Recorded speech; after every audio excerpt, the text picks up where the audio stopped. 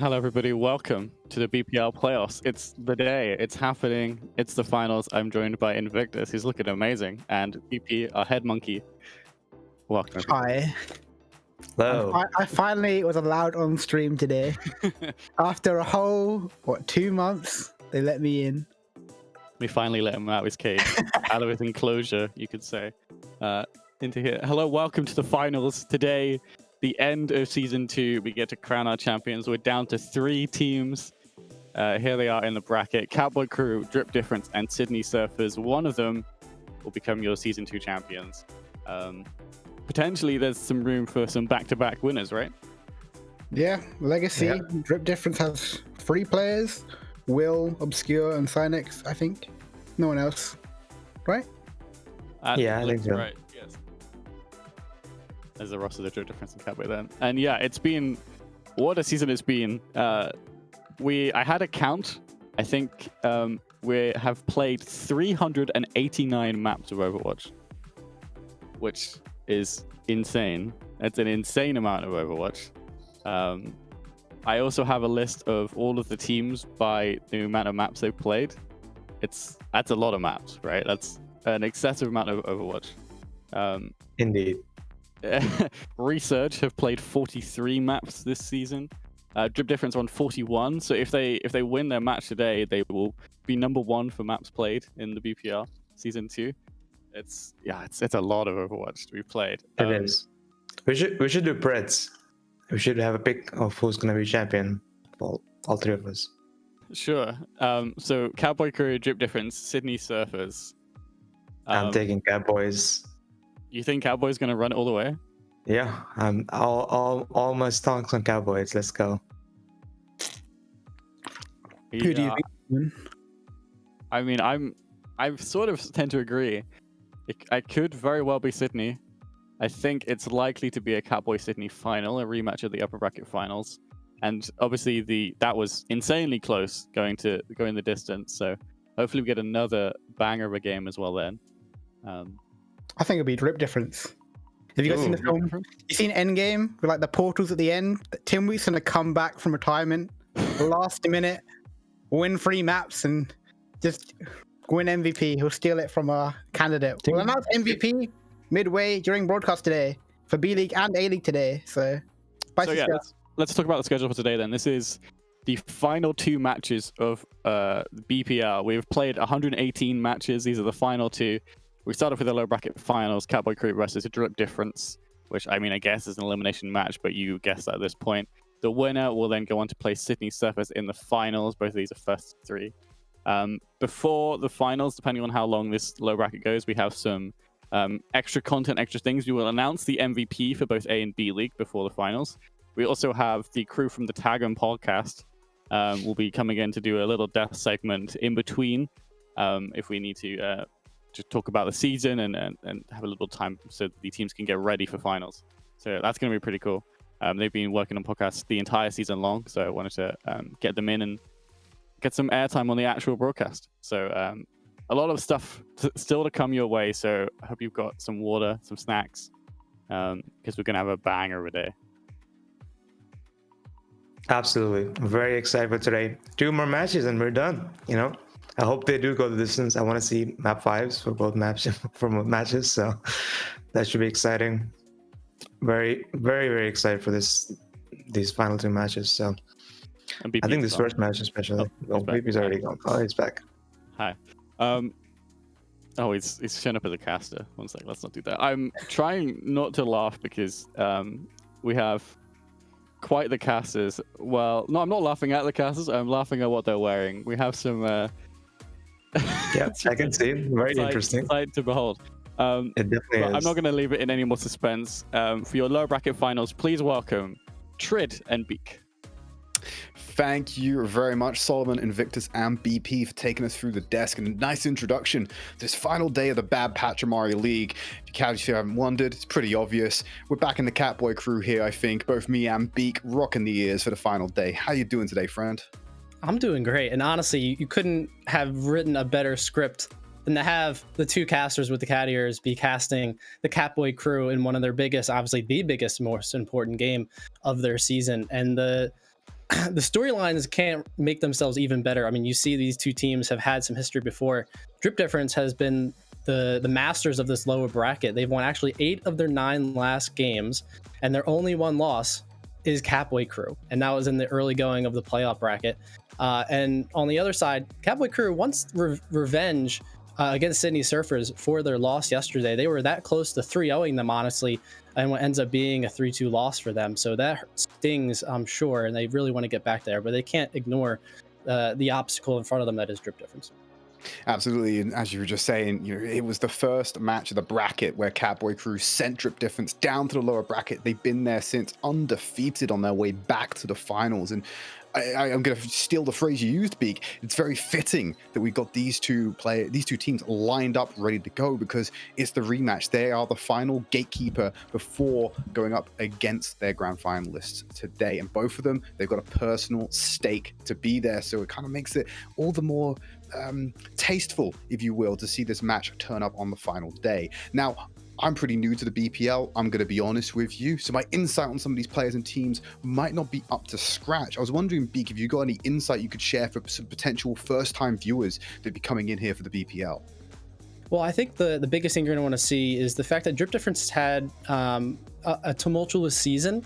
But I mean, just by looking at the bracket, is the sense that how much they've come, how far they've come, really, and the challenges they've had to overcome. And we talked a lot about Resurge has been probably the premier team of the BPL this entire season. We heard Solomon talk about how they have the record of most map wins, and that might be overtaken by Drip Difference just in the sake of how many maps they've had to play in matches.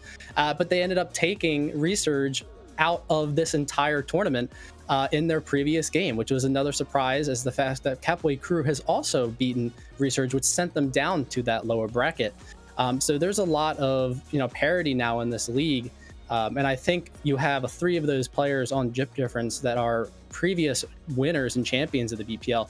Those are the ones you really need to look out for, because they've been there before, they've been to the top, and they have to want to get back to there to establish that the Hall of Fame presence in this BPL community. Before we go any further, though, I just want to double check something. Is this coming through for you? Oh yeah, we hear some bell. We hear the ringing. Oh, absolutely. Yeah. Oh, the tolls, yeah, they're ringing. It's almost time. It's almost high noon, if you will, on the hopes of these teams. We're going to be getting into the game pretty shortly. We're just waiting for the teams to pick it. Now, for the lower bracket, let's kind of get into the nitty-gritty of it, Beak. This is going to be a first to 3 series. I believe we're going to be starting off on Control, and our first destination is going to be Lijiang Tower to kick things off. Yeah, this is going to be a good one. I mean, we know exactly the compositions that these teams are going to run. Has been pretty brawl heavy for the past couple of weeks. But what I like about that is that you know exactly what to expect, and you put a lot of pressure on the main tank. You're putting a lot of pressure on the Mei player of both teams. And Synex has been a pretty notable Mei player for Drip Difference so far, and it was very notable yesterday in their game. So look for them to be a key difference maker coming up with this. But actually, they're flirting around with this Pharah. I highly doubt they actually go there, but we're going to see a pretty standard thing, and I wouldn't even be surprised if they stick with the Symmetra as they go, because this point on Lijiang can be played in a variety of ways, and you catch someone off guard with a Sim, you can face the consequences there. Oh, the universal constant across all levels of Overwatch is the spawn room bait. I think I agree with you, though. The Sim's going to be a nice opening decision here for both the teams. Synex and Pengalex going to be taking it. Are they going to stick with it, though? No, you see Synex switch over to the Reaper, but Pengalex actually going to roll out with the Symmetra for this first assault. Yeah, I really like that, too. I mean, you let this fight, the longer this fight goes on, the more advantage they have, is they already have the position here on the point. They're going to look to pivot around the central column. You see the flank being taken by Synex. He's going to go back to the main team, trying to keep it covered. Nice swing through there by Peepo. There's the Mei wall to isolate Synex. He's going to go down first. Great first pick here from the Katboy Crew as they dominate the first fight, and they will get on the board. Yeah, you just let the Symmetra with Pengalex have that 3rd level beam, and you get cut off there with that really good wall by YZ. And that's curtains already for Drip Difference as the fight ends pretty fast. And they have this establishment on point, and it's going to be really hard to dislodge the combination of a Mei and Sim, especially with those TPs. But they're going to try and take this fight at the bridge, which just seems interesting considering they have that Sim. They're trying to go wide as fast as they can, but Peepo's already taken out Synex. That has to be a full reset coming in here. Tell you what, though, you got Guak taking out Peepo, so you got a main tank trade. A lot of ults being committed here. Pangalex has got a lot of charge behind the damage right now, but they're retreating back to the point where the safety of the turrets to buy more time. Setting up the TP for the faster re-entry here from Peepo. Nice barrier up. They're going to use that to mitigate the window being dropped down here by Obscure. Now they split the team. Turrets being reset up again. Maywall forces them to come through for a tiny choke. They're going to have to spray through the damage of Pangalex to even get there. Maybomb skid into the back. Going to force their hand. Peepo's taking out Sage, and there we go. Guac dropping once again, and Katboy crew on a path to repeat the first match of the bracket, as they are looking very strong here on the first round of Lijiang. And that's a really good fight for them, even because it took a long time with that fight near the hut, and also the ultimates they invested weren't really that costly. They had the sim barrier that gets built up pretty fast with that level 3 beam, and then you had the window that got opened up too, and that can get built up within a matter of minutes. So they still have the shatter, they still have the really important May Blizzard here coming up online, and Synex only is 60% to there, so they have a lot of advantages coming to this fight with 75% already counting. Using the speed boost with the Deadeye to try and break through these shields. A little bit of counter synergy right there, but they're going to have the wall block it all up. That should be the main tank going down, but a great frisbee coming in from Paul to keep Peepo alive. Back behind the shield, there's the skirt bomb. The beaver bomb doesn't go fast enough to get behind that shield and make sure the teams are put under the cosh. Window open, forcing them back. Turrets will be taken out on the way there. Pangalex unable to reset for now. Synex on the angle, looking for the flank. Window will stop them from taking that route, but the Blizzard is online for Synex. Drops it at the feet. They've isolated off. Reinhardt got the shield up for now. Going to take those shots into the backside as Obscure and the rest of Drip Difference, when it matters the most, Beak, are able to get the flip, but now they've got to have perfection to get themselves up to this final line. But hang on a minute. Azu, Paul getting 2 picks. It's not over yet. They're going for the recontest. They've got the flip in their favor. So all of this is just going to work towards Drip Difference. But they've not secured a guaranteed victory just yet. Yeah, you don't know if they're going to keep fighting this. Obviously, Pangalex wants to keep going and build that beam up. They already have almost another barrier ready to go. The number of times Symmetro barriers that come up has been massive. Oh my goodness, and the Katboy crew, they've done it big. They've got the flip back. Guac trying to sneak in. Shatter there, straight onto the tank line. Gonna get the D-Mech, but I don't think he can get through. Oh, look at the back line. You had Sage set up with the Deadeye the entire time. Manages to find a zoo. They got the main tank swinging. Guac once again isolated. It was a bit of a hero play to kick things off. Peepo will be swept out by Riptide. The tank line are doing the work for Drip Difference right now, but it's still in favor of Katboy crew. Shield down, manages to get the Blizzard before dying. Teleporter from Pangalex will get him back into the fight, but it's still going back and forth as they're looking to gain control. Katboy crew, that was the final nail in the coffin. You got Sage back on the Tracer just for the stall, but they're not long for this world. Katboy crew take round number 1. Devastating about that entire fight is that if it was getting so gritty and Drip Difference was getting the trades that could turn the point to their favor, but they still never relinquished the control to Katboy crew, right? So even with some of the progress they made, I think they only got like 18% there in the end, but then Katboy crew managed to find a way to get the control of that point back and then never looked back away from that. So I mean, I think the advantage of that early point presence with the combination of the Sim and May just created so much havoc for Drip Difference. And the only fight that they really won was when Synex was able to build that Blizzard, and Chimera had already used their beat just a couple seconds before. But you credit the Katboy crew coming out really strong here early. Another set of TPs. Pangalex may stay with the Symmetra this time around as well. I wonder if Sage is going to be tempted after that first round as well. They are going to be rolling out double Sim as expected, but the Junkrat difference coming in for both of these teams as they look to clash on high. A lot of damage being input straight into Peepo, keeping him up. Early Frisbee being dropped by Drip Difference as well. Katboy crew should be walking away with the fight right now because they have theirs in reserve. And there you have it. The tank line sweep through with the assist of the team. Katboy crew on course to get the first cap once again. Why is he just coming out and kills his counterpart in Synex really early with that Junkrat and just able to take control of the entire white part on that stairs? And now they're going to have a pretty suffocating choke here, but unless they use this Sim TP to try and get around it. But People already has the shatter ready to go. 50% advantage on Guac. Gonna let his shield recharge a little bit. Gonna have to hold the corner a little bit, but they're backing off instead, giving them space right now. Playing around central pillar, keeping control of that one. Oh, he's been cancelled out of the ultimate. A huge concussive mine to deny that slam coming down. Synex popping off with 2 more kills on top of that one as well. Winning the fight. Drip Difference get the flip at 23%. Oh, that's so devastating, especially as a main tank. You see the window open up. You have a split second to decide to go for that shatter and get everyone because they're going to try and shoot everything through it. or do you try and just back up and get that line of sight? And obviously people made the wrong decision there, but yeah, the great conk mine by Synex to be able to pop him up and he gets exploded before the shatter really even hits the ground. I mean, what you do is the Reinhardt. You can't do anything. You can't avoid it. You got a chance to counter in for Synex, though. Ready for it. Tyre in the back line. Going to go behind the shield. Only gets the immortality field. That's resource down.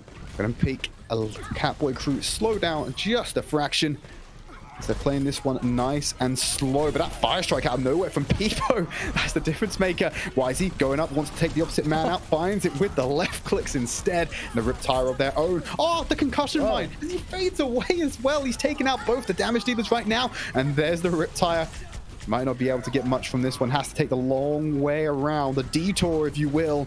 They know where it's going to come in, though. Here it goes into backline. Still gets the D-neck onto Riptide. Shatter finds nothing as windows are traded, but they've lost their main tank. There's nothing to back off and hide behind. As he's now sitting in the immortality field. Counter tire coming out from Synex. Won't be long for this world as Uzu will sweep through it. And Katboy crew get on the point and get the flip. What a wild turn of events there. Wisey taking the back roads all the way to get that D-mech. Really impressive, but Katboy crew, that comes at cost. That was both of their support ultimates as Drip Difference invested both of theirs too. But all they have 66% to save for it, so there's really not many ultimates to be online here. So, you know, it's really a matter of who can actually kind of flinch first before, you know, they die here. And I think this is an advantage Katboy crew as long as they can just hold this point down. They've got the positional control. Sage building up a nice charge, goes to help with the rest of the team. The cleave damage through tank lines are falling into Peepo, who is a stalwart shield, protecting the rest of the crew right now. As the barrier to break up the fight, they're still going to pivot around. It's just more charge for Sage. But Wisey again, finding these opening picks and winning the fight for Katboy crew. It takes Guac and a miracle to find Peepo. Counter shield there, and the immortality field has been burned. Self-destruct over the top. They're going to pivot around, but Wisey catch this Riptide on the back, and Synex will be found out by the bomb. Katboy crew, they're holding fast. They're holding steady. And the rest of Drip Difference retreat because they know they've only got one more fight to get the flip. That was perfectly played by Katboy crew. You saw the point of view of Sage there, just pretty much holding M1, never needing to reload for probably 20 straight seconds. But Katboy crew had the discipline to be able to back up and use ultimates when they needed to, as they have their shatter ready to go and a beat in case things get wily. Oh, this is going to be so hard for the Drip Difference to get in here. Peepo, he could end it all with a huge shatter. Synex on the flank, though. Here he comes. He wants to try and pick off the supports. Oh, it's gone horribly wrong for Synex, but he manages to find Paul on the back end of that one. There's the beat coming out a little bit too late from Chimera. It's answered back by the Drip Difference and a shatter to get them all on their back. Obscure finding Chimera after this one. Pengalex needed some healing, but it was nowhere to be found because of the work Synex put in at the beginning. Flip comes in for Drip Difference, and Wisey just goes for the reset. Yeah, very smart Wisey to try and reset there. But yeah, I mean, just the play from Synex at the top to try and go in that back line. Didn't get the initial pick on the Lucio, but was able to find pay dirt going in. And now we have dueling tires coming into this. What could be potentially last fight if Drip Difference plays their cards, like plays this really slow, because Sage is going to have a window, have that barrier open really fast here soon. Okay, Pengalex has already gone down to Synex, but it's a 2-for-1 in favor of Wisey. Katboy crew have the open, but Synex again! Finding Wisey and Paul without the tire. It shuts Katboy crew down, and at 99%, they've got no choice. They have to go in here. Overtime triggered. Azu, the only person on the point until Peepo can get there, hiding, cowering behind Pengalax's barriers. He tries to cleave through and buy time for the team to get in. Guac will get a D-neck there with the fire strike. Wisey takes out Synex. He's been the absolute animal, keeping them in the fight. They will take out Peepo now as Sage will hide behind the shield and spray down. They're all ducks in a row right now. Big, there's nothing to stop this onslaught, and they will get the barrier to deny themselves from the self-destruct. Sage just keep doing Sage things right now, as no one is able to stay on the point long enough to contest. You've got Chimera coming back. There's the wrecking ball from Peepo this time, just trying to stall it out. But I think the writing's on the wall. We are gonna go to round number 3. Wow. I mean, we talked a little bit at the top of this game that Synex was pretty notable on the Mei, as I'm sure we'll see them back on the Mei maybe in this next map in Lijiang. But there's something to be said about the Junkrat play and the Symmetra play in that control center map from both teams, just going all the way to the end, just being incredibly, I mean, clutch, honestly, with Drip Difference coming, kind of clawing it back from, I think the Katboy were having a large advantage in time, but just being able to make that fight slow as possible, getting the early picks on those important DPS characters was the key for Drip Difference to even up this match.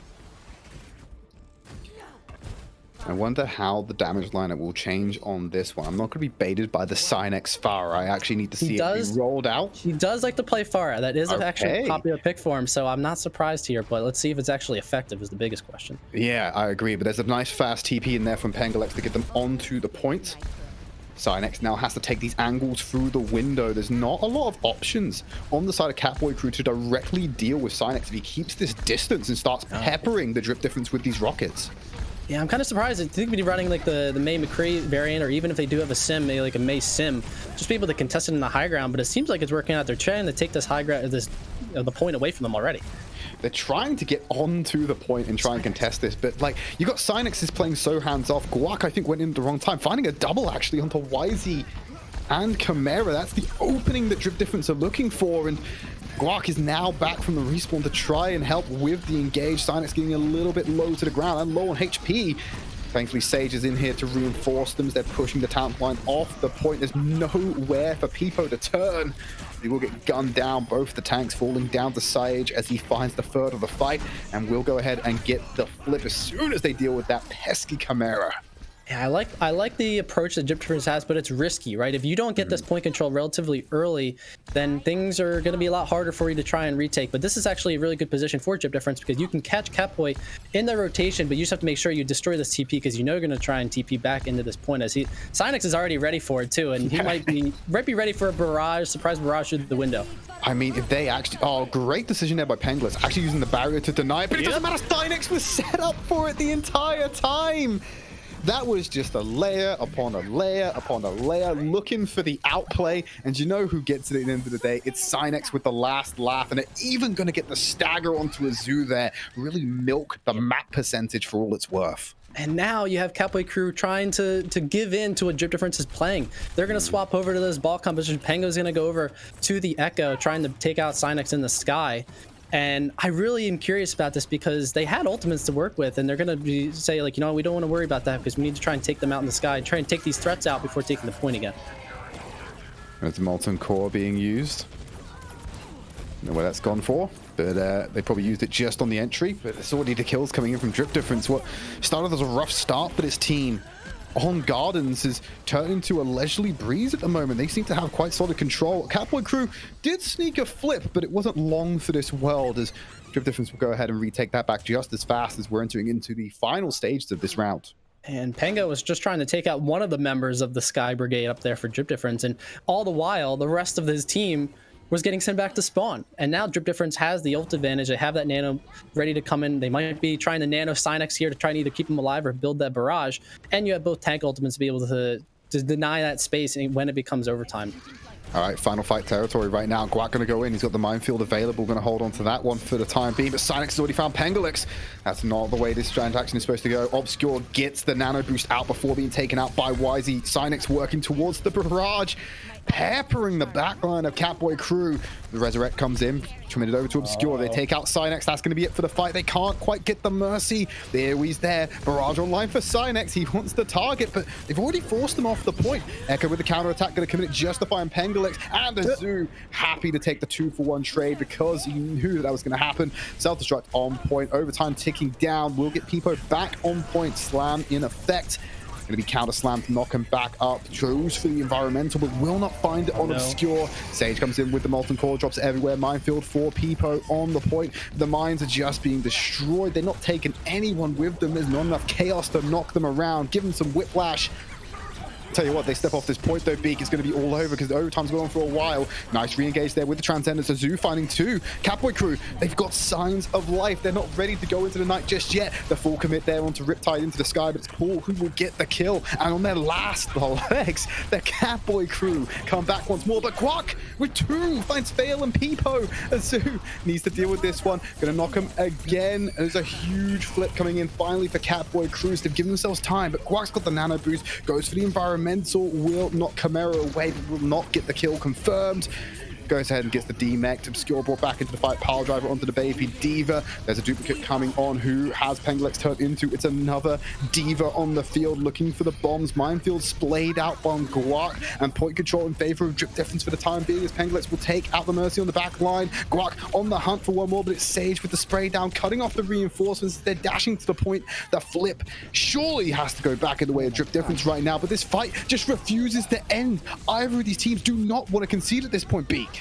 Yeah, Drip Difference just refuses to die, and all the while, Katboy Crew is getting the motion up here on the tick. They're over 80% and going as Sage is ready and hunting for that next pulse bomb victim.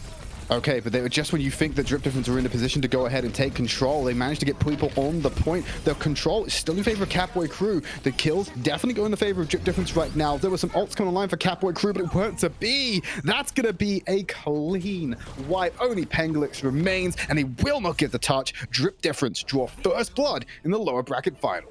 And even if that last fight was clean, there's nothing about the last 2 minutes that was clean, because that was just a war of attrition between both of these two. Literally, neither side was trying to say, like, you know what, like, let's back up and try and get it again. I mean, but Drip Difference was playing a very dangerous game by further investing all their ultimates there, because Katboy was, again, the ticker was going up for them, and, you know, they could have smartly reset and gone back in again, but no, they wanted to ego that, and it actually works out in their favor as they are now one up in this lower bracket finals. I can't say enough about the attitude that Drip Difference is bringing to this game. Just everything that seems losable, they just continue to come back in, and they have clutch moments from Cynex, from Guac. The rest of this squad is just showing up in spades today, and it's going to be a match. Yeah, Cynax's Far was the difference maker there, I think, getting that early control. You saw the mind games going on with the Symmetra ultimate as well, able to think another step ahead of their opponents. It really gave them the edge. 3 kills on the entry, that was their big retake, and it just didn't come in soon enough. And at that point, you're just struggling to keep your head above water, let alone claim the victory on the map. But this is a fantastic start for Drip Difference. This is the point they were not able to meet in their previous meeting against Katboy Crew. They just were not able to take the map in that first 2 series, and they're putting themselves in a position of power to go up against the Katboy Crew and get themselves up into that grand final against Sydney. Yeah, and what I love so much about what Drip Difference did is that they made a bet on that composition in that final point of Lijiang, and they forced Katboy off of their game, right? So when you get the enemy trying to counter you or trying to play into your strengths, you're already at an advantage, right? And then that's what allowed Cynex to be able to pop off on that Pharah, to which they really wanted to do, especially with that 3K, and just gave them all that tick percentage. So Katboy conceding a little bit here, and now they've faltered a little bit, trying to get back to that revenge game against the Sydney Surfers in the upper bracket finals. But I mean, they're going to be able to have map choice here going into this next map. It's always a powerful tool in your kit to be able to reset momentum. You did the team that loses will go ahead and get that pick of the next map type. And the next map type, we already know, is going to be 2CP. So we're going to have an assault type. I'm not sure if Bad Pachamari League runs a completely open pool. Please tell me that you keep Horizon, Lunar Colony, and Paris out of the rotation, because that would be nightmare fuel, quite frankly. I haven't had to deal with that map for a couple of years now. Yeah, I don't think they haven't been able to play those 2 maps unless you're playing quick play these days. So yeah, haven't had them in the BPL. But yeah, it seems like we're actually gonna go to Volskaya going into this next map. So I think this is actually this Katboy Crew's pick. So again, the biggest question is, you're only in trouble when you lose your map pick, right? So then that's going to be spell disaster for Katboy Crew coming in. But let's see if they can get on a better footing here going into a 2CP map. Yeah, I got confirmation there from production as well. I had Big Brain Solomon in my ear telling me that, in fact, those 2 maps are banned. And as you said, Beak, we're going to Volskaya as our next step. I wonder who's going to go on offense first. Is it like... I'm trying to work out some of the rule sets here. Which team would, in this instance, be able to get the pick of offense or defense? Is it the team that did not choose the map who gets that choice first? Correct, yeah. So the loser picks the map, and then the winner who won the map now gets to pick if they wanted to attack or defend first.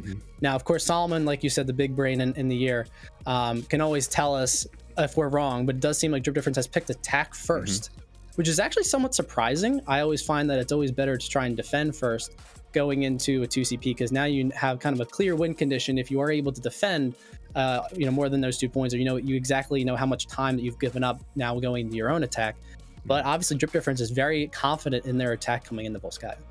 Okay, and what are we expecting to see here? What are they going to roll out with? You know, Synax has got the Fire as an option, but I don't typically know if that's going to be the best play to roll out here on Volskaya offense first. You know, more than likely you're going to be running into Peepo's Reinhardt. I think it's something he might be able to get away with playing here as well. So what are you expecting to see rolled out here, particularly for this first offense? Yeah, I wouldn't be surprised if we saw some sort of ball composition, especially with Synex's Pharah has been very effective. However, I actually think we've seen a decent amount of double bubble on Volskaya, especially with a combination of some type of long range hit scan or a tracer or some kind like that. I think has been very effective. Tracer can get around, get to those high grounds, get to the flanking, get a flank on some of those supports that are going to be, keeping up at that high ground back left. So there's a lot of different options that Drip Difference can have here, and that also means that Katboy has a lot to consider in what they want to run on their defense, right? Because if you get an advantage in composition just on that first round alone, that could be an automatic point win for Drip Difference on this attack. So I think they have their choices of composition, but I wouldn't be surprised if you see a much more mobile comp versus the normal brawl compositions we've seen so much of in the past couple of weeks. We're going to be heading into the match soon. I've got nice little cheeky screen there showing me what is exactly going on in the lobby, and I can see that they're already getting some glorious scenic shots of Volskaya Industries, which means that we are going to be jumping in shortly. This is game number 2 of our first of 3 series. Katboy crew going up against Drip Difference in the lower bracket final, and I think we need to go ahead and switch those name tags around because it's Drip Difference who actually has that 1-0 if you're just tuning in. They won Lijiang Tower, and they've also had a side swap as well. So you're going to have Katboy crew on the left and Drip Difference on the right. Drip Difference currently lead the series 1-0. Yeah, so it does seem like on this defense, they're going to run the double bubble, which is actually a pretty good option. I mean, they're trying to be flexible depending on what Drip Difference is going to come at them with this attack, right? Because if you are playing double bubble into that more traditional brawl composition, this still does let you get that high ground. Pengo is going to be able to free fire. But the biggest question is if Drip Difference is gonna, you see Guac already hovering over the Reinhardt. If they're gonna play this brawl into this point A attack, where are they gonna rotate here to be able to nullify the Katboy crew's advantages, right? So Pengolex and Magnolia are gonna be the ones that are gonna try and pincer them along with Peepo in that projected bubble. So they're gonna try and take this high ground left-hand side. That's gonna be the key to success here. Nice bit of cleave damage. It's so easy for Peepo to get on the entry, build himself up to 20% ult. We're talking a lot about pathing so far. They're going over to the left. They want the high ground. They want to be able to pivot off of this. So Drip Difference taking the brawl to Katboy crew for the time being. And they spot him in the distance right now. And they're going to be walking around trying to build up as many resources as possible on the way in. Try and get the Maywall burn. Try and get ult charge on the go as they're looking and hunting. But Katboy crew, they're just keeping away. They're playing the longest game of Chase Me right now, and they are making Drip Difference work for it. There's one thing that's going to be the decider, though. They can't run away from the point and let them just take that for free. So that might be the thing that forced them to stay put. Oh, the purple earlier on the back end. He's ready to go. Huge anti onto the Drip Difference lineup. And there's Pengolex getting that first kill onto Sage. Follows up onto Obscure. To all the distractions, all the baiting around the corner. It was for that setup. And the Katboy crew were able to execute and shut down the first offense. And that was really well done. I mean, look at Pengo already has that Bob ready to go. I mean, just from the time it took for Drip Difference to make that rotation, he already had over 50% of his ultimate. And then that was even before the fight truly started. Guac is going to be struggling here because you don't really have much to swing on until you get to the point, right? And then people might try and dive in for some of that cleave damage, some additional energy for Azu. But other than that, they don't really have a lot to work with here. And, Pengo and Magnolia both have their ultimates ready to go as well. Paul is going to have that initiating nano coming in up soon. Oh, they've just already dismantled them on the entry peak. There's nothing they could do about that. And do you want to know the saddest part about all of this? 0 ults used. Yeah. I mean, that was perfect just because Paul got a really good purple, and I believe it was Grunt. The Lucio for Drip Difference as they were trying to make that rotation, and that was just the green light for the rest of the Katboy crew to be able to go in there. And just once you get that giant cleave damage and as well as some purple, and that's disaster for them, and they are in a perfect position to hold this even longer. People are happy to just sit there again, car wash him. Already got the ult online. It's just about making them expend maybe some of the healing, maybe some of the resources used to keep him up. Azu lining up with the grav. Skill's got this window. They're going to use it to breach out into the open. Already have to back off, though. The dynamite was huge there from Pengolex. Great stick. Takes out the immortality field. As Pingu's going to be waiting there. Peepo jumps in. It's a Hell in the Cell match. And Sage is the one who's been taken out so far. Magnolia will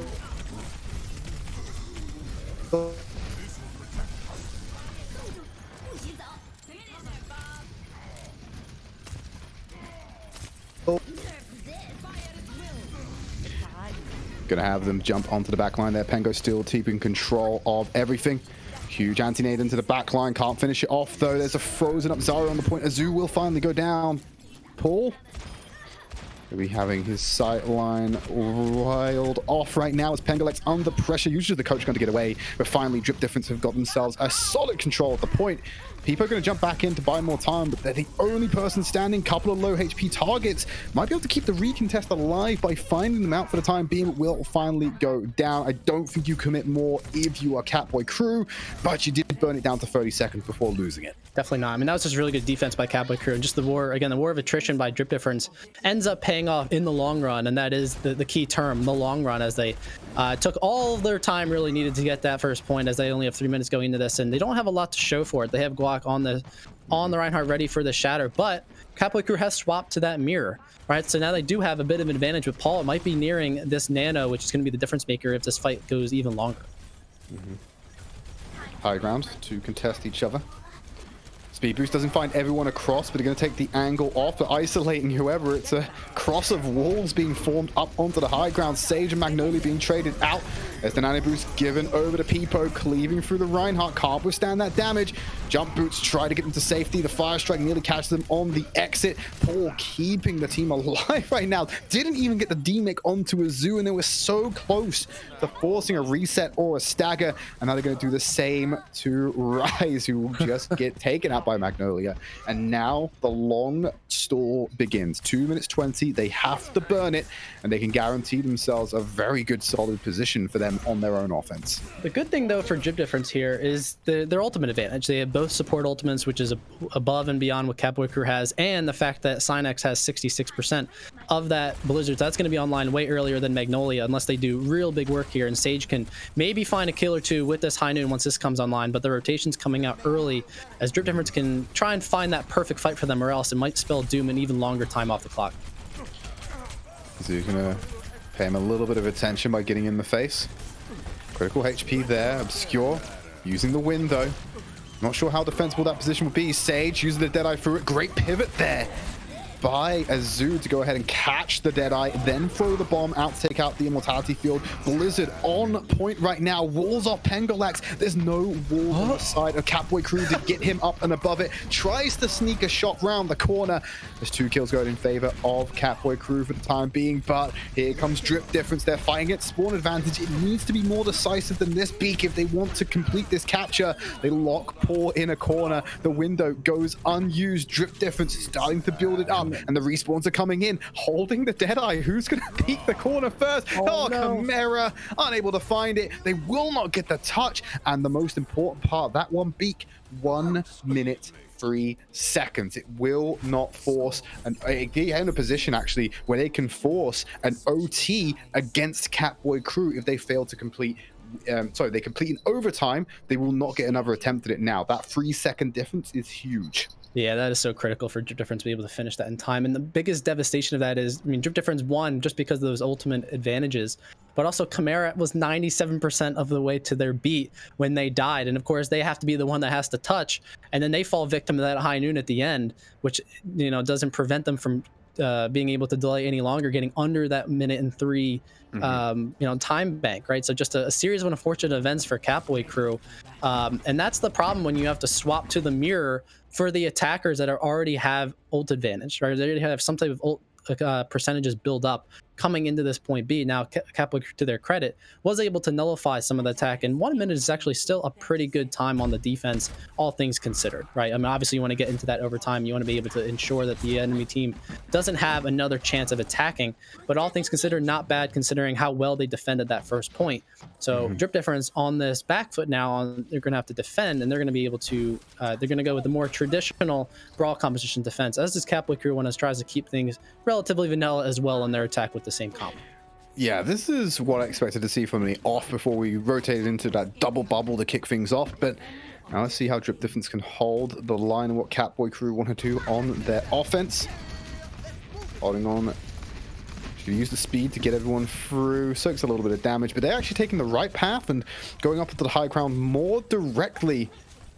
See, Drip Difference are giving them the space. They're paying them respect. They want to take the mega away from Drip Difference on their defense. Yeah, they are going to be able to force them very far away from that particular HP pack. They're able to play around the hut in the center. Now Katboy crew going to drop down, descend onto the point, take the fight on the corner. Maywalls to split the team. Pengalex goes up and over to Phantom, damage in. Immortality Field thrown out. Great shot there. Takes out Gwak before the team can respond, because Azu immediately on that Immortality Field as soon as it was thrown out to keep the tank line up. Now Katboy crew making Drip Difference attack them again on this composition. No one is paying Pangalex any attention. The flashbang in the peripherals of Cynex to go ahead and confirm those kills as Pangalex continues to pop off. Just needs to land that final shot. Gonna get the stagger in play. What an incredible pace Katboy crew are setting on their first offense. It's almost, is Pango like invisible? Just to completely ignored him as he just popped off and just lit up the kill feed, but really smart rotation by Katboy, because they honestly made like Drip Difference was the one attacking, and all the while the percentage was ticking up for them, which made Drip Difference kind of feel that they were pressured to take a fight that they didn't want to take, as the window already comes out from Paul. But they're gonna get some free space here on this point. I love this so much. They get the Immortality Field so early as well. The shield doesn't quite break, but that's a huge resource committed. Self-destruct, slide in the back. They know the Immort Field's not there. They're forcing Drip Difference to come and fight them on their terms by scurrying them out. They flush the rats out of the pipe, and Cynex's Blizzard has to be big here to stabilize for Drip Difference. Beat committed as well. All your ultimates being thrown into the mix, and Katboy crew, they just answer back with a freeze of their own. They've stalled out the fight, but they've got those resources. Beat used aggressively as Chimera and Peepo find those first 2 kills of the fight. Again, Peepo with the fire strike taking out Obscure. They blow out the eardrums of Grunt, get onto the point, shut down the remake, and I don't think enough time has been bought here for the spawns to come back in. They're waiting, they're queuing. Here's the Wrecking Ball, doesn't even make it that far solid, comes in and Cynex gets the assassination onto Pengalex. It's a great start, but Peepo will cleave through and get the kills. Recontests are happening, but there's a window set up perfectly to deal with anyone that's coming in to keep fighting. This is stalled on long enough though, unless Katboy crew get another clean finish. They may be having more of their time burnt, but they're going to lock him in the corner. They need to get rid of Grunt. He's been up in the rafters for too long, causing out a stall. Cynex gets another pick onto Magnolia, but comes up, but this time staying alive, able to have assassination potential on another hero, but will get taken out because Pengalex is back. The Deadeye is there. Here's that clean fight they were looking for to be able to get themselves on the point. The self-destruct will clear them off. 2 ticks taken. Get rid of the Lucio. Claim yourself the point, and a sizable time back difference against Drip Difference. Man, it just seems like these fights just take forever. Yeah, the 2CP reality of the things. Again, don't have to worry about this in Overwatch 2, but I mean, still really good execution by Katboy crew there. And we talked about on their defense, Chimera dying so close to their beat, but I think that beat actually ended up being the difference maker for what gave them so much point presence before all of the contests of the, trying to delay the time. But after both of those blizzards were used, didn't really find any kills. Both teams were kind of resetting. Katboy crew backed up a little bit, but Chimera had a beat. Grunt just invested their beat to try and save them from that blizzard, and that's what gave them the aggression they needed. They took out Gwak, and they were able to take more point presence and be able to get that percentage building up and more, which caused Drip Difference to try and panic and get those contest swaps. And regardless of the value that Cynex was getting and finding on the Doomfist, and I almost thought for a second that, oh, no, is Drip Difference gonna be able to turn this around because of the nature of 2CP and because Gwak swapping the ball. And when the longer those type of things goes and the clarity of those in-game leading, kind of shot calling doesn't find those eliminations, the more Drip Difference had an advantage. But a really important shatter by Peepo there in the end to try and negate the Gwak, swirling around the point, doing what balls do so much. And being able to get a really good time on that attack. So more importantly, Drip Difference, how are they going to respond here on their attack? Gonna bring back Cynex up into the skies this time onto the Echo. We'll have to fight against Pengalex's Ash, so more range being given over. Peepo doing what he did last time as well, sitting on that front truck, cleaving Drip Difference. They try to walk through the door, except this time, Pengalex, if any of them get taken low, he's gonna be able to pop a few shots in them and maybe convert them into kills. trying to collapse them down. The bubble's being overlaid. The support is there for them. They got Tracer on the flank as well. Magnolia managed to find the last ticks of damage to take out Guac. And now Drip Difference, they're isolated without their main tank. You've got the door being blocked over here by the Zarya. Peepo goes down low. They cannot lose him in this engagement. Pengalex will still hold the line, but it's a scattered Drip Difference. Oh, hang on a minute. Chimera's been taken out by Cynex. Just managed to get the flank on there. They get the cancel kill onto Grunt and on the hunt once more for the Echo. But with the spawn advantage, that's more advantageous for Drip Difference right now, Beak. Yeah, the Assassin AC-130 and Cynex gets a kill on that Chimera, which you think would actually change things. And I think it might actually, as the point capture is now coming up for Drip Difference, but I don't know. I mean, the swap coming from Ozzy, will they be able to do things? I mean, Paul has the nano. Paul is on the back line, getting free damage onto the opponents. Katboy crew will feed over the nano to Peepo to stall this one out. Remember, this is an overtime right now. If they can just end it, they might be able to just claim the map or put themselves at the minimum situation. But they will have to back away. Peepo is too low to contest. Will get burned on the exit. And Drip Difference with a 1 minute 3 second time bank will get point A capture and 30 seconds for a momentum play. What have they got in their arsenal? Well, Beak, a lot. They've got Bob, they've got Grav. They're going to have the primal range and probably beat into this one and a duplicate. Drip Difference have all the tools to run into a very poor and a very famined Katboy crew right now. Yeah, the biggest question here is, though, how will they use them? They're just going to probably press Q at the same time. I expect Silence to try and use this duplicate early. Maybe a Bob to open things up and try and put point pressure on. But Silence went down. Again. They're not going to get it. The grab's been committed. There's missing some damage. Bob goes in. The wall blocks it out. That was perfect by Magnolia. Everyone on Katboy crew is incredibly low, but it's still a 6v5 in their favor. Guac gets the disruption onto Pengalex. Send them off. Sage going to take out Peepo as well. There's a D-Mech. There's no tank line now for the Katboy crew. Who's going to hold the point? Who's going to contest it? Just sending in just whoever you can to get onto the point right now.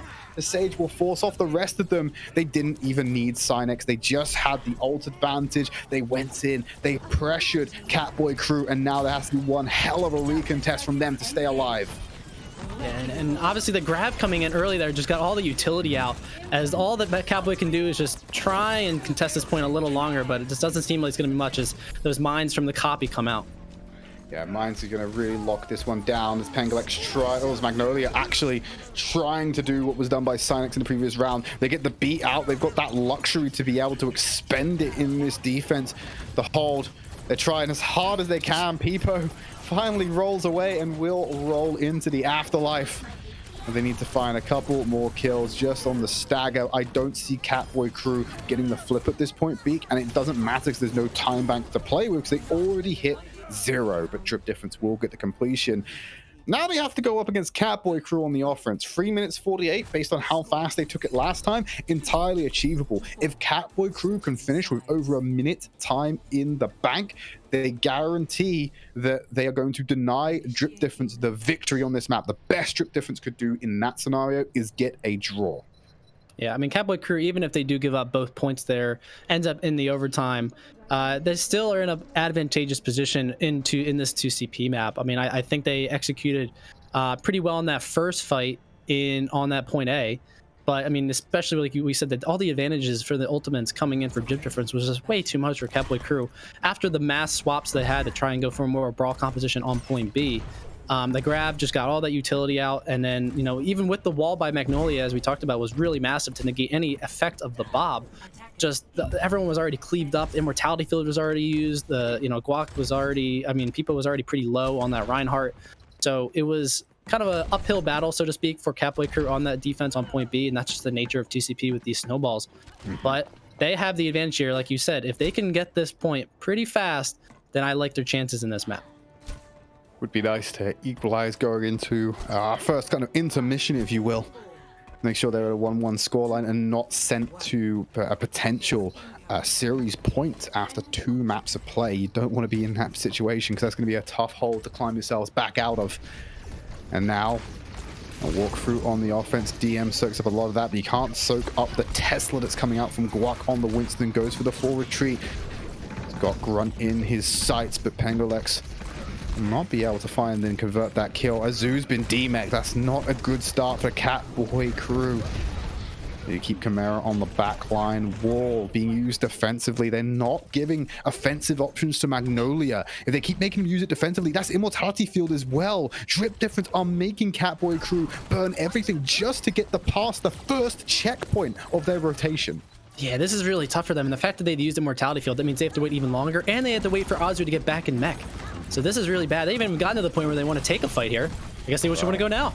Yeah, they want to go now as soon as they're on cooldown. It works out for them against all logic. Quack just gets taken out. They will answer back on main tank train, but Azu has isolated Obscure on the back line. Cynex needs some healing. Obscure could have helped with that. You're going to have to send Grunt over for the pocket for the time being. Dynamite into damage, but Azu and Chimera will be able to survive it and counter very fast. Stunned up, Sage locks down a target. Penglex thankfully going to take him down before Bob gets the revenge kill.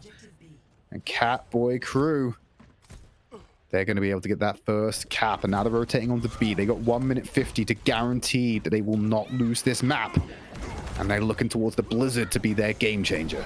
And another big wall by Magnolia to prevent that bot from even contesting. And that's right when they were able to get the point A to be able to come in here. So Cynex has that duplicate copy. They're going to start in right here, right now with a Reinhardt pin. Oh my god, drops down from the heavens, get the charge on Peepo. Shattered the follow up as well. Cynex has just put the team on his back. We were looking at this being a Katboy crew rollover, a momentum play. And as you can see it there, Pharaoh, one of the spectators, Cynex MTD. Yeah, I got to agree with him that time. That was Cynex MTD on that first attempt at B. Honestly, I think it was a surprise MTD. I don't think anyone on the side of Katboy was expecting to Cynex the duplicate copy right there, and also at the same time get that value from the duplicate that early. So really good job. And yeah, Pharaoh, the Drip Difference captain, coming in and saying and believing in his players. Yeah, I'm not. Oh my god, how'd you get hit by that one, Obscure? It's a giant fire strike. How are you missing it, lad? There, Peepo's going to get the charge onto Guac, so that's 3 members down for Drip Difference. They've got Rises. Oh, great shadow. They're going to take him off the field. No Graviton Surge going to be coming in here. Penglex holding the angle with the Deadeye. 30 seconds to stall. They can still do it. Beak, they can still get the touch and burn this one out. Over the top, Nano Winston bubbles himself for safety. Frozen up immediately. 24 more seconds to burn. They need to keep the touch alive to make sure they come back. Rises grab. Beat to answer. They're keeping an eye. The Battle Mercy is not enough, because guess what? The revolver is stronger than the pea shooter, my friend. Ooh. 13 seconds to spare. Katboy crew will not be losing Volskaya, but it's still the chance of a draw for Drip Difference. Yeah, I don't know how that whole fight opened up by that window fire strike on the Obscure in the back line. And that was a long way to go for that the fire strike to travel. I almost think Obscure didn't expect it to be going to that back line, and nevertheless finds the kill. People, gets the charge kill on the Guac surprise in that mini room, and just gives the Katboy crew that space onto that point. And more importantly, the Nano on the recontest gets given to Guac, and he was 95% of the way there to his Winston Primal Rage to try and contest even more. But the focus fire from Katboy crew just being 100% on point when it needs to be, and kills him immediately, gets no more value from that monkey. And now we have a free push for Katboy crew to be able to tie up this match and series.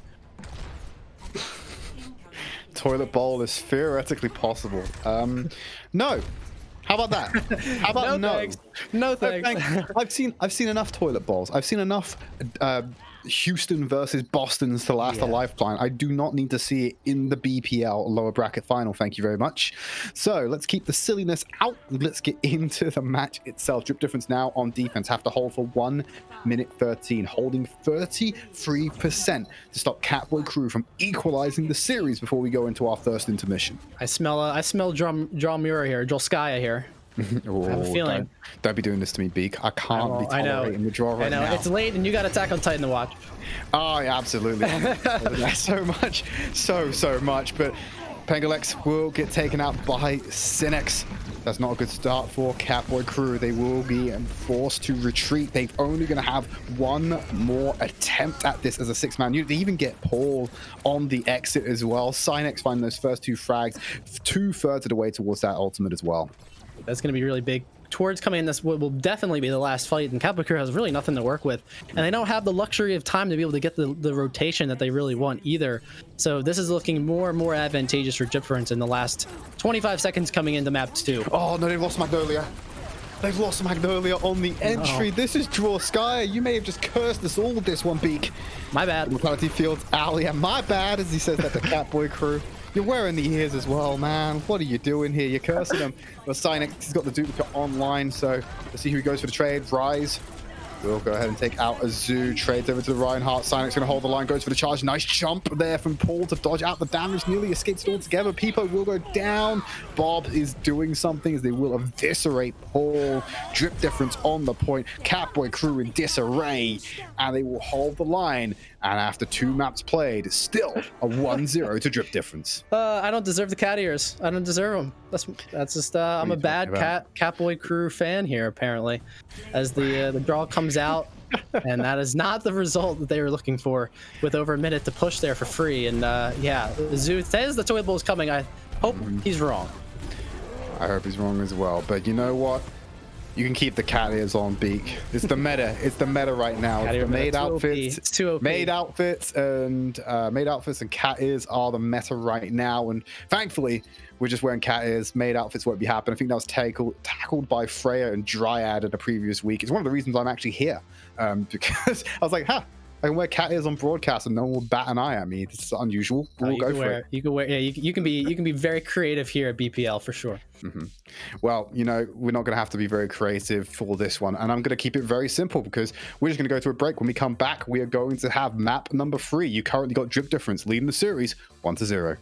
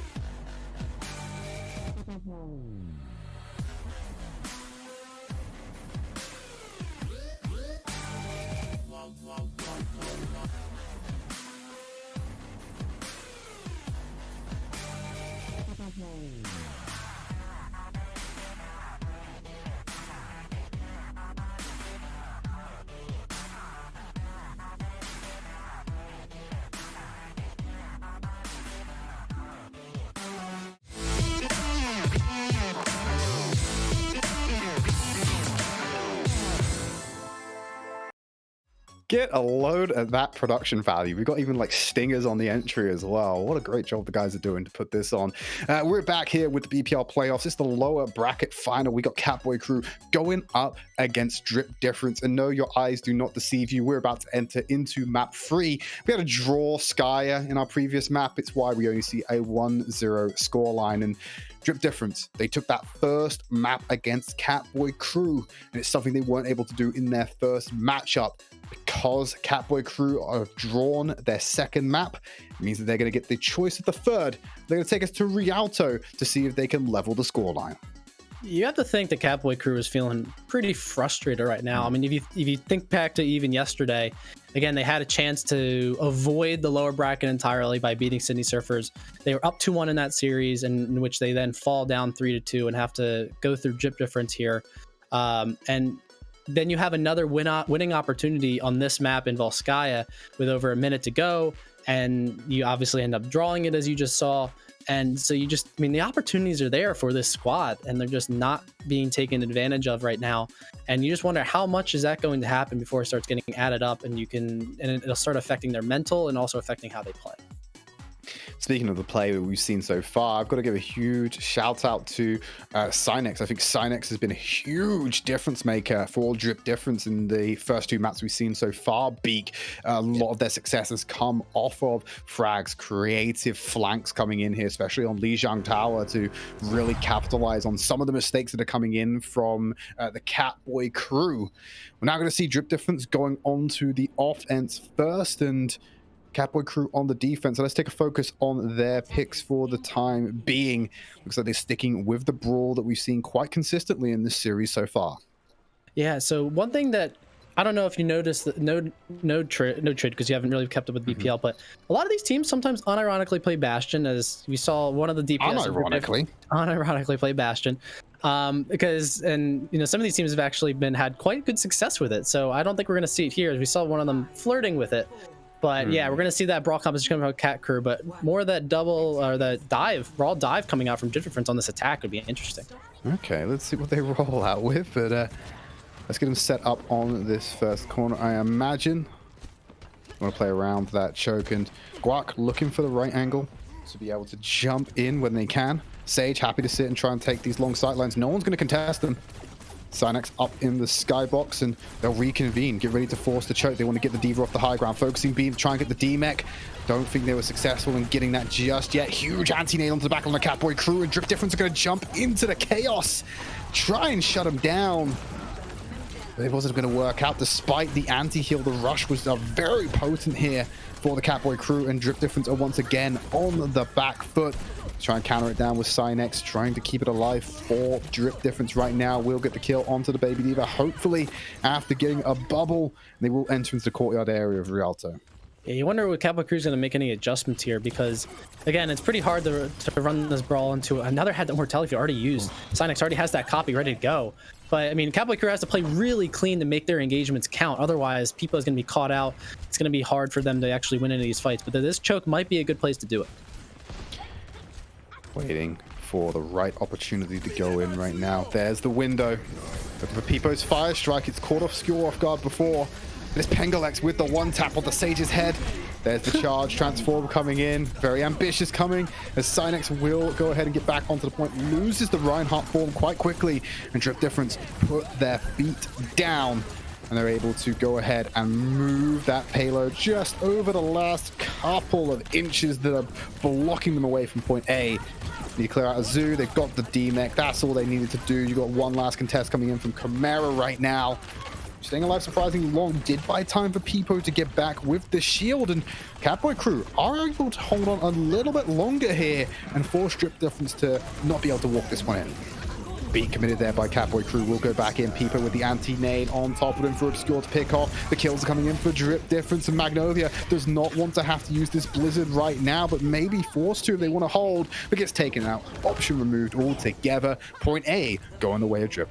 Yeah, it just seems like Drip Difference is just hounding Katboy crew from pretty much every angle, and they're not even stopping, right? They're going to go and spawn camp them here, and then they're going to get even more kills and even stagger them even further. So this is all drip difference all right now, and you have to wonder, Katboy Crew, are they going to make any changes? Because they invested a decent amount of ultimates there. Magnolia still is holding onto that blizzard, waiting for the perfect time, because that could be a really good win condition if you catch drip difference in their cycled cooldowns, you know. But I don't know.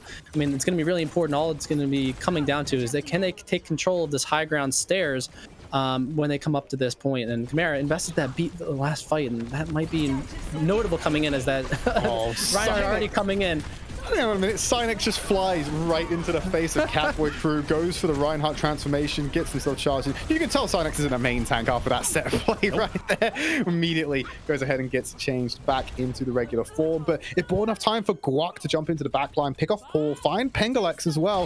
One more potentially lined up here, so Guac again on the backline takes out Magnolia as well. Everyone's so focused on the front line, especially with the anti-nade there. Dynamite burns through. There's nothing they can do about it apart from wait for the flame to smolder over their skin. That's a graphic thought. I'm sorry, everyone at home. I mean, it's just a problem. Like every time we see Peepo, he's just hard shielding, right? Just to try and keep his life alive, because how much spam damage is coming in. He has no value to be able to take any space with his shield and with his hammer. And he has a shatter coming up online here, but like now, it's gonna be tough. But like, who do you use it on? I mean, point C is a good place to hold with this composition that Katboy Crew has, but there's 4 minutes on the clock. All right, for drip difference. Peepo gets one self-destruct committed window as well, so a couple of ults from Katboy Crew being burned, and drip difference not really falling into it. They're like, okay, we got time to burn. Let's move away. Let's wait for everything to be reset. We've got a couple of ults. Let's go for another contest in a second. Peepo's hammer probably going to be the next line of defense for Katboy Crew. Waiting for the right time. That's a nano wisdom on the backline. Anti-nade is huge again from Obscure. What is that, Beak? It's disgusting. Ew, that is disgusting. I mean, that fight's over before it even begins, right? I mean, just because of the nature of that purple. I mean, just one ability causes the entire thing to change, and the blizzard gets invested. Not really sure if that was needed, no, but I mean, obviously with the I think it was the copied Cynex. But again, the fact that Cynex had another duplicate ready to go. I mean, he's just free farming these duplicates from the spam damage onto the tank line of Katboy Crew, and then they're just taking these fights where they're already halfway health. 3 minutes. 3 minutes, and they're already in the cathedral of Overwatch right now. And Peepo still got that Earth Shatter. Pengalex finds one. It's a huge shatter onto the back line and disruption. Katboy Crew come out the spawn room swinging. They know they got about 3 minutes of time to burn, so they get themselves back in the game on the right foot. Yeah. The good news is for Katboy Crew, I mean, this is the spot to hold on point C of Rialto with this composition. As you see, drip difference is admitting to that, and Guac is swapping over to the Reinhardt to try and mirror that, especially after that shatter. They're going to be pretty much even in that ult charge, but Magnolia has that blizzard ready to go, and there's no support ults on the side of drip difference to be able to negate any of this. So let's see where and how Magnolia chooses to throw out this blizzard. Okay, Bob thrown into the back line. Gonna have to pay him attention. Riptide, point blank, grab, not eaten up. Immortality Field and Wall. That's all the defensive tools for Katboy Crew to stay alive. And the Blizzard as well.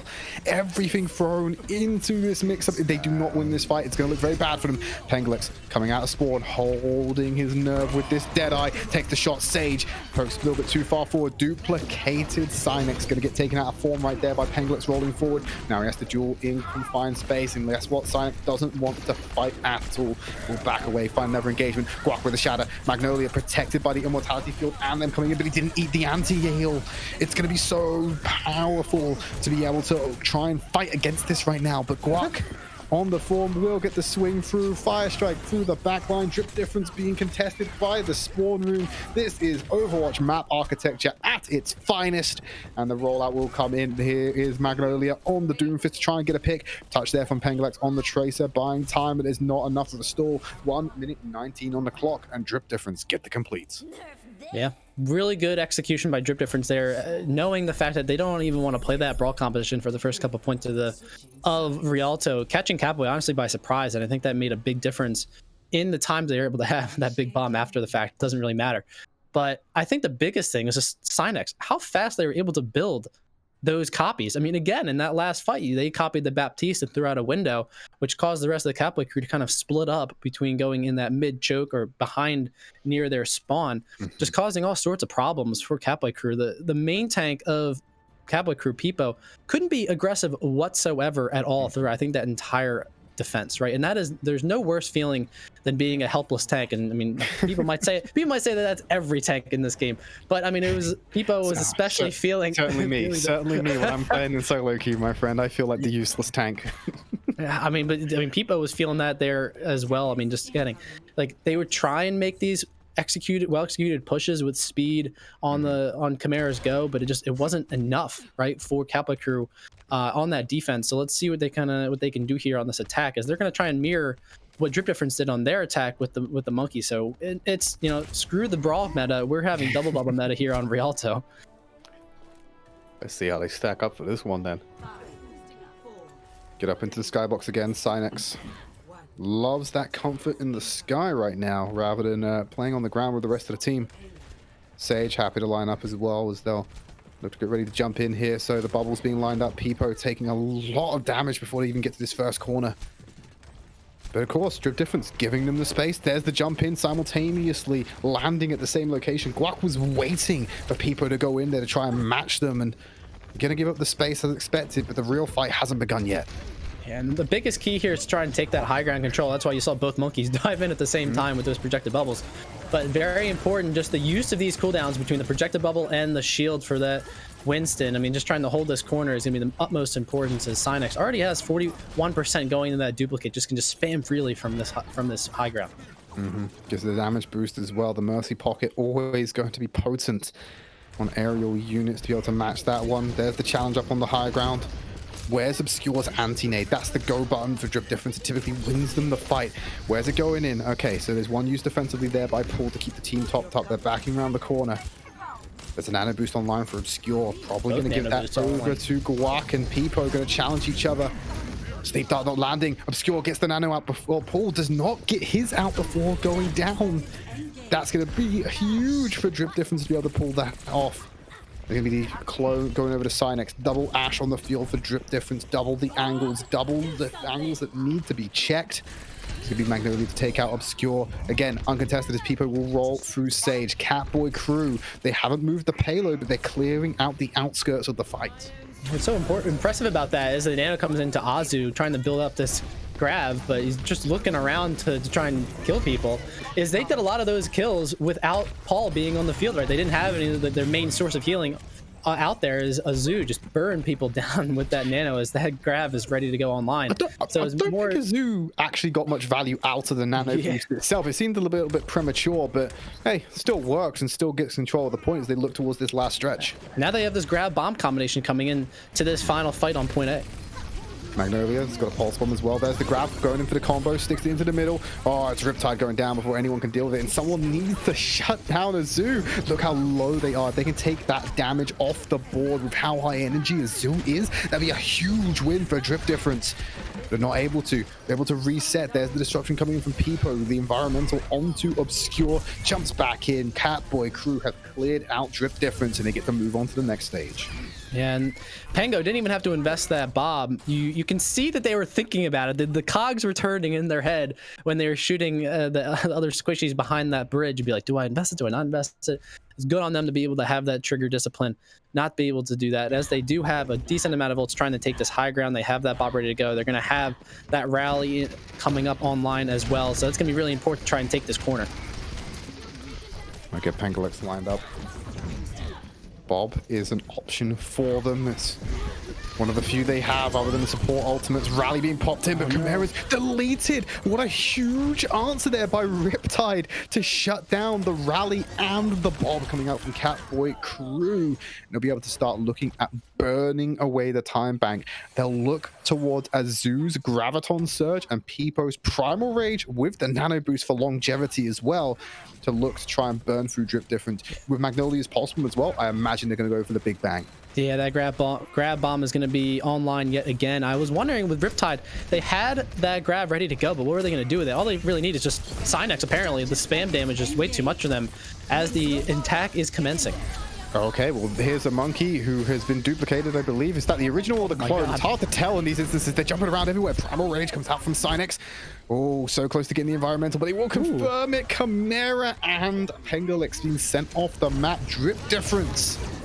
They only had to commit the nano boost and the duplicate right there. Azu needs to be cleared off the board. People will take out Cynex, and Zoo deals with Guac. If you don't deal with the Zarya, okay, thankfully Sage was the one to take him down, end the reign of terror. Still burning the time back though. You got 2 minutes left, and a couple of ults being dropped around here and there, but nothing conclusive. I mean, daily reminder, guys, in case we forgot because of all those brawl. Echo's still OP, okay? I mean, and Cynex is doing a really good example of showing why they're still so powerful and why you can have your ult online just pretty much every 30 to 1 minute, right? I mean, it's really important that Sage has this Bob ready to contest on this upcoming Magnolia getting taken out early. Disgusting. That's okay. So they've got the big, but they haven't got the bomb for the combo right now, so they're gonna have to calm it a little bit. Katboy crew under the kosh, nice headshot, bubble in midair will block out that final shot for Sage. The Zoo and Pengalex got cleared off on the backside as well, and once again, Primal Rage, the only thing being committed that fight, I believe, and still time to play with, ults and look to play at the with. sight line that Sage has here. I mean, getting damage boosted by this Mercy. How much burst damage can they take coming in across this bridge? This is a terrible spot to be. Ooh, oh, that sleep coming in early. Oh, the anti-nade follow-up as well. That was huge from Paul. It set them up for success as Pipo was able to take out Sage. You got that Primal Rage on the go, jumps back into the fight, but very isolated from his team. Resurrection will bring Sage back into the fight. Great bubble there to guarantee that Grunt can get him online. Graviton Surge up on the high ground. Bob caught in stasis, unable to fly into that one. The Nano Boost actually went over to Grunt there to keep him alive in the fight, but it's Paul of Magnolia. They're rolling through Drip Difference right now. Graviton Surge, gonna throw in the anti-nade as well. Too many kills on the way of Katboy crew for Drip Difference to make the fight win and make the fight theirs. Point C seems to be on the cards for the Katboy crew. And this is good for them, but also credit to Drip Difference. I mean, do you think about their attack and how Katboy crew had to kind of be on the back foot the entire time? Difference is I think, been the kind of catalyst so far, even on the defense, as they've been full swapping onto this brawl composition. Minus Cynex, as they almost have another copy ready to go. But, I mean, only a minute and 40 to try and get one of the most hardest points in Overwatch. Well, let's see what they're going to do now as they throw the bomb into the back line. Pipo's got the energy. It's flowing through him, and thus it will flow through Drip Difference as the Tesla sprays onto the enemy team. There's no stopping the Katboy crew right now. They are rolling through Drip Difference, and not a lot of options there as we head into the final stretch of Rialto. Yeah, and the one good thing about this, even with I think the compositional advantage that Drip Difference has, is the ultimates that Katboy has ready online. They have that Pulse Bomb, they're going to have Primal Rage, and they're going to have Brick Ult, which is always fun to deal with. Oh yeah, it's the funnest ultimate in the game. Delete Brick. There, I said it. I got it out once. It's old news, I know. It's an old meme, sir, but it checks out, I swear. Pipo jumps back into the fight. There's that Graviton Surge. There's the big bang. They were looking for it the entire round. They got it off once before, and they will use it on the finale. 27 seconds split between the two teams as we're going to do Rialto all over again. Yep. And honestly, the 27 seconds is almost negligible, really, I think, coming down to this overtime rounds that were coming in here. And both of these teams really executed well when it mattered. I think, again, Drip Difference was a little bit better in terms of the aggressor here in the different, especially in that high ground on streets phase. They were just taking up so much time from Katboy, just trying to get the high ground. So, I mean, between Sage and Cynex just popping off, whether it be the numerous copies that Cynex has had this map, or it's been Sage popping heads on that, on the Ash, has been, I think, the big notable aspects for me from Drip Difference's side.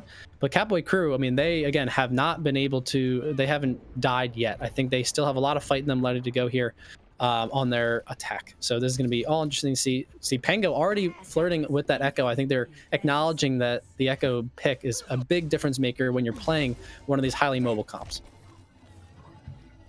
Will they roll out with it though? I mean, Cynex is definitely out on here. Pengalex, will you commit to it this time? They played Echo on Lijiang Garden, I believe, once they had that rotation switch, but it might have been too late. So let's see if the mirror between these two Echoes nets any different result. It was also serving as an answer to a Pharah as well. Right. Cynex was just raining down on them. So I wonder how they'll fare, seeing it to be the introductory pick for this attempt of Rialto. Already got the aerial duel as expected. A little bit too far to really have that efficient damage, but a lot of ticks coming in there. I think the right clicks must have landed and got that delayed activation afterwards, because you call an ult charge, but the HP's all over the place. Pengalex, how did they get away with that one? Obscure, just destroyed from afar. That's huge. It forces him to go back. Grunt's going to commit the res, obviously, but now that's not available for Cynex, who's about to get taken out on the focusing beam. Magnolia snipes him out of the sky. Now you're missing your big gun. Now you're missing your ultimate weapon that you employed so many of these fights. Seems like Obscure has a problem with really long distance danger between the fire strike of Volskaya and then the pulse bar, or the sticky bombs from Pango, just getting killed and having to invest that res as the last fight is coming up here online already. Okay, well, there's that dynamite over the top. Anthony onto Drip Difference. Riptide's gone down as well. The only answer back onto Magnolia for the time being. Paul under pressure. Micah down. The Cynex actually dies to his own damage. Paul throws the Bionade. He deflects the damage. Catboy crew have fought off the defenders, and they will get to roll this one into at least point A. That sleep gets slept into his own sticky bombs. That's karma for everyone that's abused Echo ever. So yeah, the pause comes in. Pause comes in between these two teams as they are able to capture that first point. Catboy crew still staying alive here regardless of all the adversity that they've come against so far. So just a big difference maker of how they're going to keep executing going in through streets. We'll see here. Well, with the overtime, staggered respawns coming in here, well, lengthened respawns, shall we say, there's a lot of potential here to have the momentum really push this payload quite far through Rialto. Once you get into overtime, you start racking up the kills, you get point A, this can get out of hand real quick. So the advice I'm obviously going to give to Drip Difference, and they should know this, take your time, come back as 6, don't get staggered, win it in 1, even if you have to give up a couple of meters to make that happen. Yeah, for sure. And it wouldn't be a BPL Drip Difference game without at least one pause. They definitely like to take some time, whether it be some network connectivity issues or maybe it's a tactical pause. We never really know. But yeah, I completely agree with you. And that's the danger of overtime, right? When you think you have a game, you just let it slip away from you because of that fact. When you lose a fight and you don't invest, you overinvest in the next one and you still lose that one, is something you don't want to do from if you're on that side of the defense. And you're up 1-0 already in this series already. So try and ensure that you play this one right to be able to get up that 2-0 series and put Catboy Crew in a really dangerous situation. Yeah, we'll see what's going on. When do we get an update from production on what exactly is happening with this pause? Are they just trying to troll us? Is it network? Is it technical? Did someone spill some beverage on their keyboard? I know what gamers are like. I don't know what the BPL gamers are like, but I'm assuming they're like regular gamers, just a little bit more sheltered. I don't know. Just what are we expecting here? Okay, I don't know. So we gotta expect something here from. Hopefully, it's a technical issue, because otherwise, that's just poor form. Because I think they're asking about something here in the spectator chat. We don't know exactly what it is. Someone's missing from DD. Yeah, someone's missing from Drip Difference. So it definitely is some type of connectivity. Oh no, issue. Rise is in a spec slot right now, but Rise wasn't playing. He was subbed. So who are we missing? Obscure is restarting. So yeah, okay. Fun fact, well, not so fun for everyone else. If Obscure gets back into the game, as we expect them to, it does in fact mean that any ult charge that Obscure had will be lost, I believe. And that's typically how it will work in these tournaments. So got to build up towards a nano boost quite fast, I guess. Yeah, and that's going to be a big difference coming into this next fight, because Paul has 82% of the way there on their nano boost, right? So you're already kind of starting from scratch, which is a problem for Drip Difference. But I mean, if you play your cards right, that might be something you don't have to worry about. So yeah, apparently we have the lobby code that we have should keep the ult charge on disconnect. Okay. Look at the officialness that we have here at BPL.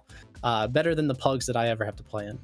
Let's see what happens when he gets back in there. I want to test this theory. How good is the BPL League's league administration, huh? Well, we have Solomon at the helm, so you know it's good. So. Well, the league, I trust Solomon with broadcast production and making really cool tech. I don't know about his league operations. So that's a skill that we might need to refine, but we'll see what's going on. Have we got an ETA on race car? Can Solomon jump in my ear or type on the screen in front of me just so we know how long we're playing with, huh? Wait for it. Let's take a look at the board and take stock anyway. So Catboy crew, they're on the offense. They're going to have to be able to move through point B. In terms of what the ultimate charge they've got to look at, they've got Peepo, who's going to be close to the primal rage. Pengleg's pretty much ready to jump in with that duplicate, and Paul's going to have the nano boost. There's a lot of ultimates online, basically. I think the only ones that are going to be absent from this first kind of fight will be Azu and Magnolia. I think the Chimera, Paul, and Peepo and Penglex can close that gap in the first engagement quite easily. And I think that if I'm Catboy crew here on this attack, the first thing I'm looking to do is obviously use Pengo's copy ult, just how fast you get those up. But I think another good choice here is for Paul, once they build up that nano boost, is to nano either Peepo going in to be able to have even more sustained with the Primal Rage, which they'll sure build up as well. But also nano your Zarya too, I think is a good idea. Try and get them that graviton surge right when they're high charge in the middle of that fight, or even Chimera, right? So you have a lot of options here for Paul to nano once that comes online. So we'll see here in just a couple of seconds as the overtime tick goes and the card is progressed, what actually happens here. High ground being held by drip difference. Remember, one fight is all they need. There's that duplicate. We called it on the first fight. Knocking him back. There's the Primal Rage, immediately goes after Grunt. They want him out of the fight. Huge sleep there from Obscure, who did in fact get to keep their ult charge on the reconnect. Well done, Solomon. Great effort there with the lobby code. Still on the hunt there for Grunt. Stage is taking out Paul and Chimera. No supports for Katboy crew. Drip difference. They should be able to win off this again. Obscure gets the sleep. No one gets the touch. And that's drip difference, shutting them down around about halfway through point B. And some of them were still alive, right? You had the sleep on that Echo, which was really great, but then you had to worry about the next main tank Primal Raging as well, which is really chopping. I don't know, was that a letter number?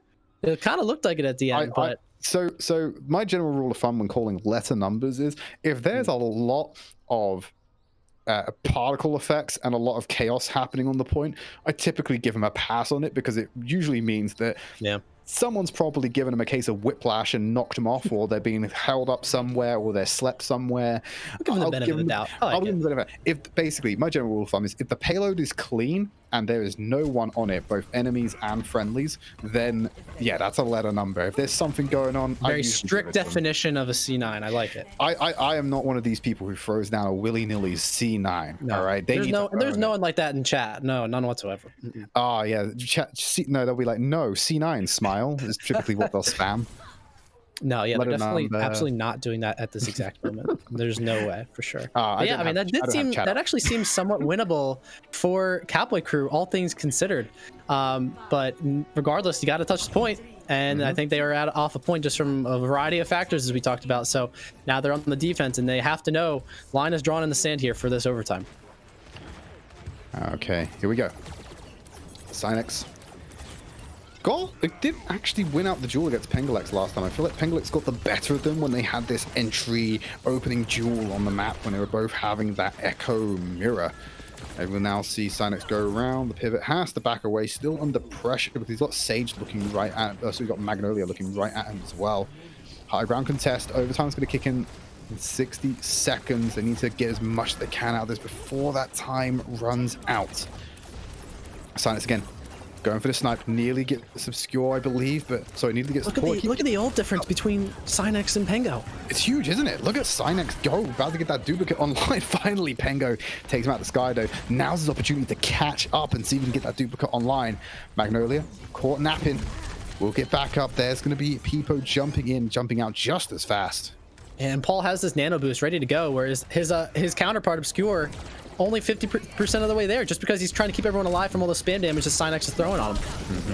There's that nano boost on Peepo, jumps back into the fight. Oh no, you can't get the sleep dot that time, but Obscure gets taken out, behind on ult charge and behind on life. The Katboy crew get the shutdown, and this is close to overtime as well. Beak, they're losing everyone at crucial points in the fight. Katboy crew, they're going to be able to take control. Peepo, one of the last guardians on this point. Double Primal Rage. Keeping in, they're going to start throwing hands. It's a tag team match, and Peepo wants out of the ring. Oh, hang on a minute. He's found a second wind with that Primal Rage to back into the fight. Duplicate available for Pengo. Goes over to find more stall. Gets on the back line. Obscure has seen this one before. Drops the sleep dart and moves on. Nano boost given over to... I'm trying to see who's giving it. Guak's got that one, but he's grabbed up on top of the main tank, but they're keeping him on the payload for now. The counterattack is still there. Pengo comes back after the duplication, takes out Obscure without the use of the damage. Magnolia comes in with the double dynamite kill as Guak will take out one of the damage dealers. So close to the Primal Rage. He needs to keep on the touch. They nearly got the boot off there. Bubble will protect them. The Tesla needs to find damage. He goes for Magnolia, takes them off the field. There's a Moira on the point. Fades away to get to the damage as well. Primal Rage is online as long as possible. The Katboys are refusing to let this one go, and Drip Difference pop the Primal Rage to keep the fight alive for them. Am I watching Planet of the Apes right now? How many Primal Rages have we watched in the last 3 minutes? It's been actually way ridiculous between the copies and the main text alone, and they're still not done. And it's not even the good Planet of the Apes as well. It's the one with the lesser Franco that's in it as well. I just need to like, where's the Tim Burton version up in here? Guac goes up into the sky, drops back down. It's still engaged. Magnolia with the fist finds Guac, and the Katboy crew finally have an advantage in this fight on the payload. Close to shutting it down. Great assassination, catches Sage. There's no options there. Katboy crew will tie out the series heading into map number 4. I mean, say what you will about how many monkeys and primals that we saw there. I mean, what a finishing blow to Rialto. What a map overall. I mean, both of these teams are just getting gritty with it, honestly, in terms of all these fights, in terms of being so important, all the way coming down to those last kills. I mean, the kill on Sage on that Doomfist was so critical as we see the play of the game coming in from Riptide. As a tie series coming up in this lower bracket finals. I mean, we expected a really, really good match here today. We already had one draw. We have a tie match here now. I think the crowd is getting what was advertised. Again, a lower bracket final between two of the best teams in the BPL. What more could they ask for? And I know they're probably asking for a toilet bowl, and they're not going to get it. I don't think they're going to get it. I'm touching wood as I say that, by the way. My desk is made of wood, clear wood. I'm just touching it. I do not want on wood as well, right here. Right, cool. So next map type up is going to be hybrid. There is a potential for a draw on this map. Remember, it is first to 3. We have the hybrid map. We're going to have the control map as the 5th.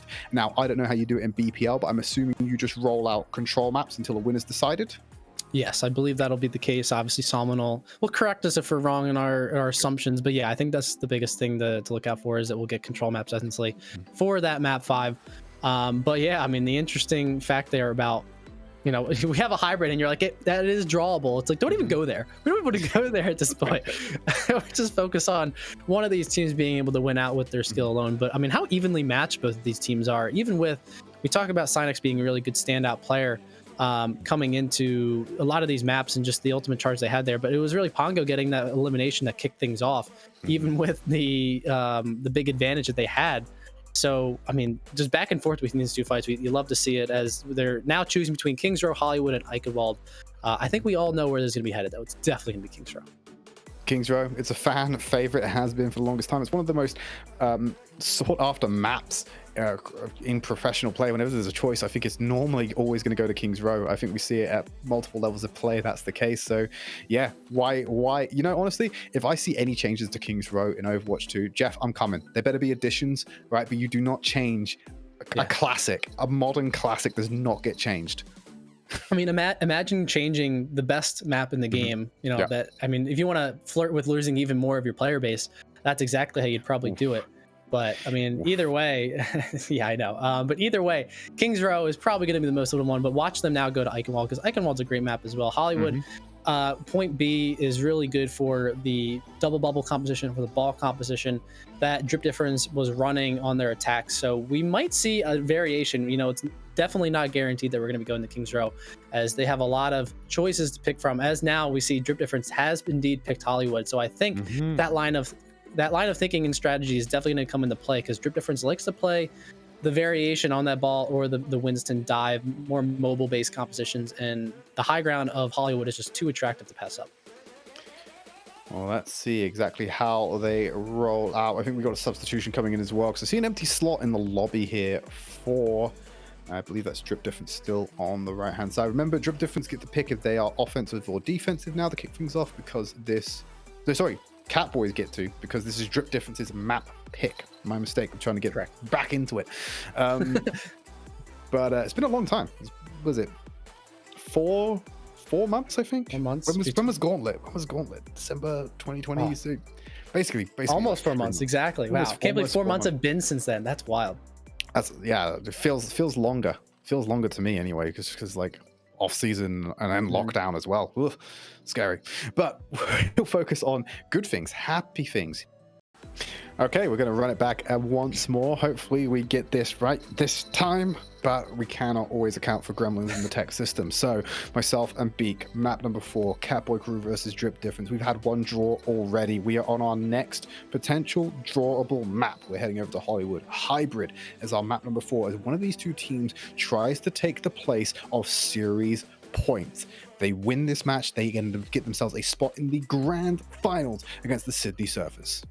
Yeah, and just there's lots that's happened in the past 10 minutes alone, let alone the last whole entirety of this match up to this point. So let me just remind everyone, Drip Difference coming out, winning that first point on Li Jiang, getting that early map win, and then a draw comes out on Volskaya. So that's why we're talking about draws, as what's drawable and what's not.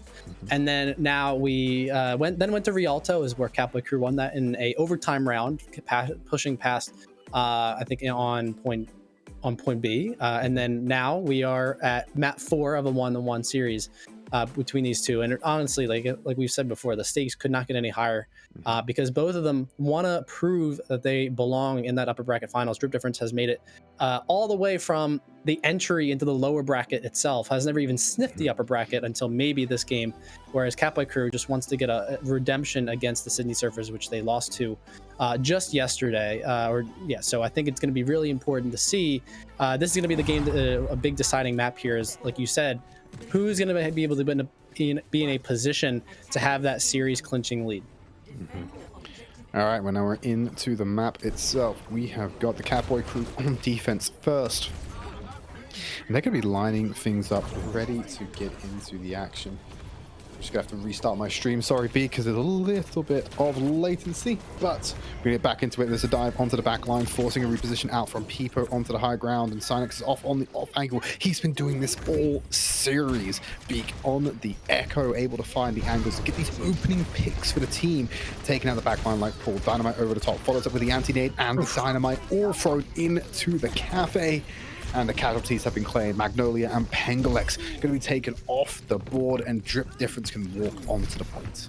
Yeah, we've talked so much about Sinex in this series, but I don't think we've given enough love to Sage. I mean, just every time we see the point of view from Sage, there's clicking heads, and I think that's a large, in part, credit to the tank creating the space on the side of Drip Difference, and also the attention that Sinex demands from the DPS of the Katboy crew, right? So when you saw Sage take out Magnolia there going into the cafe, they wasn't even looking at Sage. Just makes your life all that easier when your enemy isn't even looking at you. Oh, they can get the stagger kill onto Magnolia here as they're moving into point B. The defensive line from Katboy crew has to give Drip Difference basically control of these rooftops. It makes it so hard to maintain any position without having to fight for it. And this is exactly what Drip Difference wanted coming into this. They have that duplicate copy advantage by over that 50% margin, and they're going to use it right here. Oh, immediately takes out Chimera, jumps onto the back line, happy to expend that life, distributing himself around the fight as well. Finds 2, despite basically being borderline solo in that engagement, and all the while the cart has just been building through here. Now here's the re-engage from Katboy crew. Nano boost onto Peepo, about to get that Primal Rage online. Gonna hold on to it for now though, as he just backs off the fight, not having to hard commit in this instance. But there's the Nano being passed over. There's people on the back line, duplicate available for Pengo if they want to go through and try and take out the monkey, who's gonna dash back to safety. With the Primal Rage now goes back in, waiting for the opportunity to find something. The focusing beam attempting to, but while they're trying to take down Guac, he finds 2 of the Katboy crew.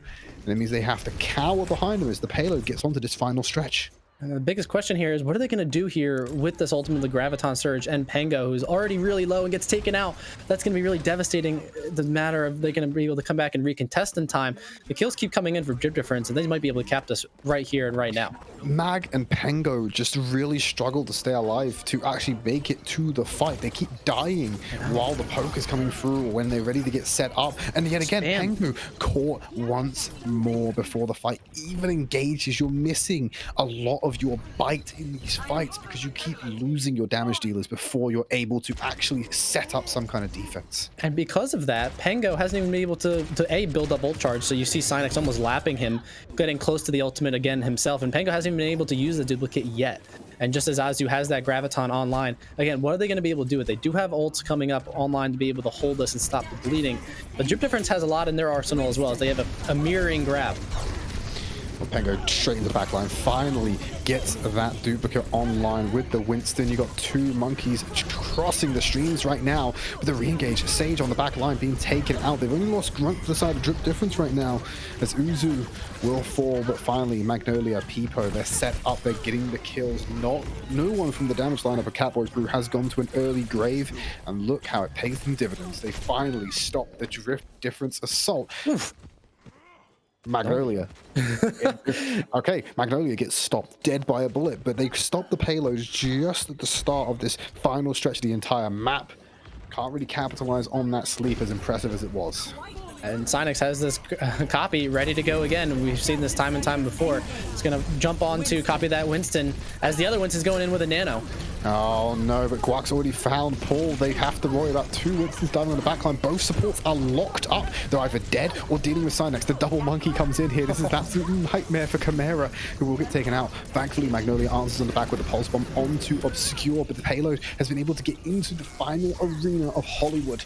Guac jumps onto the backline to contest the Ana on the backline. Anti-Mage trailed, but you're going to get the Primal Rage, locks him out of the spawn room with the Primal Rage, immediately turns attention to the second support. Once Lucio out the fight as well, locks him in the corner. Soundwave to knock him back, goes on the hunt. It's actually Sinex who will pick up the kill. Guac happy to sit on the payload, but goes back to help the rest of the teams. They're dealing with these flankers, and they will get back onto the payload.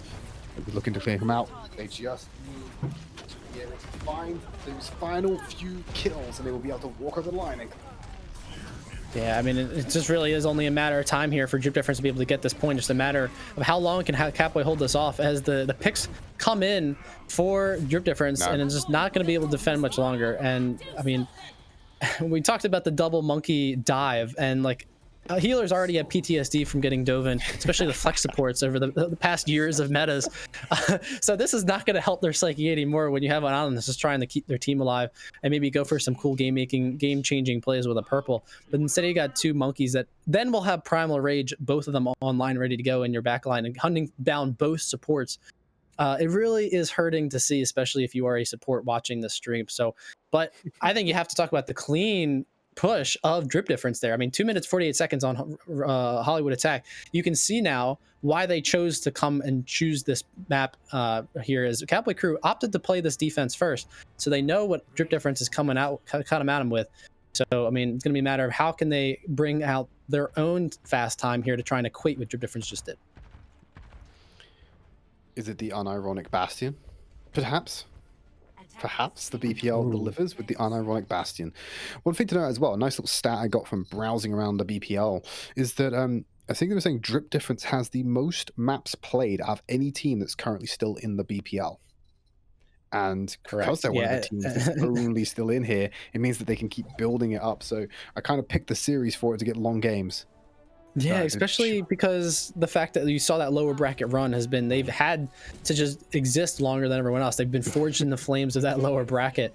And as you see, is this actually going to come out here? I promised you, Trid. And Katboy crew heard me and said, all right, well, we're going to deliver him the goods. All right. Let's see how they set up. They're using the double shield. Of course, they got a Zoo on this Sigma to help out. Try and reinforce Peepo's shield. Holding the door with the cleave. TP. They actually managed to get themselves up here. The Symmetra comes in. They've taken the high ground position. There's nowhere to go. And Sage has been caught off guard by that one entirely. Sprayed out of it. This bunker. Gonna do very hard to dislodge his. You're going to see Magnolia go on the offense. Finally, they've taken out the Symmetra. Nice flank coming in from Sinex. Has to get out the rain of bullets, otherwise they will end up going down. More cleave coming in. Sinex, once again, takes out Zoo. So little by little, they're picking away at this cat crew bunker.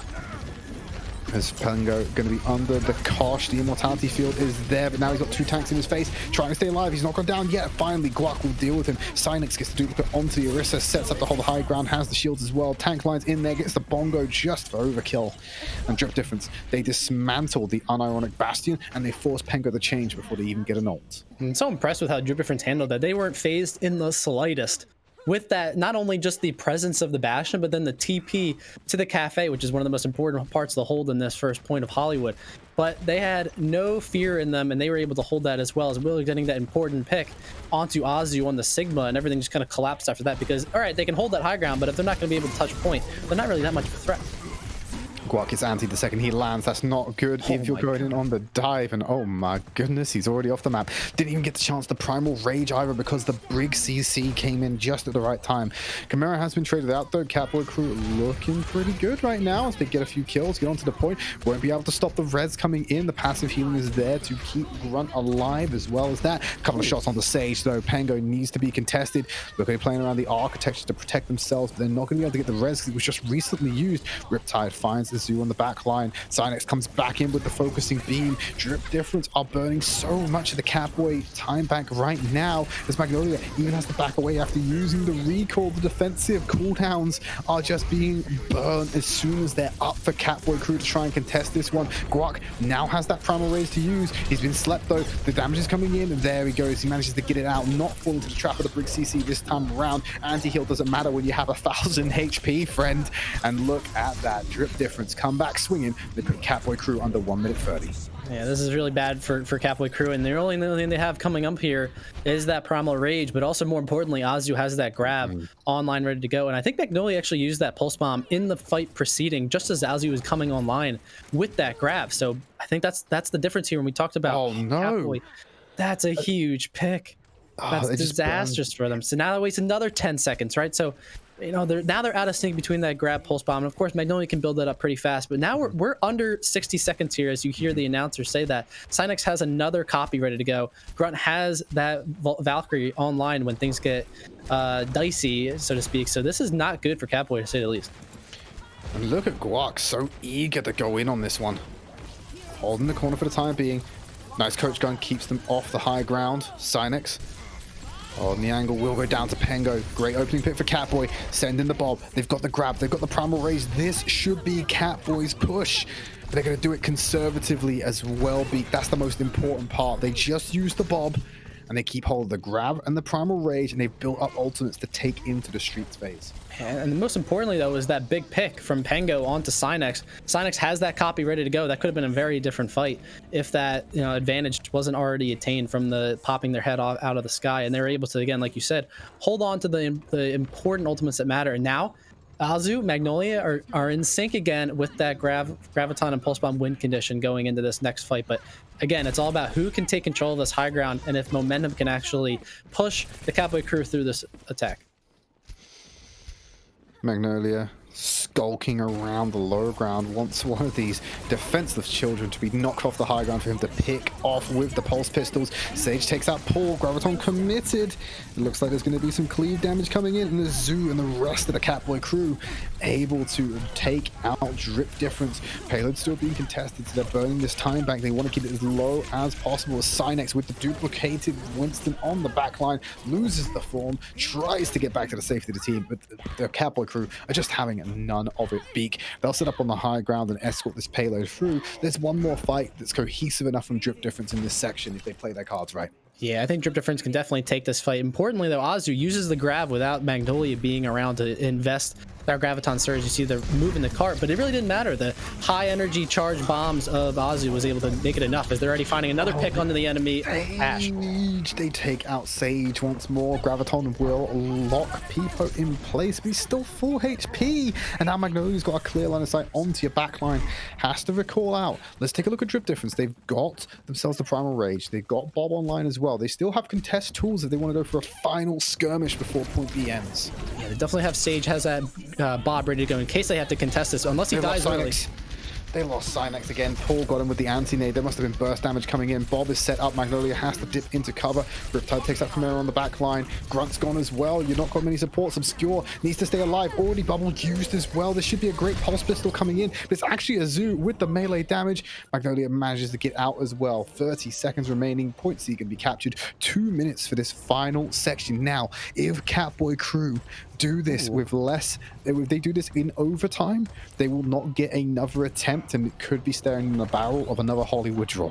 Yeah, and honestly, I was saying, even with the less time that Katboy crew has coming into this final point, it felt like a little bit of momentum was shifting there in the streets phase, that Katboy crew was winning fights a lot more decisively than they have in the past couple maps. So, but that early pick on the Pango from Cynex is going to be maybe a difference maker, but they're going to be back in spawn ready to go here as that Valkyrie's online for Grunt ready to go. Magnolia still has that pulse bomb ready to be find who that willing victim is going to be.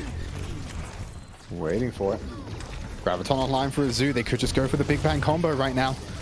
Get it off in this game if they find a big enough mass of bodies to just shoot that Graviton Surge into. That's from downtown, finds free, unblocked, but the damage is going to be mitigated. It does not matter. The Katboy crew will keep on trucking. They are in the final arena, and it's going to be stagger, stagger, stagger for the drip difference. Man, you can just throw that grab out from a distance there, the Kobe, so to speak, because there's no Diva on the other side to be able to negate it. There's no threat, so another Pango finding a kill early on Sage. Yeah, no Doomfist interference. They get the duplicate online for Sinex. He's going to work towards a Graviton Surge of his own. Walking forward, shields are blocking a lot of damage right now, but the cleave just persists through all of it. Sinex loses the form, won't find that second ult. Guak will have the primal raise to stall if they need to. Already been given the nano boost earlier in the fight, I believe, as Sinex will now look for a kill. Peepo on the back line. There's the damage coming in. Wants to lock him in the room. Primal Rage will knock them back into spawn. This is a great defense coming in from Drip Difference. It looks really shaky to begin with, but now they're taking the fight. The Katboy crew. Paulson find out on the back line. They've lost their main source of healing as Chimera will have to do it all on the Brigitte right now, but they're fighting against the spawn advantage. 20 seconds remaining. Drip Difference may have done enough to force this into overtime. That grab is going to be massive. I mean, that's going to be the important difference maker. As we turn around, we saw those kills, the trades coming in, but Drip had really nothing to use. There's the touch coming in there from Sinex. 6 seconds, 5 seconds. They don't get the touch in time. That's big for Katboy crew. That means that they will get another chance to win this map and take us to series points. We're going to do Hollywood all over again, but they've got the bare minimum time bank to do anything. You almost got the impression there the Drip Difference knew the time situation, right? So they're almost not really trying to win the fight. They were just trying to delay it as long as possible. Sinex goes for blood on Chimera there, does find the kill, but it doesn't end up being enough because then they get traded out, and then Azu has that Graviton early and ready to go, and both tanks are already pretty low for Drip Difference. And the tension span of Riptide was not on whether they're going to eat that grab or not, right? They're just trying to stay alive, try and trigger that overtime. And obviously it wasn't meant to be, and now we're going to be going back all over again, like you said. So more importantly, Katboy crew going to be trying to do what they can with this 1 minute attack. I don't think they're going to see any Bastion sim shenanigans here this time around, though. Yeah, you can't. I don't think that's going to be working at all, because it does create the situation here where if you mess around, you might just lose and be put out series points. So Katboy crew, take it seriously, play it out properly, get yourself into a good spot where you could potentially contest to get the series point away from Drip Difference and walk into the control map in a position of power. Yeah, and I think the big difference maker between these two compositions, we think it's somewhat of a mirror composition, but Chimera on the Brig has been a big notable difference between these two. Just when things get crazy on a point contest in that overtime, that Brig ult is just a big difference maker. They're going to try and contest this high ground here with people jumping in already. Yeah, they tried to stay as long as they could, but ultimately have to back off. They send the answer to the sky. Sinex gets in the face, but he opens up to the sightlines of Pengo Lex, who's able to just sit here in the back, pop damage on. Huge cleave coming in for Peepo as he rounds onto the high ground to contest, and it allows the rest of the Katboy crew to walk forward and take space. Sinex going down low, but will back off, and now it's just a staring match. Magnolia's on the hunt on the back line. They're well aware of where the Tracer entry routes are going to be from, but Peepo's already found Obscure. That's it. Katboy crew. They've taken out crucial components of Drip Difference, and it's still rolling forward. They are going to get at least the 33% to negate the potential draw that may come in. Katboy crew started at point A. Sinex still alive to go for the contest. Wants to get an assassination before going down. Not to be. Point A is definitely in the bag for them. And credit to Drip Difference for knowing the win conditions for Katboy crew's dive. Like, they knew Magnolia was on the flank. They knew Peepo was going to try and coordinate that dive with them. But still, it doesn't matter. They're almost challenging, being like, hey, it doesn't matter if you scout us out or not. We're still going to be able to take this fight to you, still take out your backline. And that's why they're playing the Brig. They're trying to negate that backline dive from that really potent combination of Guak, Sinex, and Grunt with the damage boost. So we're in overtime here now. It's going to be all coming down to this. Let's see how fast, see how much mileage they can put on this car. Dynamite up to the top. Sinex gets duplicate onto the Winston, into the middle of the skirmish. Primal Rage comes on so fast when you're using the duplicate. Sinex in the chaos, helping Guak get that kill onto Paul. They've traded support for support right now. It's a 5v5 in overtime. Azu tried to get that Graviton online. He was given the nano boost to do it, but they stepped off the cart. You know what I was talking about, the definition of Charlie Niner? That was a Charlie Niner. Oh yeah, I mean, it's almost like, you know, images of pre-unfortunate events. Like, we're talking about it just a map before, like, hey, what would be, what wouldn't be? Yeah, that is a problem for Katboy crew, to say the least. because they had some win conditions to be able to actually take that fight and actually continue. Exactly, they had a Zeus grab ready to go. Is not even getting a chance to use it, right? It's one thing if you use it and it doesn't get value, or it gets eaten or something, right? That might haunt your dreams forever. But not even getting the chance is what hurts the most. And knowing the Katboy crew, their tendency in the past couple of days has been all these winnable situations that they have not been able to capitalize on. That is yet another example. I know there's a lot of double primaling monkey situations going out here, so everyone's getting booped all over the place. But still, you got to have someone just be close enough to touch that point to make things interesting enough to be able to give yourself a chance to win that fight. And that is not what happens. And, you know, it's still doable. Katboy can still have a gargantuan hold here on point A because Drip Difference has 3 minutes and 42 seconds to get this done. But that's a tall order, especially when you're facing you know, potential match series point. Series point on the line right now. Drip Difference, they have the time back to be able to match and surpass what was set out by Katboy crew. So they can take series point, but we know that we're not going to have a draw here, thankfully. So no toilet bowl status to be declared today because, well, guess what? After Hollywood, we go to a control map. So there will be a winner on our final map, I believe. I hope there will be a winner anyway. Wait, there won't be. Oh god, we can still have map 6. Yeah, don't jinx it yet. Don't do what I did in Volskaya. Oh Jesus. We'll find out though.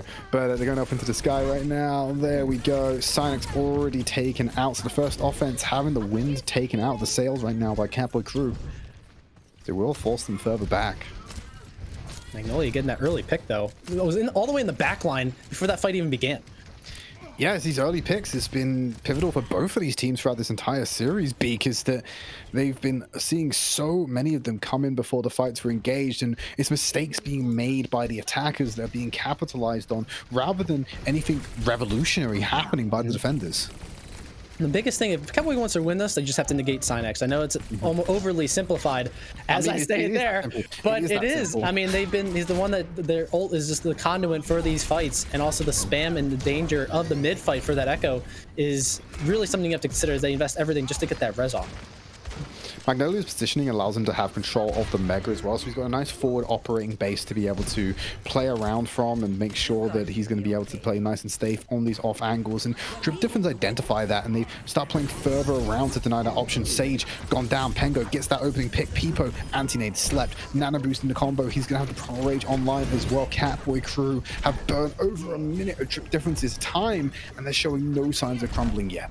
And of course, yeah, that's 2 minutes gone practically on this attack for Drip Difference. But Peepo has to invest that, or chooses to invest that Primal Rage just to get out and to stay alive. But even though the fight was already won on the point. So that might come into play here coming up soon. But that Primal, or the Grav Pulse combination for Katboy crew on this defense is ready to go. But both support ults are online for Drip Difference. That copy is online for Drip. This could be their fight to win. And if they overinvest, this could be doomed for them. We got a Graviton Surge online for Azu. He sprays down Cynix, and oh, it's not looking good for the Drip Difference. They committed the Nano Boost as well in that last fight. Guac will go down holding onto the Primal. They've got the Valkyrie out as well. They're looking towards a lot of the damage ults. All the support ultimates have been taken off the board for Drip Difference as we enter into that last minute territory. And that devastation there is that Guac dives in and ends up alone because Cynix gets picked off really early, right? So that Nano Boost really just gets no value whatsoever. And look at what the Katboy crew has to play around with here on this defense. Few tools, Graviton Surge, locks off on the high ground. Cynix switches over to the Ash. At least he has some range to go in. Pulse One comes in big. As Magnolia takes out Grunt, and the support line's been disarray for Difference. They're going to have tank ultimates on board, save him, because they've got one more fight to try and crack point A. I mean, if you think about it in long term, Drip Difference is actually playing it somewhat smart, right? Katboy crew was very proactive with their ultimate use there, to their credit, and that's of course what you need to be on this defense. But now they don't have as much to play around with as Drip Difference does, as they have both tank ultimates ready to go. They have Bob to be able to contest point if things get crazy, and Obscure by the mid fight, Obscure's gonna have another Nano ready to go. All right, Guac got the high ground control. Remember, we're looking towards the tank ultimates this time. Riptide. Oh, he very slept. He's woken up. The delayed activation from the bomb brings him back into the fight. Peepo then takes out Obscure. There was so much regret in that moment. Takes control of the mini. Kills coming in. Pengo's Bob takes out Sages, so there's a little bit of Bob combat. Azu under the pressure. No ultimates on the line for Drip Difference. They're working towards the Obscure. Might be able to get the nano boost up. He finds the kill on Chimera. That's going to help him achieve that. Azu's got so much energy though. There's going to be the Dynamite. Drip Difference get on to the point. Dynamite and the tank line comes emerging out. Azu sprays through Cynex. They need to find one more. They just need to get away from the Valkyrie. Oh no, Azu uses the grab as well. Ducks behind the car. That's going to be it. Wow. Oh my goodness, Drip Difference. They're not going to be able to go on the offensive, and Katboy crew will go to series points.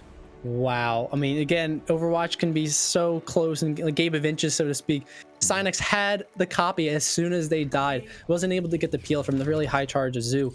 Just someone's got to clear the point of the super high threat that is a high-powered Zarya, especially when lobbing those high-powered right-click grenades. I mean, what can you say? Again, coming in down to the wire, seems like every single one of these maps is coming down to like an overtime, try and contest or contest. That's why we've been talking about how impactful these potential C9 situations have been, just because these teams keep finding themselves in those type of situations. The Katboy crew is now one step away from getting that revenge game against any surfers. Drip Difference, they're getting a little bit of flashbacks from the first round of the bracket right now. They know what it's like to lose to the Katboy crew, and they don't want to suffer it again. They were the ones who sent them down to this lower bracket, and they are gatekeeping them away from the upper with the chance of having the grand finals. We're a 2-1 scoreline. Map number 5, a control map, is going to be coming on your screens shortly after this break.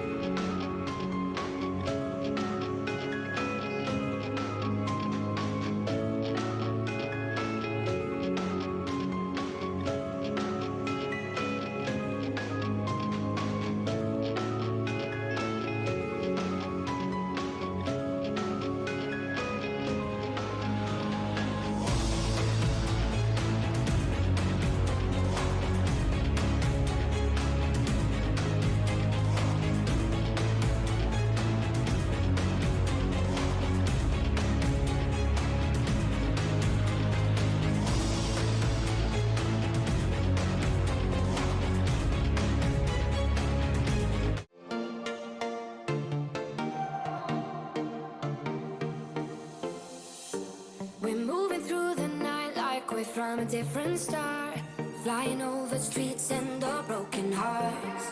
But they can't even touch us, we found a different beat. Paradise is waiting and we bought the lead. Ooh, getting caught in the mist, there's so many that never get out of. They're feeding the fears and the doubts. Ooh, but we go and we run to the end and we run without shame. We own the game, and we ride on the flames till the morning light. Baby, 'cause we're dynamite. Ain't nobody gonna hold us down. Break all the rules, let them run and hide. Baby, 'cause we're dynamite. Gonna let the world know. Still, all of this people are gonna eat my words. I'm just so quick on it, man. Wi-Fi getting so many picks. Maybe I get Holland with Wi-Fi. Riptide with the bomb, looking to catch something. Maybe. Oh my God, what a high man on this wall. It's actually a big wall. And Jack with a huge girthy shatter. Oh, what a chat. Hey, one Team MTD member to another. Good show. Good yeah. We're from a different time, yeah, we're of a different breed. 'Cause what we got is timeless, we supersede. And we hold in the key, yeah, we're tight as can be. We're rolling, just like we please. Ooh, getting caught in the mist, there's so many that never get out of. We're feeding the fears and the doubts. Ooh, but we go and we run to the end and we run without shame. We own the game, and we ride on the flames till the morning light. Baby, 'cause we're dynamite. Ain't nobody gonna hold us down. Break all the rules, let them run and hide. Baby, 'cause we're dynamite. Gonna let the world know.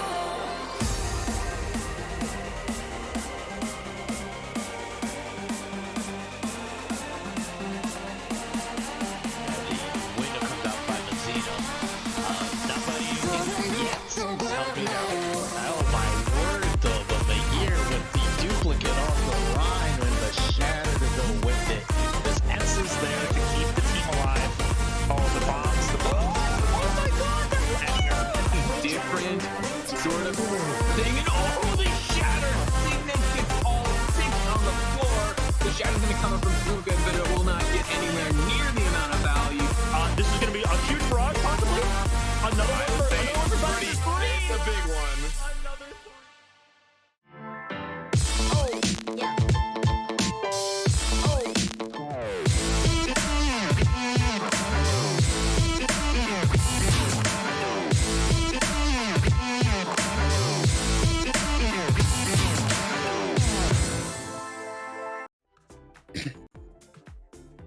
And welcome back, everyone, to the lower bracket finals.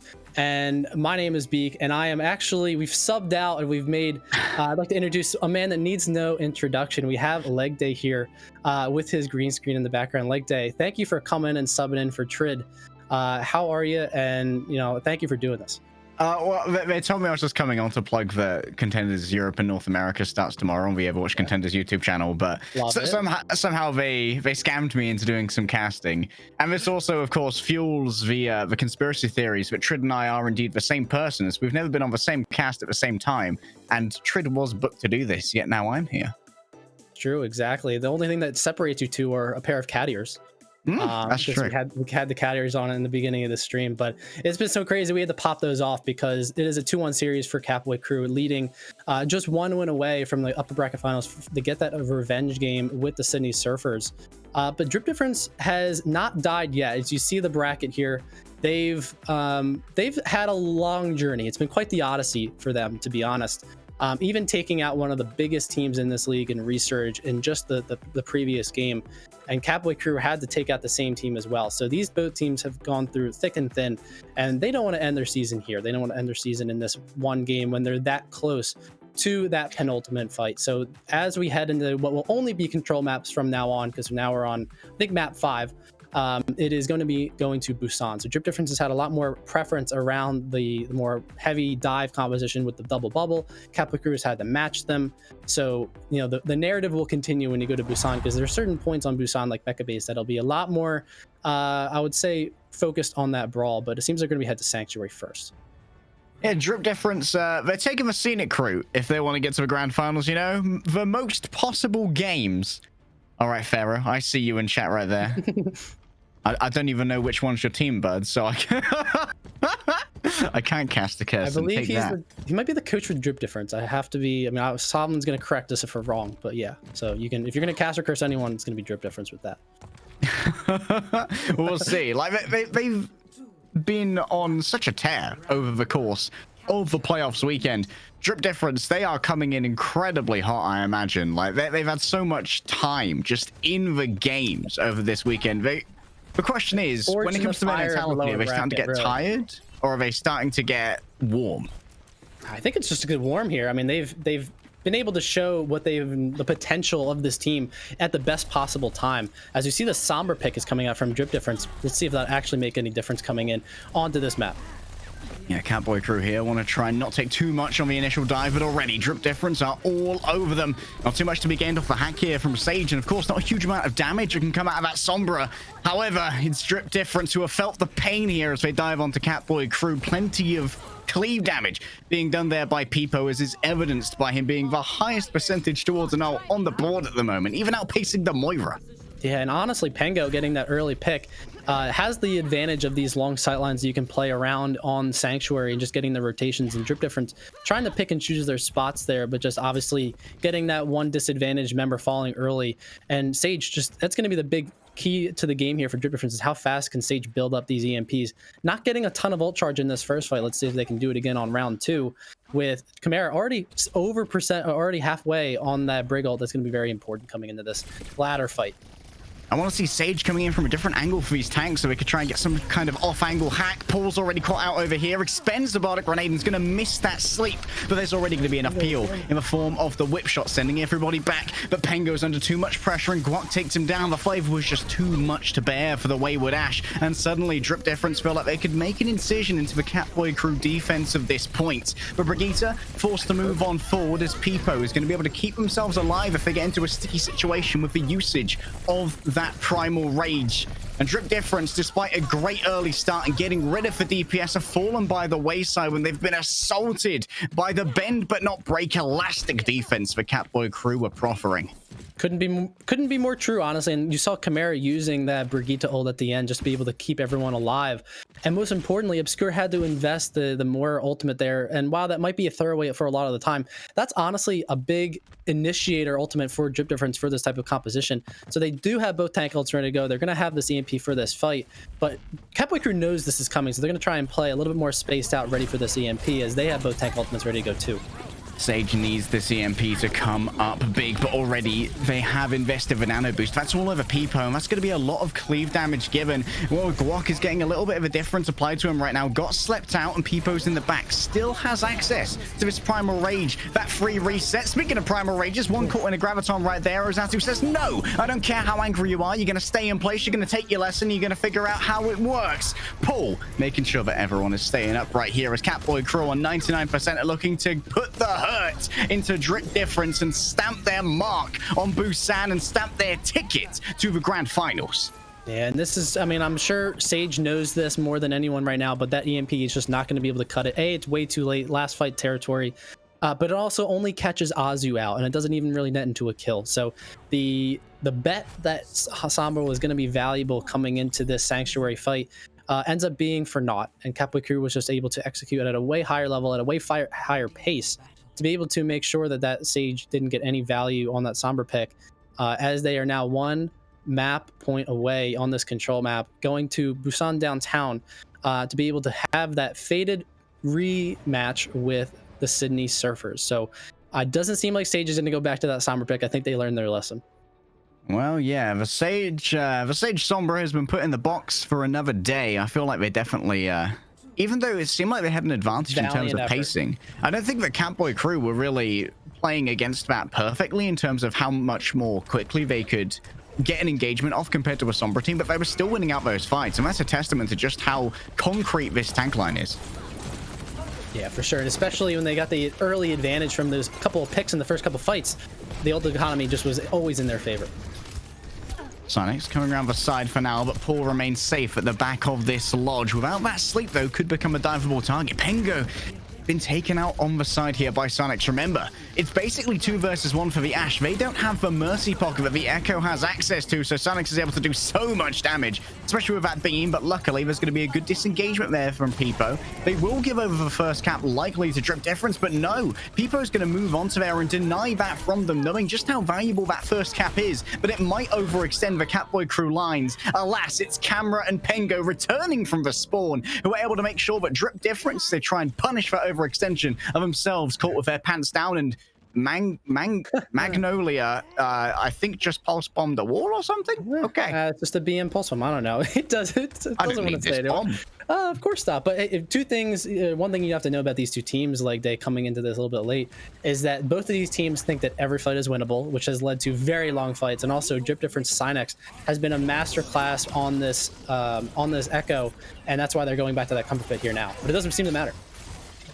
Synex needs to be the one to punish this Winston. It's so important to use that beam to burn down those tanks, but it feels like Peepo thus far has been unpunished for the entirety of this map beak. It feels like they've never really put enough damage into him, and when they do have enough damage onto him, it's when he's got 50% damage reduction from a nano boost or access to a primal rage. Really good management of aggression. Peepo has been choosing his spots absolutely perfectly here so far.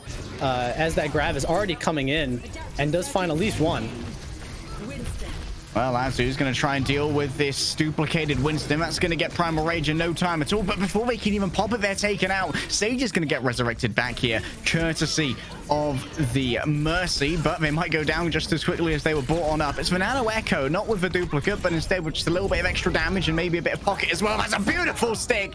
Magnolia making up for the earlier castaway Pulse Bomb, which got nothing at all, as a Katboy crew, again, are ticking up towards that 100%. Will they claim their spot in the grand finals with a 200-0 on Busan? Could they end Drip Difference's miracle run through the lower bracket ignominiously without them winning a single fight? Magnolia, that was so clean with that fadeaway stick with that pulse bomb. And yeah, I mean, the life of Drip Difference is on the line here. It just seems like you could they know they could feel that their chances are kind of slipping away from their fingertips. So it's all a matter of will they be able to execute here in this last fight.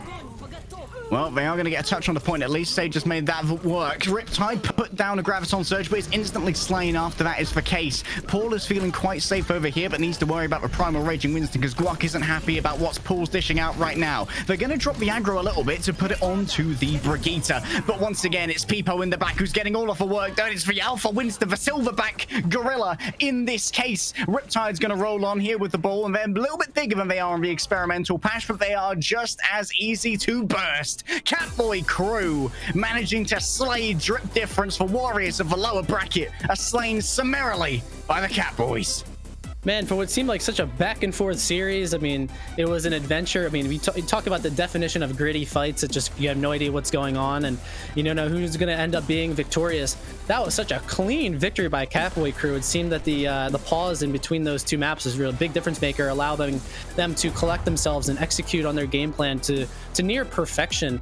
Honestly, is now they get that faded rematch coming up just in a couple of minutes here. I know we're a little bit late on the scheduling, but we've had such a great match at that expense. But I mean, wow, can't say more about the Katboy crew coming back from, well, again, a deficit. They were down 1-0 to Drip Difference here early on in this series, and now they are able to proclaim victory and able to continue their run, and it ends now for Drip Difference. You hate to see it. I feel like Peepo here has just been instrumental to that.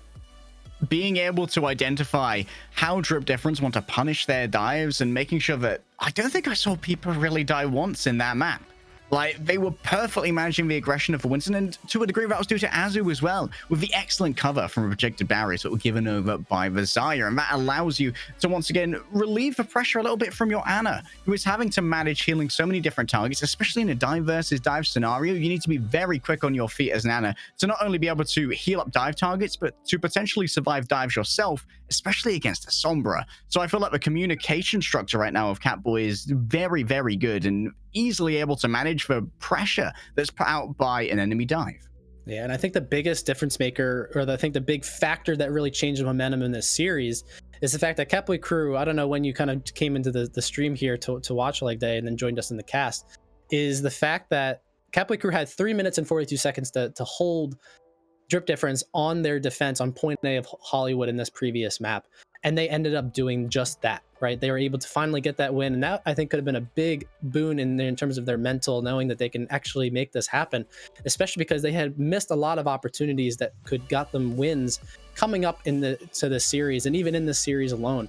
So I think not only that was a big advantage coming to Katboy Crew, really swapping the kind of tide for them, but then that also hurt Drip Difference. They had another obvious win condition here to really make things different for them coming out of Hollywood. And then once they can feel the confidence presuming from Katboy Crew on that first point of Busan, and I think they were just starting to play a little bit more, the tried and just getting a little bit frustrated, and that's why you see the Nano coming out from Cynex or onto Cynex when the fight was already lost, just trying to get more info out of that. I mean, Cynex already going back onto that Echo pick, but you saw, the big difference maker when I talked about the key to holding that 3 minutes and 42 seconds was having to negate Cynex, and you didn't see Cynex be a big factor in that attack for them. And then again in Busan, you didn't see Cynex pop up much on that kill feed because, to your point, Peepo and the rest of the aggression of Katboy Crews getting it done for them and getting another win. Yeah, I felt like their Ash especially was able to get quite a few good shots into people like Sage and Cynex to make sure that they were forced to use their disengagement tools like the recall, like a couple of blinks, or the translocator in the early rounds. It really felt like Cynex and Sage were unable to really get any purchase as a dive DPS duo on Sanctuary. And I noted as we went into downtown that I was surprised that Katboy Crew could do as much as they did in terms of winning those fights when they weren't playing as fast as I would like to see a team play against a Sombra. Obviously, Sombra, her main weakness is that she has so much setup time, she has to stealth into position, she has to channel the hack and make sure the rest of the team are in a position to follow up on that. Whereas when you have a Tracer or an Echo and an Ashe and you have your Winston, you can just dive onto the enemy team as they're setting up. And it felt like again and again they were getting caught out by the Tracer Sombra, but the Sombra and Tracer were coming in from the same angle, so it was very easy to mitigate those incoming hacks either with spam fire that was going to deal with damage or with a Winston bubble. So I think that there are things for Drip Difference to look at here and work on, and it might be fixable in the later season. Yeah, Unfortunately it is the end of the line for Drip Difference now, and that's one of those things to your point about going to the Sombra pick. It's like it's a big bet, right? And of course, if it doesn't work, then you're already down 1-0 in that control point. So that is unfortunate for Drip Difference, but they fought really hard to get all those points, and they have to be proud of their final result. And that'll actually do it for us. And now we're going to actually throw it to Bo for an interview with the Katboy Crew gang.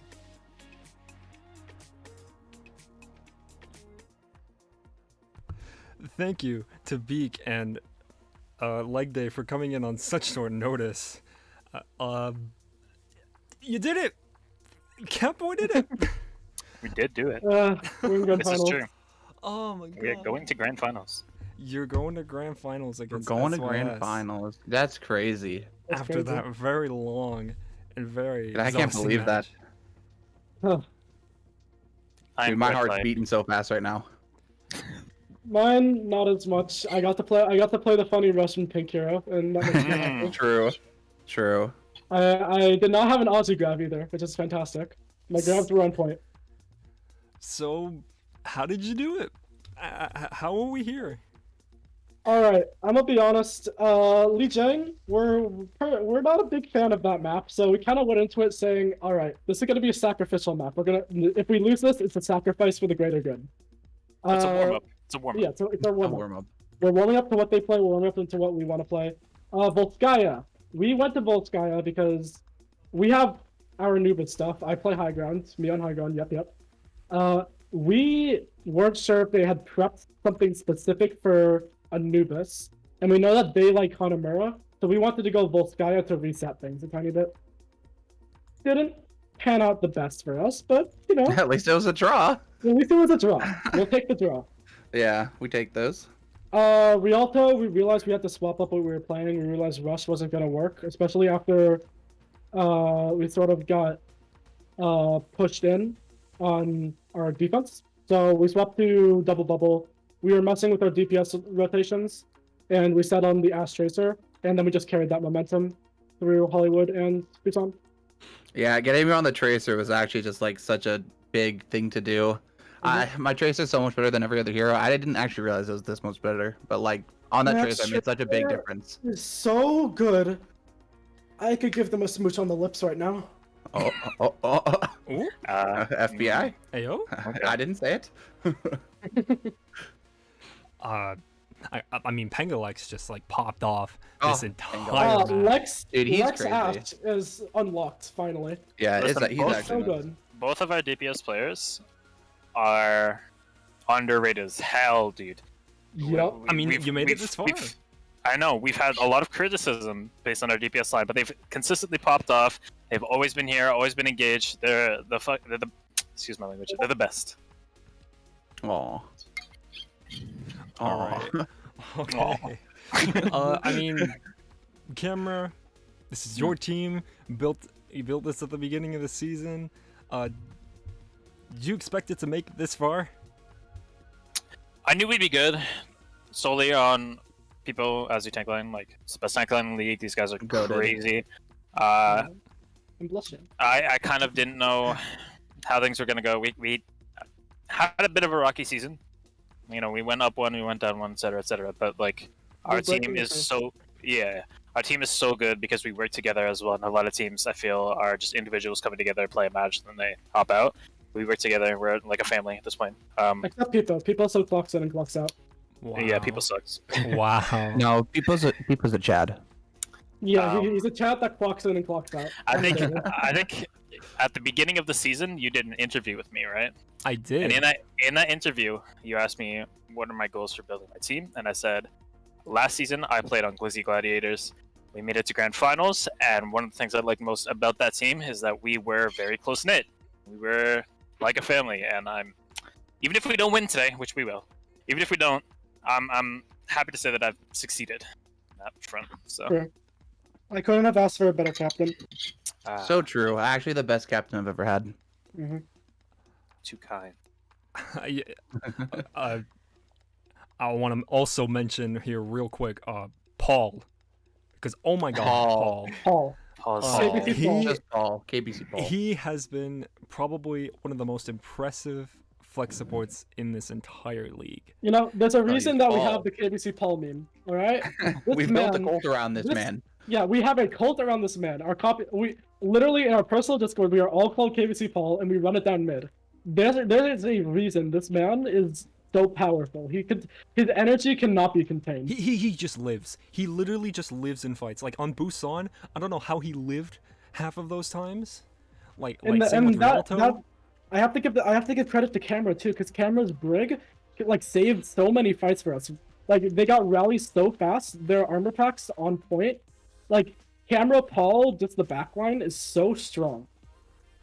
All right. And I give them so much credit. Well, soon enough. Also, okay, go ahead. I was just gonna say we're the hottest backline in BPL. So true. true. That's so true. Very Really attractive. Big intro. So your next match coming up in a few short minutes, I think. Maybe not minutes. Please, maybe a please. few. I need to eat food. I'm so I don't know hungry. how long this break Please will give be. us at least like 10 But minutes. you're going I up need against Sydney Surfers again. This will be a rematch. The rematch. Yep. I'm excited for it. Even if All I have to say is I don't lose twice.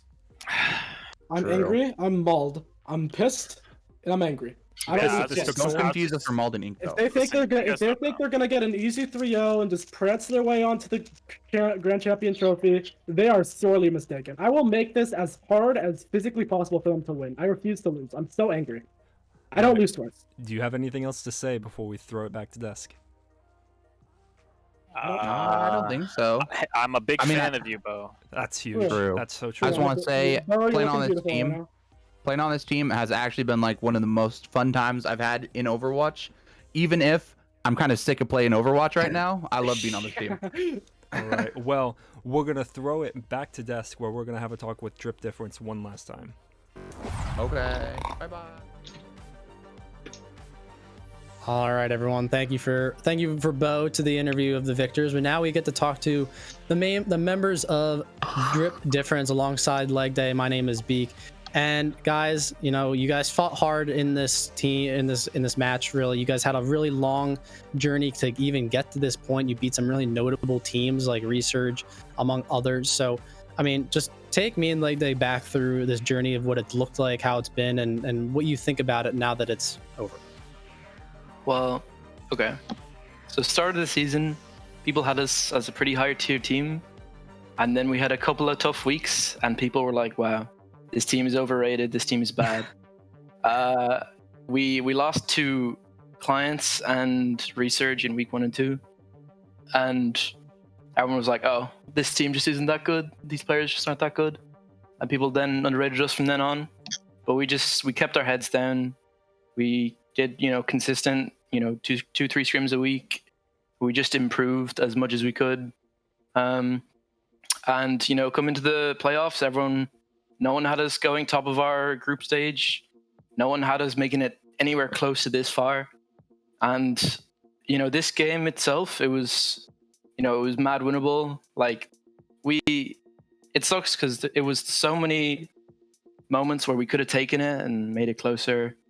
Like, we could have won this series on a different day, but you can't look at it like that. It was a really good series, and GG's to Katboy. If we were going to lose to any team in this whole tournament, it would be them. So, yeah.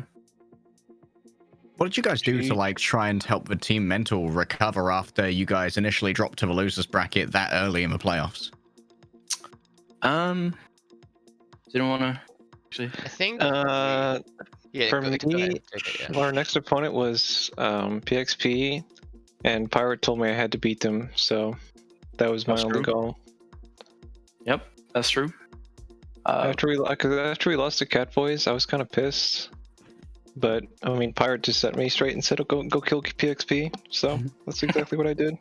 Do you guys think, the fact that you were rated highly, and then you guys lost a couple of games, and then people started rating you not as highly anymore and saying that they're not as good as they were talked about being, how did that affect things? I mean, did that actually make things easier for you guys because you didn't have the expectations on you anymore? You can kind of play more freely, and then that's when the results come in. Because I was saying during the cast, you guys had won, I think, 8 of your last 9 games, and the only loss that came from was Katboys, right? So you guys were obviously finding your groove in the right time. Was it because of the fact that the expectations were lifted off of your shoulders?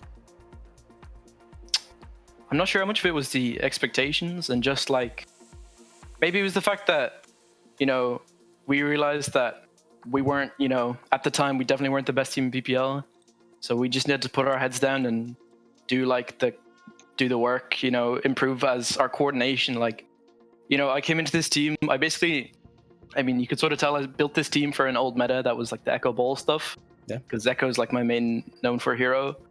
But it became sort of a case where that wasn't going to get us through it. I wasn't going to be able to just put the team on my back on Echo, and it was dumb of me to think I ever could. So we had to work on our team synergy. We worked on listening to our chocolate Guac, who's been a rock this whole season. Yep, Guac.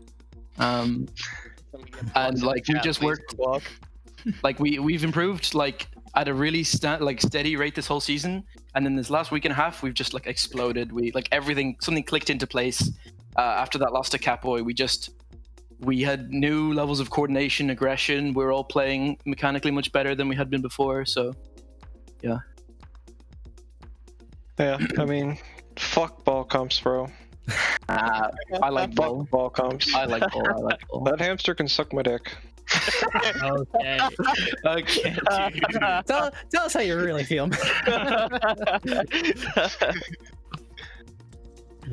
Definitely think there's something to it in terms of the more you play together, the more chemistry you build, and the better you guys can come out with. So it's a shame to see the end run here, honestly, at such the closest spot to that grand finals. But I think everyone was entertained by those different matches coming up.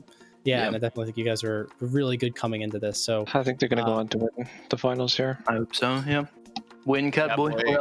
Katboy will take it all, I believe. And I can confirm that DripDev have now taken the #1 spot for most maps played in BPL Season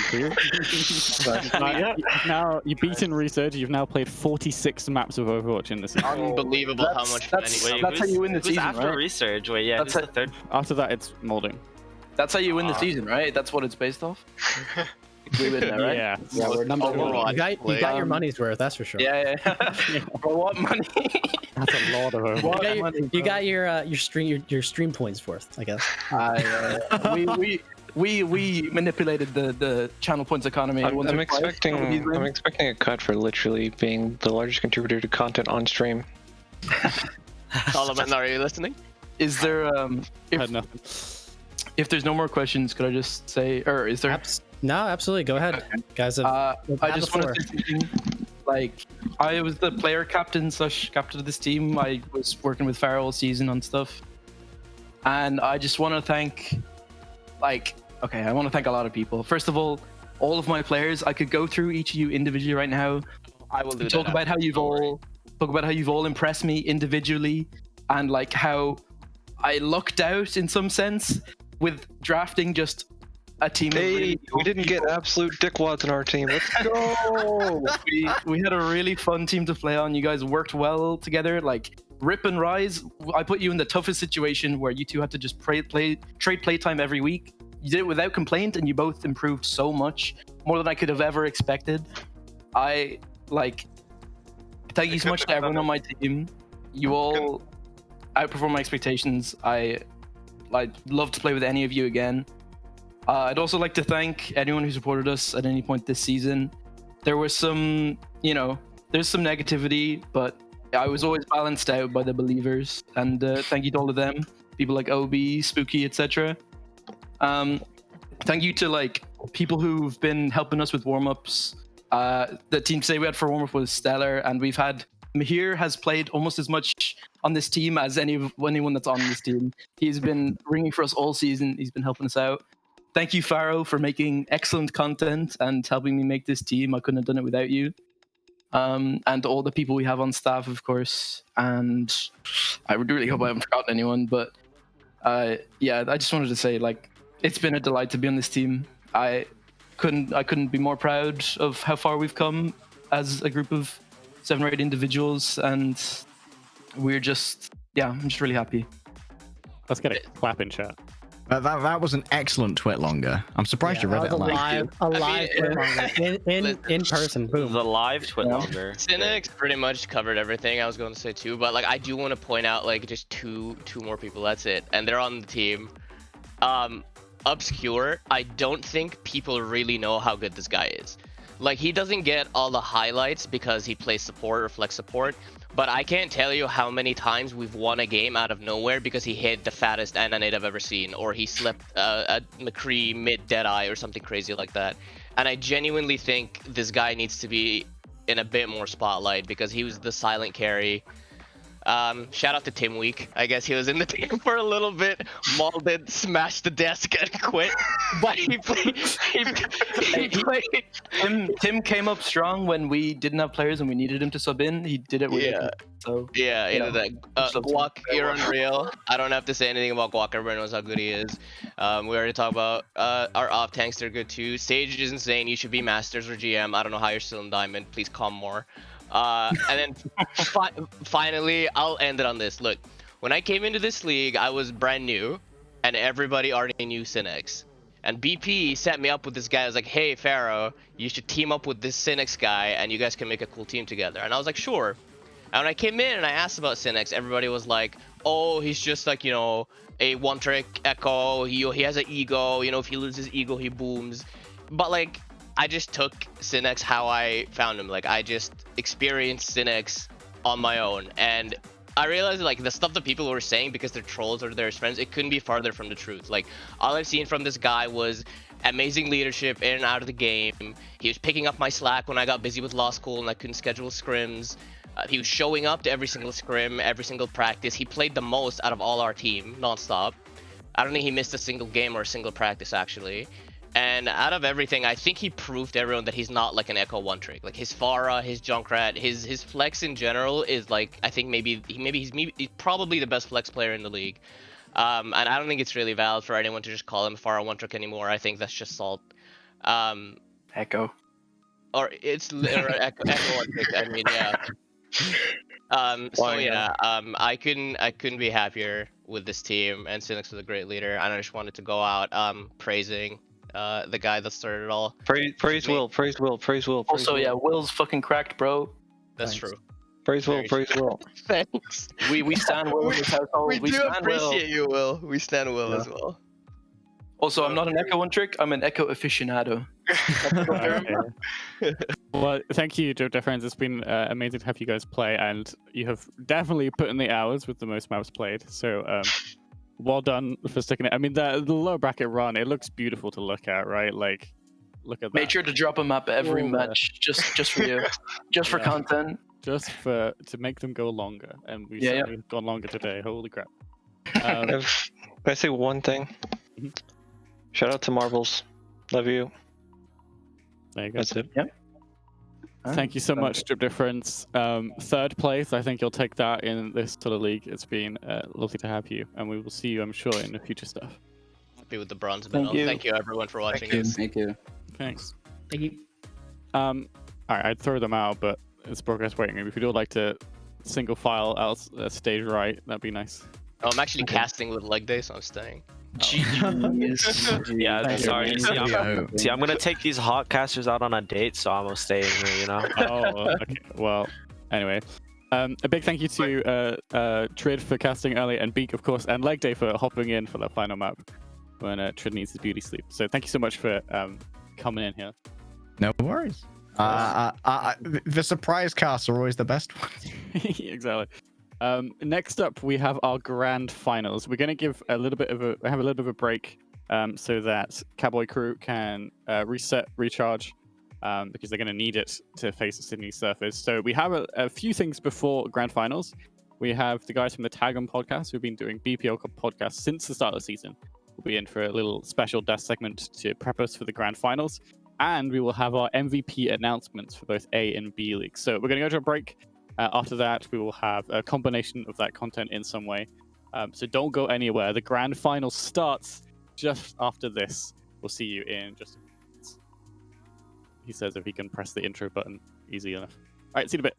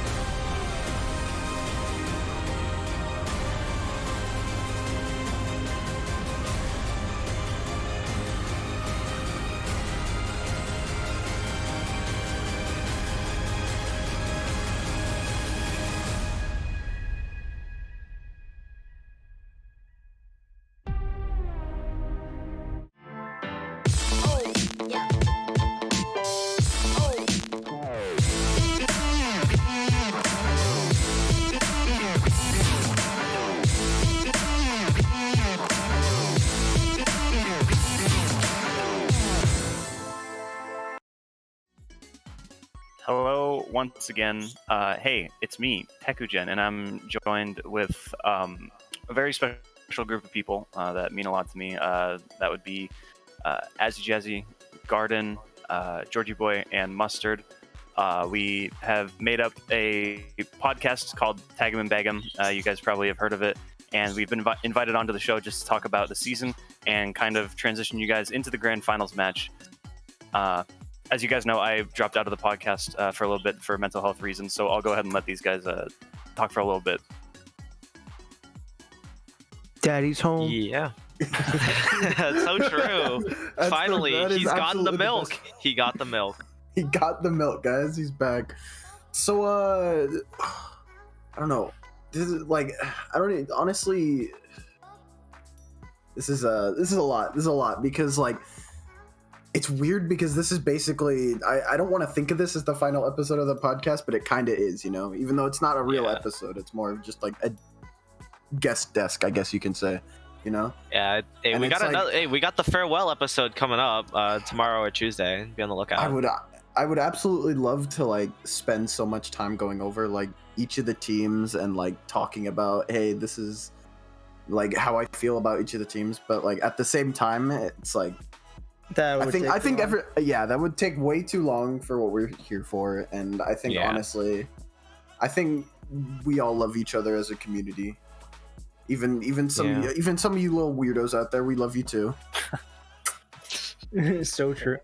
I mean, I'm just happy to be like, this has been such a ride. I remember like our like one late night call where we were just talking about this stuff and we are like, hey, what, this should be a podcast, we should stream this shit. And we are like, yeah, let's do that. And then everyone showed up and it was amazing. So thank you all for like showing the support, showing the love. You all are amazing. Thank you. Yeah, and on the flip side of that, I would like to say that while the podcast was a great opportunity to kind of expand what this community has been able to do, I do feel like there were moments where we kind of took that expansion and lost some of the human aspects of this community. You know, there's been a lot of talk this season, I think, about how to handle criticism and how to properly criticize someone without being antagonistic. And I know that multiple times very early on in the podcast we had moments where we were, you know, overly harsh to certain teams or certain players, and if at any point we said something in those early broadcasts that upset you, please let us know, and we can try and make amends for it. It has been a good learning experience, not only for us, but I think the community as a whole, as BPL has kind of blossomed into this very large and wonderful thing that it is. It's been a learning experience for a lot of people to try and learn kind of how to keep the fun banter and, you know, playfulness within a more serious league without going too far. So I hope that everyone looks back on TAGGM and BPL fondly. I don't know if I will be doing this again next season, as I've already essentially kind of dropped out at this point, as aforementioned. But what are you guys thinking the community or this group or the community as a whole can do to continue to make BPL bigger and better? You know, like keep expanding those creative horizons. You know, I think this community really shined because it was like a bunch of friends who came together to like just play pugs. So as we're winding down, I know pugs will start up. If any of you guys have friends that you like love Overwatch as much as we do, bring them to pugs. You know, like we love that shit. So I know like tensions were high this season because it was a competitive league, but at the end of the day, I know we all love each other, and we'll find that again. Yeah, and looking at the season as a whole, there's a lot of storylines to be seen carrying on from sub tournaments for season 1 of BPL, and then completely new story arcs being made with new players, new faces, and now we find ourselves at the grand finals here with Katboy crew and Sydney Surfers. Honestly, I'm not sure many people expected this to be the finals, which just shows that teams are constantly improving. You never really know who's going to be the victor, and I think that makes BPL kind of a really interesting tournament, you know, where depending on the day, Like, top anything team, can happen. Yeah. Yeah. I'm sorry, Taker, not to interrupt you, but can you say again who's in the finals? I think I misheard you. Catboy Crew and Sydney Surfers. Where's research? Hello? So true. So true. Mod check research. Mod check. It's the first seed curse. It just continues to happen. Yeah. Every single time. Yeah. Maybe we should have sandbagged there in the regular season. Who knows? Yeah, should have moved the sandbag. You know, you can't be the NYXL. You know. Yeah. Catboy's Yeah. run Overall, Catboy's run has been like kind of weird. Like, you know, they started off strong, taking it to clients, but then like a little later on they lost to Alpine, and then in the mid-season tourney they lost to PXP, and then now here they are making it all the way through the finals bracket, and now they are in the grand finals. Yeah, dude, Catboy Crew, like, what an arc they've had. Like, it's basically a roller coaster. Like, you know, like once you hit towards like the middle of the season, you're like, oh my god, they got rolled by PXP. Oh, you know, maybe Client's game was just a fluke. Maybe Catboy Crew are a dog. And then here they are.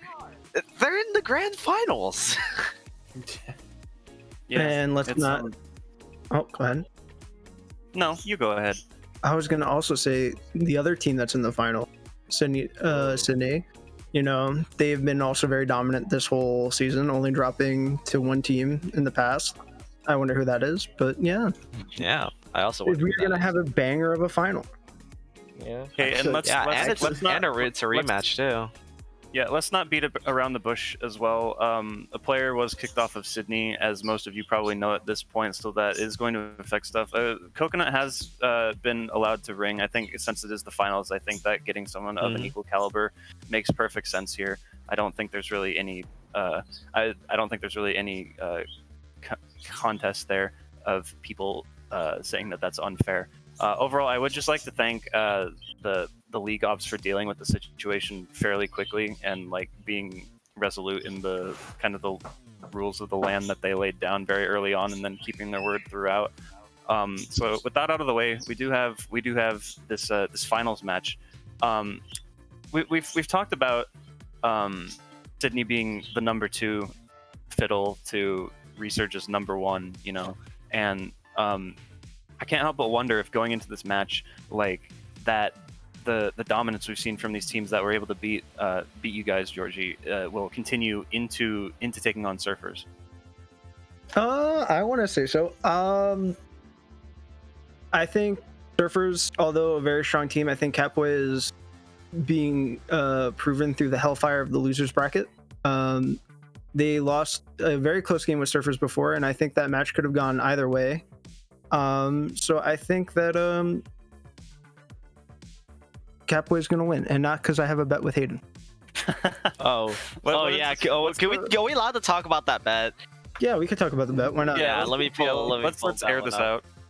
All right. So, if Hayden wins BPL, Georgie will have to buy him a little thing called a weenie sword. Yep.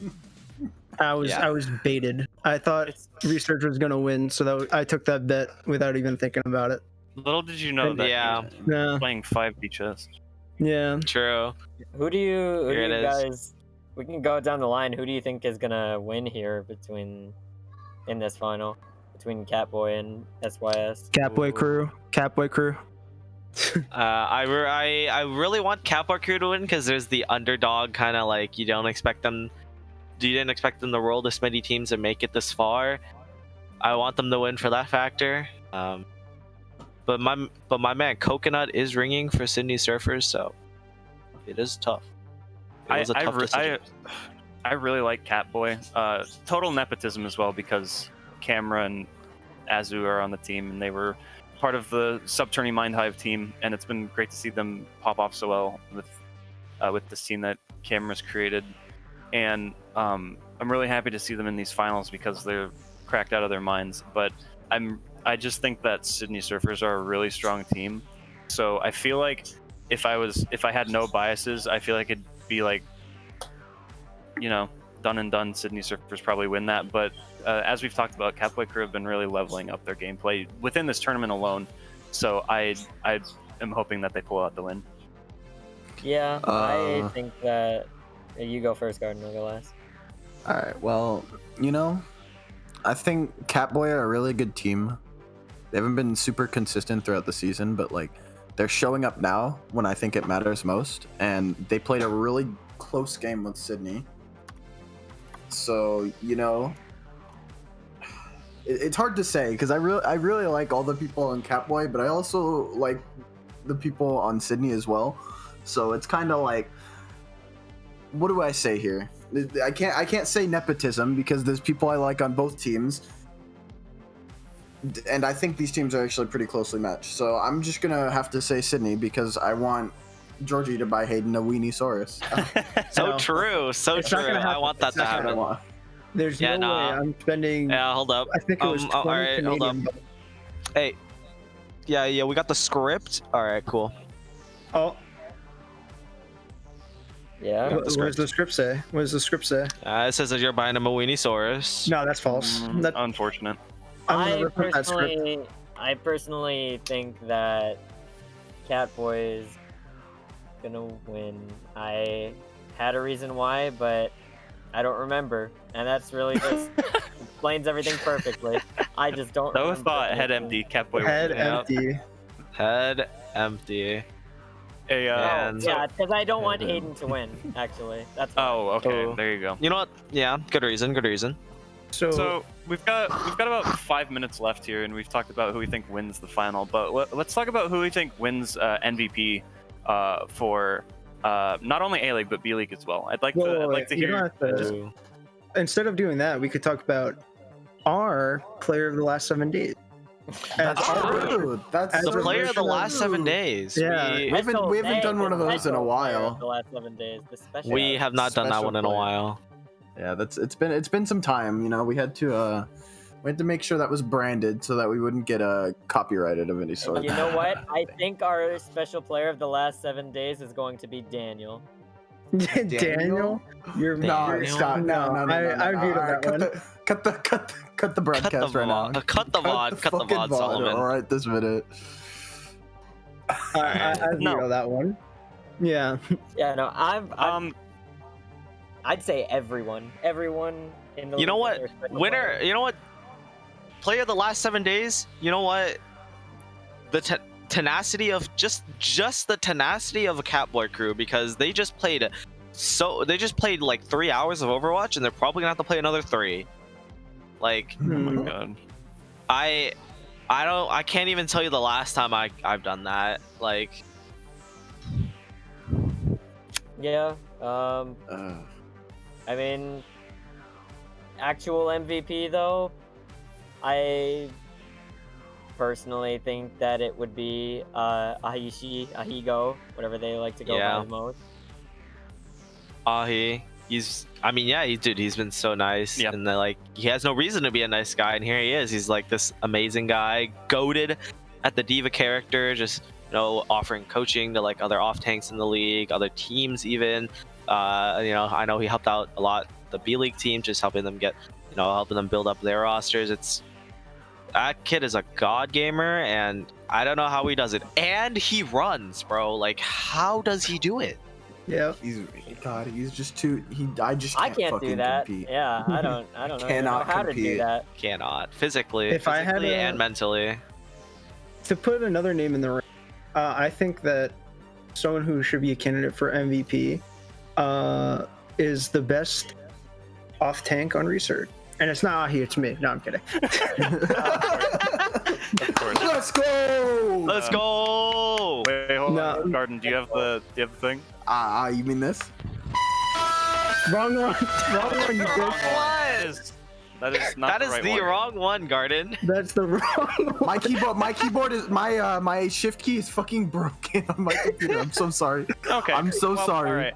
Just imagine the baby going, "Let's go." All right. Yeah. Oh shit. Good. I'm so I feel sorry. like so sorry. Ahigo, however, Ahi. We'll just go with Ahi. Ahi, I think, is a very clear runner here for taking. Hey, yo, I hear knocking on the door. Is who's at the door? No. Yo? It's me and Invictus. Hello? Oh, Mr. Stark, I don't feel Solomon so and good Vic, again. they're at the door. Yo, what's up?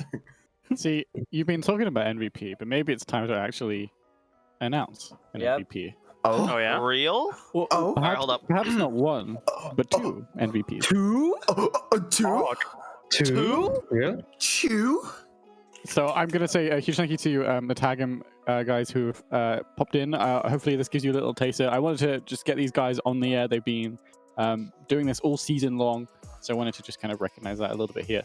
But I am gonna love them and leave them. I'm just pressing. No, this button, so don't kick us out, please. Follow me on Twitter. Bye. I don't feel so good. Yeah. Love you guys. Love you, Steve. Bye. Bye.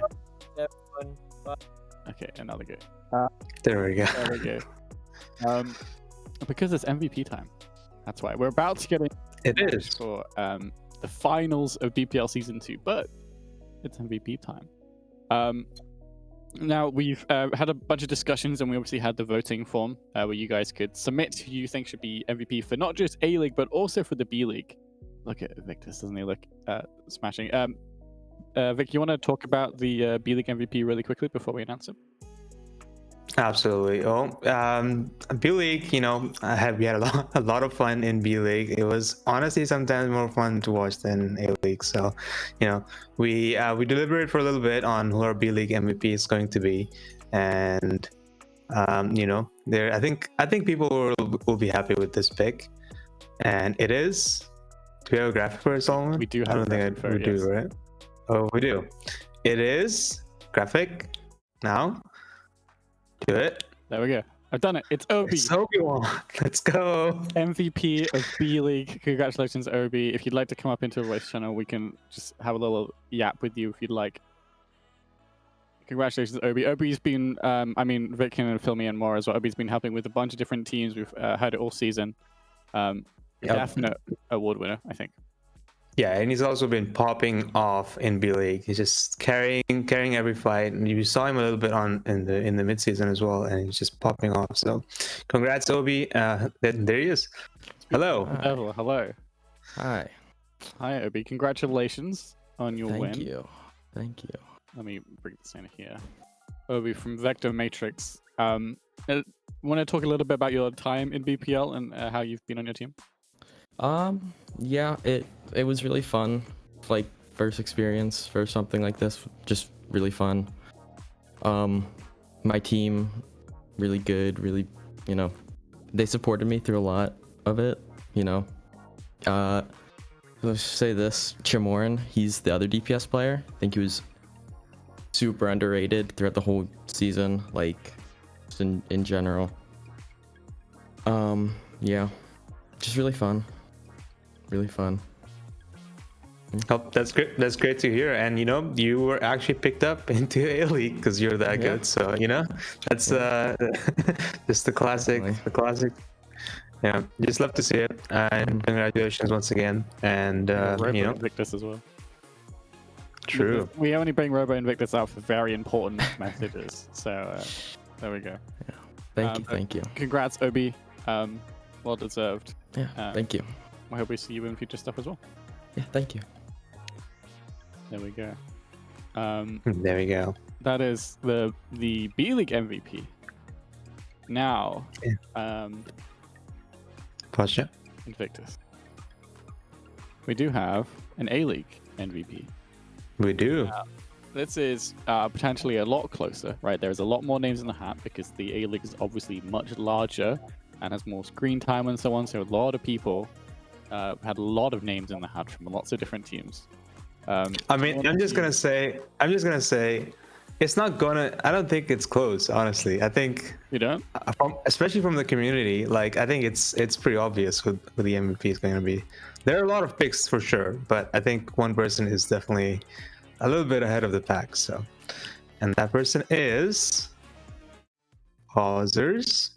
Congratulations. There it is. Let's go.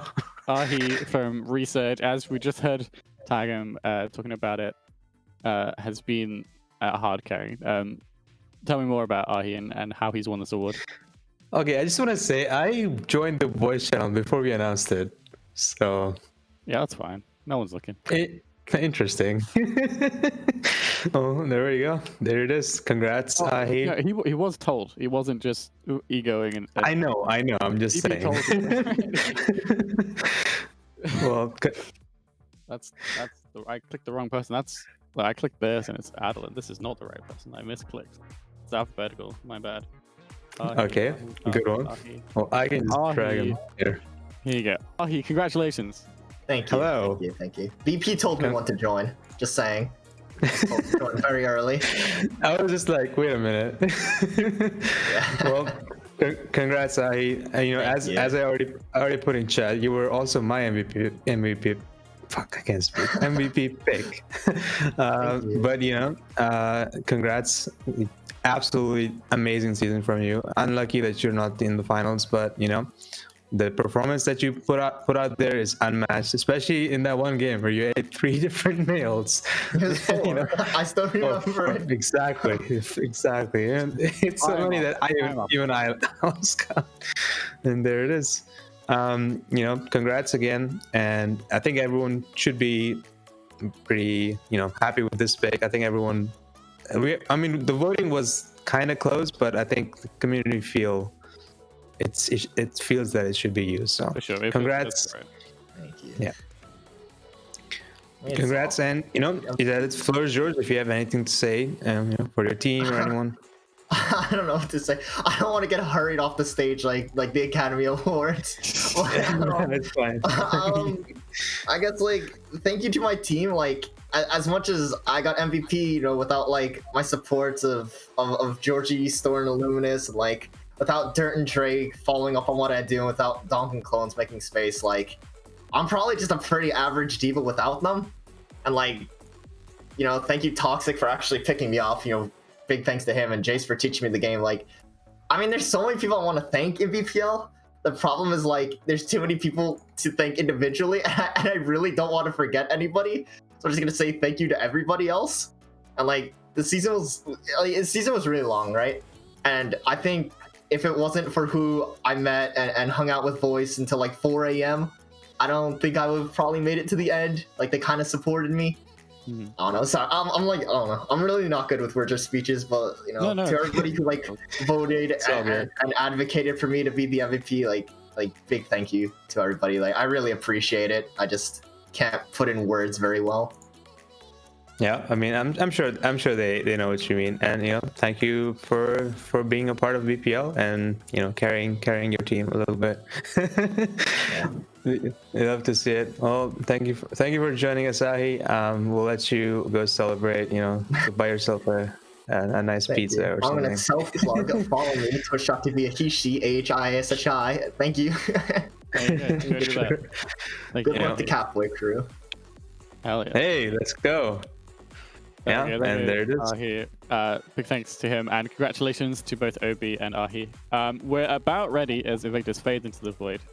So it looks like a void. Alright, Rika mad in chat. Alright, I'm dying. What's happening? Yeah, I don't know. You'll be fine. Next up, the grand finals. We're finally getting to it. We've had a hugely long series this to start the day off. But next up, with Rain and Pioneer as your casters, the grand finals of BPL Season 2. It's time for us to finally crown a champion and round out the season. Don't go anywhere. We'll be right back after this short break.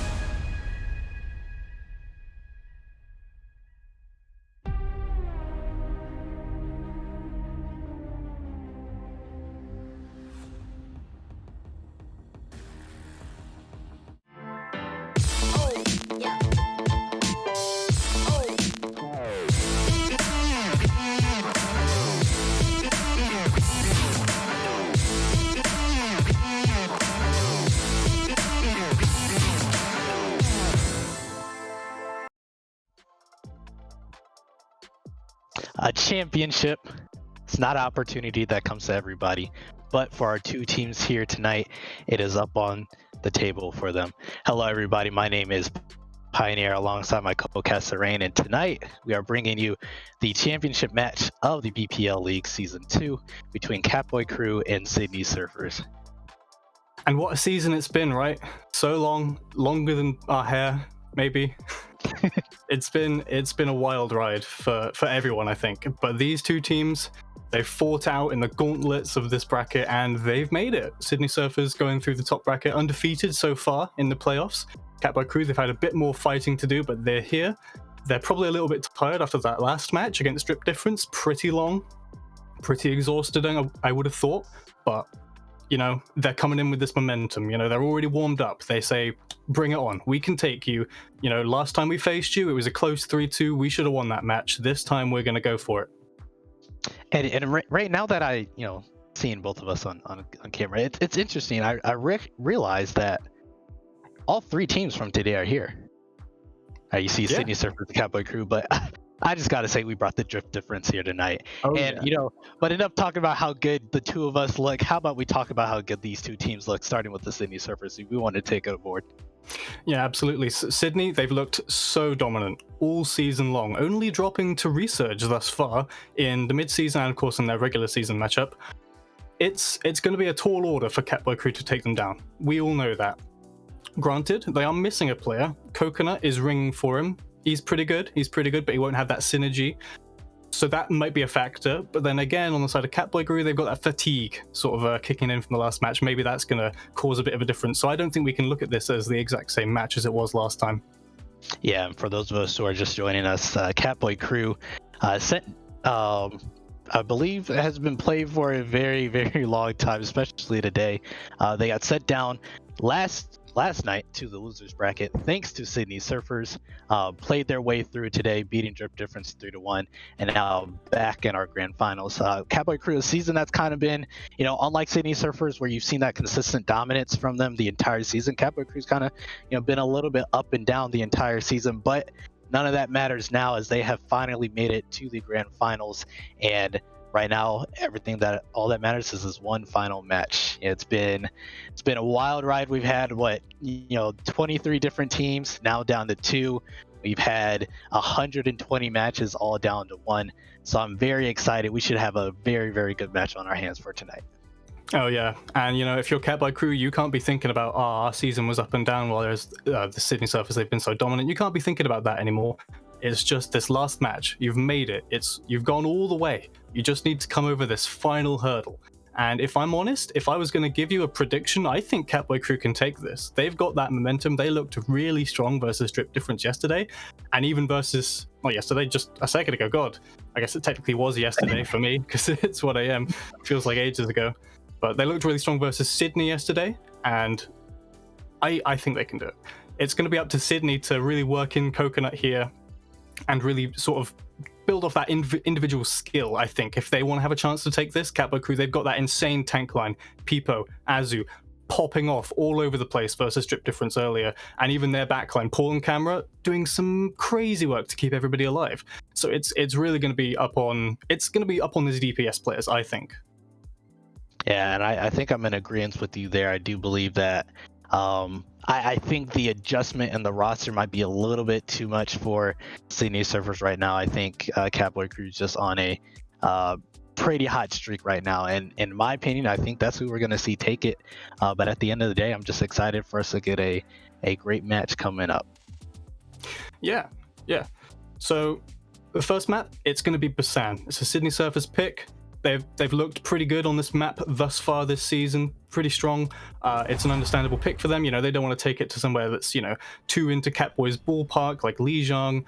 They're comfortable on this map. They want to take it here, and it's very good for their sort of brawl comp, some of these points here, especially this downtown where you can just sort of sit on this point in like this sort of Harry Potter cupboard, as we've been calling it. But it looks like they want to run a hog and ball comp, which is something we haven't seen too much from them. Usually it's been like Hog and Sig or Ball and Diva. So Hog and Ball, that's an interesting change of pace for them, I think. Yeah, and if you looked at yesterday's match, Sydney Surfers were the ones to win. both of our control maps, so it'll be interesting to see, you know, if Katboy's going to make some adjustments here and be able to kind of take this first one. Yeah, Katboy, they're rolling out on what they're comfortable with, what they've been running for all this time against Strip Difference, the double bubble with the Ash, and you know they've got this sort of long range poke with the Ash and then this sort of dive ability with the double bubble, and I think that's going to be, interestingly, what Sydney Surfers are going to have to deal with here. Yeah, definitely. You are going to have to take away our play-by-play for a second, as my feed is down, unfortunately. Okay, so Jack gets taken down on the point, unfortunately, by Magnolia. A very important first pick there for the side of Katboy crew. You know, you need that ball to be on the point. You need that sort of presence, that meaty main tank on the point to really get your, really make that space. And Foul Swords, as a consequence of that, is going to get taken down as well. But it looks like Sydney Surfers are coming back in. Coconut takes down Pengal X on the Ash. Mara takes down Paul on the flex support, and it's looking like Katboy crew, they got the first cap, but it's going to be a very quick pushback for the side of Sydney Surfers here. And like, there's nothing Katboy crew can do. They just get rolled over by the Sydney Surfers. They accrue like 15%-ish on the point, but then Sydney Surfers are able to retake it. All right, I'm back. All right, so we're good here. Thank you. So yeah, no, very quick fight, as I was saying. Very, very quick fight. Camera doesn't even builds 30% on that Brig ult, that seems like you do so much healing as this Brig. You really need to build up that rally, and that's really what makes Brig so good, is that rally. Without that rally, Brig doesn't really get as much value as something like a Lucio, and that's just an unfortunate pick right off the bat for the side of Katboy crew. Yeah, Mara sneaking around the backside, finding Paul, taking Paul down, but the rest of the team, they don't need Paul. Obviously, it's a very clean and easy fight win here for Katboy crew, even with that pick. Great job by Katboy crew being able to engage onto the rest of the team and be able to flip this point. Yeah, very bizarre. The teams that get the first pick have lost both of these first two fights. It's not really what we've been seeing, but crucially, for both sides, really, we haven't seen any ultimates invested except for that Pulse Bomb, and I think it looks like Bob did get invested in that last fight somewhere as well. But very large ult banks here. Yeah, you're going to see this first ultimate invested with the nano onto people here. The trans is forced out by chance, but not before Meester has already gone down. People holding on to this Primal, looking for the moment to use it, looking a moment to engage. Jack goes onto point, rolls on by himself, maybe trying to bring back Katboy crew a little bit, but it's not working out for them as Chance is taken down, and ultimately it looks like Sydney Surfer is going to be sent back to spawn once again. Wait, actually, maybe not, as Coconut finds one, drops the high noon. Chimera takes them down right afterwards, but it might have been just enough for them to flip. I don't think so, but Jack is thinking that, it probably is. Currently on this point, still fighting over this is Sydney Surfers. It's back and forth. It is back and forth so far. Jack is still alive, still wanting to fight this, but I think ultimately Sydney Surfers are going to have to retreat and reset. Yeah, I think that's a good call from Sydney to disengage. That was such a long fight. That was like 45-50 seconds right there of just back and forth, because Coconut gets those couple picks and they say, oh, it's winnable. Jack goes in, and then they soon realize, actually no, it's not winnable, because Azu still has all this charge on the Zarya sitting on point beaming you down. Zarya even goes burr, and there's really one fight left here for the side of Sydney Surfers. Azu looking for that moment to drop the grab, and he does, and both his DPS are able to capitalize onto it. It looks like at the end of the day, Katboy will be able to capitalize onto this point, be able to win this fight out. They just need to clean up Jack. They're going to have to finish off Spall Swords as well. But ultimately, with Mara down, it does not look like Sydney Surfers has enough. And at the beginning of this point, at the beginning of our grand finals, it looks like the team that will strike first is Katboy crew. And it's exactly as I was saying before. The Sydney Surfers, they are getting a couple of these fights just off of the individual plays. Coconut gets a couple of picks. I think it was Jack building a lot of space in that very first fight, even after he went down first. That really gave them the opportunity to get that first cap. But the side of Katboy crew, they've got that synergy on this dive coming in from Pipo and Azu. But it's not going to be something that Sydney Surfers have to worry about now as we head to Mecha Base. And both teams, they opt into this rush.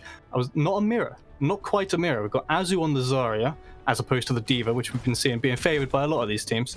And Magnolia on the Doomfist. Oh, no, the Sim, maybe he's just spawn trolling me. You'd think it would be the Mei mirror. That's what we've been seeing, this, Mei Kree sort of dominance here. But it looks like he's going to stick on the Doomfist, actually. That's something we saw from him, I believe, versus the Sydney Surfers last time. And I don't remember it working out very well. So it's interesting that they commit to it again. Yeah, possible counter things that they might have come out on this matchup, but they don't. You see Coconut Mara on the McCree May at this moment. Both teams just fighting around this pillar, trying to find that one pick, trying to find that one instance to engage, and Jack will do just that, taking down Pangolex with the hammer swing, and that should be the numbers for Sydney Surfers if they look to go in. Coconut will find his DPS counterpart as well, and this is just a clean fight win so far for Sydney Surfers. Just have the cap vault. Looks like people just had to solo cap themselves a little bit, getting a tiny bit of point percentage there, but ultimately it should be a quick flip back for Sydney Surfers. As silly as it looks, 10% on the point, you can't sniff at that for the side of Katboy crew. But it was like I was saying, Magnolia on this Doomfist, they don't have those May walls. Your Reinhardt is a lot more vulnerable on the side of Katboy crew because you can't wall off the enemy Ryan and really get that sort of instant pick-off potential that Mara is getting for the side of Sydney Surfers. And that's really going to be something that Katboy crew are missing here as they continue to run this Doomfist. Ah, it's a massive shatter! Oh my god, Jack, those people have families! Goodness, the May wall came out, wasn't much, and the Shatter is able to just clean up the rest of the fight there. A very cheap fight for the Sydney Surfers, only the Shatter invested, and he's already got half of it back. How? How has this man done this already? That's insane to me. The value this man gets out of his Earth Shatters every single time, seemingly, is incredible. The window does come out here by Paul, but the Blizzard is huge in response, and Sydney Surfers just pushes right into Katboy crew. Fortunately for Katboy, maybe not a lot invested into that, but another fight win here by Sydney Surfers. They're already at 53%. It makes me wonder if Magnolia is just not super comfortable on the May and the Rush Mirror, because it's so much more powerful than this Doomfist. He's got no value. 0 picks from Magnolia's Doomfist so far. And, I normally wouldn't harp on about that, but that's the entire point of a Doomfist is to get picks, right? Yeah, I guess so, but it might not be happening so far. But speaking of picks, Pangolix is able to find false swords, but it gives their life for it, and Sydney Surfers looks like they're on the winning end of another fight here. But people doing everything can, finding 2 and then dropping the Shatter. Hopefully when this fight is looking necessary. Only one still alive, or at least right here on the point is Azu. Jack with the charge, Jack with 1 HP charge off the map and saves the point because Azu can't cap. What a hero for Sydney Surfers. Oh my god, that is incredible. And so now Azu has to swap to the D.Va, and it's a scramble for the Katboy crew to get back on this point. Magnolia does get a pick onto Mista, but I don't think it's going to be enough here. Yeah, it might not be enough so far. False Words has already found another person down, and right now he's just focusing down on some people here. Immortality came out, saved him for a little bit, but with the Immortality out, that means the bomb can get dropped. Doesn't find anything, but does demech Azu so far, and the kills are just coming out there, cleaning up. People is hopefully staying alive, but not long enough. Another Shatter will come out here by Jack, just to clean it up, just a little bit of a victory Shatter, and they will bring us to a 3rd point. As much as it is very overdone, that was absolutely a main tank difference there from Jack. Just these individual hero plays. Jack won that map almost single-handedly. I would say single-handedly, but there was also, of course, it's a team effort. You can't discount the amount of work that, the supports and Mara on the May is doing, but I think genuinely it comes down to the difference between Sydney having the May and Katboy crew not. Because while they had this Doomfist, it would have maybe done something if it had gotten some value, these instant pick-offs, which is what you like to see Doomfist doing. And the whole reason you picked Doomfist in the first place, there just wasn't that value coming out in the crucial team fights where Mara could just get a wall, and that's just an instant team fight victory most of the time, So they're sticking on it here, Sydney Surfers. They're sticking on the May Cree Rush comp, which is, seemingly what they're pretty strong at. But Katboy, they've gone back to this double bubble dive comp with the Ashe. So it's a clash of styles here for these two teams. Yeah, right now, just positioning being fought over so far. Bubbles will come out to help out people, but as soon as that comes out, Bar drops the wall. People are being forced to drop out and retreat from there. Right now, Immortality is down, so that should be a little bit of an advantage here by Sydney Surfers. People going in a little bit aggressively, just trying to find some charge, but as he's trying to find charge, Pangolix finds the shot onto Meester, so kills are going on to the side of Katboy crew right now. Pangolix just sitting back here, untouched, uncontested, and unwilling to give up this point, and he will be able to help his team get this first flip. Yeah, very well organized there from the side of Katboy crew. You know, you have Peepo, he goes in to stall the point out so it doesn't flip over. Meanwhile, Pengalex and Paul, they're sitting on this backline just taking pot shots. Paul gets a big anti-nade onto, I think, 2 or 3, and that really opens it up for the side of Katboy crew. Pengalex can take these headshots, get these individual picks, and then just roll over the rush from Sydney Surfers, because without that Lucio, which I believe was the first to die, you can't rush anymore. You're just a sit there and die kind of comp. But they are looking to engage onto people now that they're on this rush, trying to get as close to them as possible. With Chance going down, this might be a little bit of a difficult fight. Actually, both supports currently down, so Sydney Surfers probably looking to just stall as long as they can, get as much ult percentage, point percentage right now at this moment. Mara does find one, but ultimately it does not look like it will be enough, as Katboy crew once again will just end up holding on to this point. And again, you look at Pengalex and Paul sitting up on this high ground, completely uncontested by the rush. This is the strength of this sort of long-distance poke double bubble comp, where, you know, your tanks, they dive in to sort of sow disarray in the ranks of the Sydney Surfer rush, but Pengalex, he can just sit there, clicking your heads, throwing in a bomb if he needs to, and you can't do anything because you have so far to go to get to him. The window comes out from Chance, and also the shatter is dropped down as a couple kills are finally coming onto the way of Sydney Surfers. Bomb will come out by False Words as well, just to possibly, you know, get a little bit of insurance here, and it will find Paul. And so right now it looks like ultimately, finally, Sydney Surfers looking to get their first flip, unless Magnolia has anything to say about it. Already taken down 2. You know, maybe with the help of him and people, he can take down everybody else. Pinglas is still here, finds the dynamite kill. And so Katboy crew forcing out so many resources. They even forced out the beat because of the grab dropped by Azu. So many resources are forced out. But at the end of the day, Sydney Surfers might not be able to flip. You know, the staggers here have just been ridiculous by Magnolia and Pengalex finding a couple kills. Magnolia doing everything he can. Finally, it's taken down by Coconut. But at this point, it's already 99-99. And it looks like unless Sydney Surfers is going to be able to win this fight, this will be it. The window will come out here by Chance, hopefully going to be able to take down people. They do finally get that pick down, and a flip is finally done here. Just a little bit of cleanup needing to be done by Sydney Surfers, especially getting out Azu. This high chart's already needs to go for them. And finally, after a lot invested into that, after Jack and False Words already built a whole nother shatter in bomb, they finally get the split. Yeah, for sure. And the inability to kill Magnolia on this Tracer, they were just able to stall for so long on this point, and it, you know, everybody else can come back. Azu can go back with a grab. He's already built 80% of another one. You know, Paulie invests that nano right at the end onto the super high charge Zarya, thinking maybe they can pull it back right at the last second. But for the side of Katboy crew, that's not the end of the world, because they've still got 70% left on Sydney Surfers' point to actually get us there. The bomb comes in. It is absolutely massive. False Words finds Stu, putting the bomb in the exact same spot as he did his other one, and instantly just one fight, one play, and that is just it right there for Katboy crew. But it is a very expensive fight.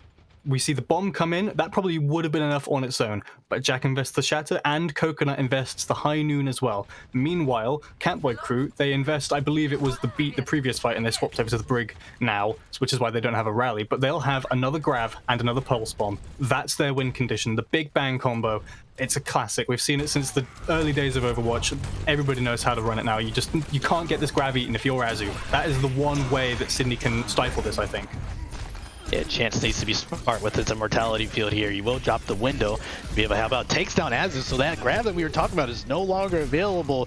The immortality comes down. The pulse bomb doesn't find anything as well. So against all odds, it looks like Sydney Surfers is going to be able to hold on to this, and it's all about if Katboy crew can come back and get these ults off. Magnolia invests the pulse bomb when there's no grav, and now they don't have anything to combo the grav with, except maybe a bob, but the bob comes out to contest point. So it's so disjointed from the side of Katboy crew, but it looks like it might actually be able to work just from sheer willpower. Yeah, Magnolia will disjoin False Words there, taking them down. Coconut does find one on the other end, so a trade here right now becomes down by Mission, but he ultimately gives their life for it, and people just kind of goes off with this primal, ends up cleaning up this fight, and ends up taking down half of Sydney Surfers, and ends up ultimately looking like it's going to put this team in position to win this. False Words does get the touch, but ultimately it is not enough as Katboy crew strike first at our grand finals. Very impressive work from Katboy crew. Every single member of the team popping off when it mattered. Paul hitting these huge anti-nades, Camera getting these beats off at absolutely the most important times. Peepo, he's, maybe his Rhyme performance wasn't super good against the Jax here, as we see this Brawlic Shatter just completely demolishing them. But, on his Winston, very powerful. These primals just so efficient with these techniques. Azu on the Zarya, a very well-known and very good Zarya player. He's very fond of that Zarya. It's probably his most comfortable hero, I would think, given how much he likes to play it. Just firing on all cylinders, our Katboy crew, and it shows in the scoreline, 1-0. Yeah, definitely. Katboy crew struck first on the very first point, and able to finally, take the third one and go up 1-0. And interesting enough, like we said, last night Sydney Surfers won both control maps, and coming into this, I think Katboy crew, maybe they looked at the film a little bit. The last map they lost on was Busan, right? So there's a good chance they kind of noticed some mistakes that they might have had, been able to change some things up, and ultimately we see that it works out for them. They're able to go up 1-0 right now. Yeah, it's definitely a good sign for Katboy crew. Even with all the fatigue that they gathered from that super long series earlier, they come in swinging. They say, okay, we've looked at the tape, we've done the VOD reviews, we know how to beat you here, and we're going to do it. We lost last time, not this time. We're going to come in and we're going to show you what we're really about. Katboy crew, meow, or whatever. Mate, I mean, I think you also saw like a little bit of the resilience that you've seen from this team the entire season. All right, an up and down season the entire time. Getting sent down to lowers last night, fighting their way back through to today. And I mean, what did we see the very first round? Paul gets taken out by a pulse bomb, and it doesn't even matter because they ended up winning the fight, right? And held that point forever, right? Even with a number of Sydney Surfers, people trying to stagger it out, like it didn't matter. And then you see the resilience. So you lose point 2, but then you're able to come back and win on point 3. So it'd be interesting to see how Sydney Surfers are going to adjust to this. The first adjustment they're going to make, they're going to take us on Hanamura, and Katboy crew will take defense, so as normally is done by the team who gets that side selection. So Hanamura should be interesting. What do you think we're going to see? We saw a little bit of the double bubble from Katboy crew right there at the end. We've seen a lot of the brawl throughout this entire tournament. Which way do you think we're going to lean here on Hanamura? If I were to guess, I would say that Sydney Surfers probably want to do, the whole rush with the Symmetra teleport, at least on the first point, teleport onto the point, get set up before the enemy team can even react, especially if Katboy crew are running this double bubble.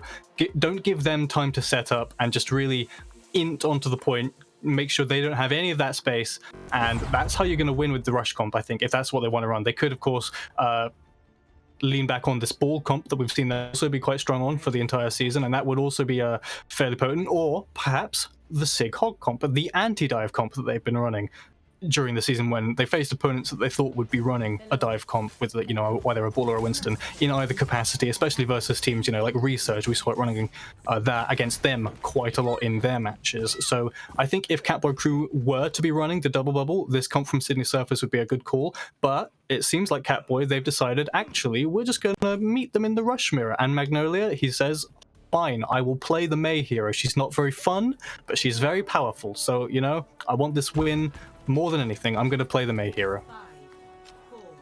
Yeah, we get to see Magnolia. I think they did a very good job on the Mei, yesterday against Sydney Surfers. So I'll be interested to, see if that success continues again. But right now, as you said, we're seeing the Sigma Hog on the side of Sydney Surfers, a bit of a spam comp. We have the Symmetra, so looking for a TP to be able to TP into a position. TP goes onto the high ground here, very interesting. Right now, they're just kind of spamming out, looking for that positioning. Right now, Sydney Surfers just trying to find that pick, right? I have a couple of opportunities for it. Magnolia gets stunned, almost gets taken down, but Coconut will then decide to just take down Pinglix. A little bit of just kind of running over the rest of the team here as Moopy finds one as well, and it looks like this is probably going to be it. Sydney Surfers have found the picks. They have, found the positioning, and ultimately they have found the point here. Yeah, and I think it was very clever what we saw them setting up for, because, we saw the Sim teleport 5 members of the Sydney Surfers up to that high ground. With this spam comp, you want to just take as many angles as possible. Try and just really spam out these shields, make sure that the defense of Katboy Crew can't really be comfortable in any one line of sight. And False Words on the Hog was just flanking around the right, and that completely tore the team apart because half of them were looking at the Hog, half of them were looking at the 5 on the high ground, and while False Words does fall because of that, he'd already given them the space to get 3 picks coming into that fight, so it just is so easy for the side of Sydney. And that kind of analysis is why we have you here tonight on the Grand Finals reign, as teams just fighting over this high ground right now. Everybody's still up. Azu is down. If Sydney servers want to try to find an opportunity to take that opening, but People jumps in, forces out the transport by Meester, maybe a little bit earlier than they were hoping, but this high ground positioning should look really good on the side for Sydney Surfers, especially with the composition that they are running currently. Presence on the point right now by Jack. Jack, with that presence, able to find Azu though, which Azu just respawned and immediately just kind of dead once again, which, you know, look at Zarya, only 24% charge on that ultimate.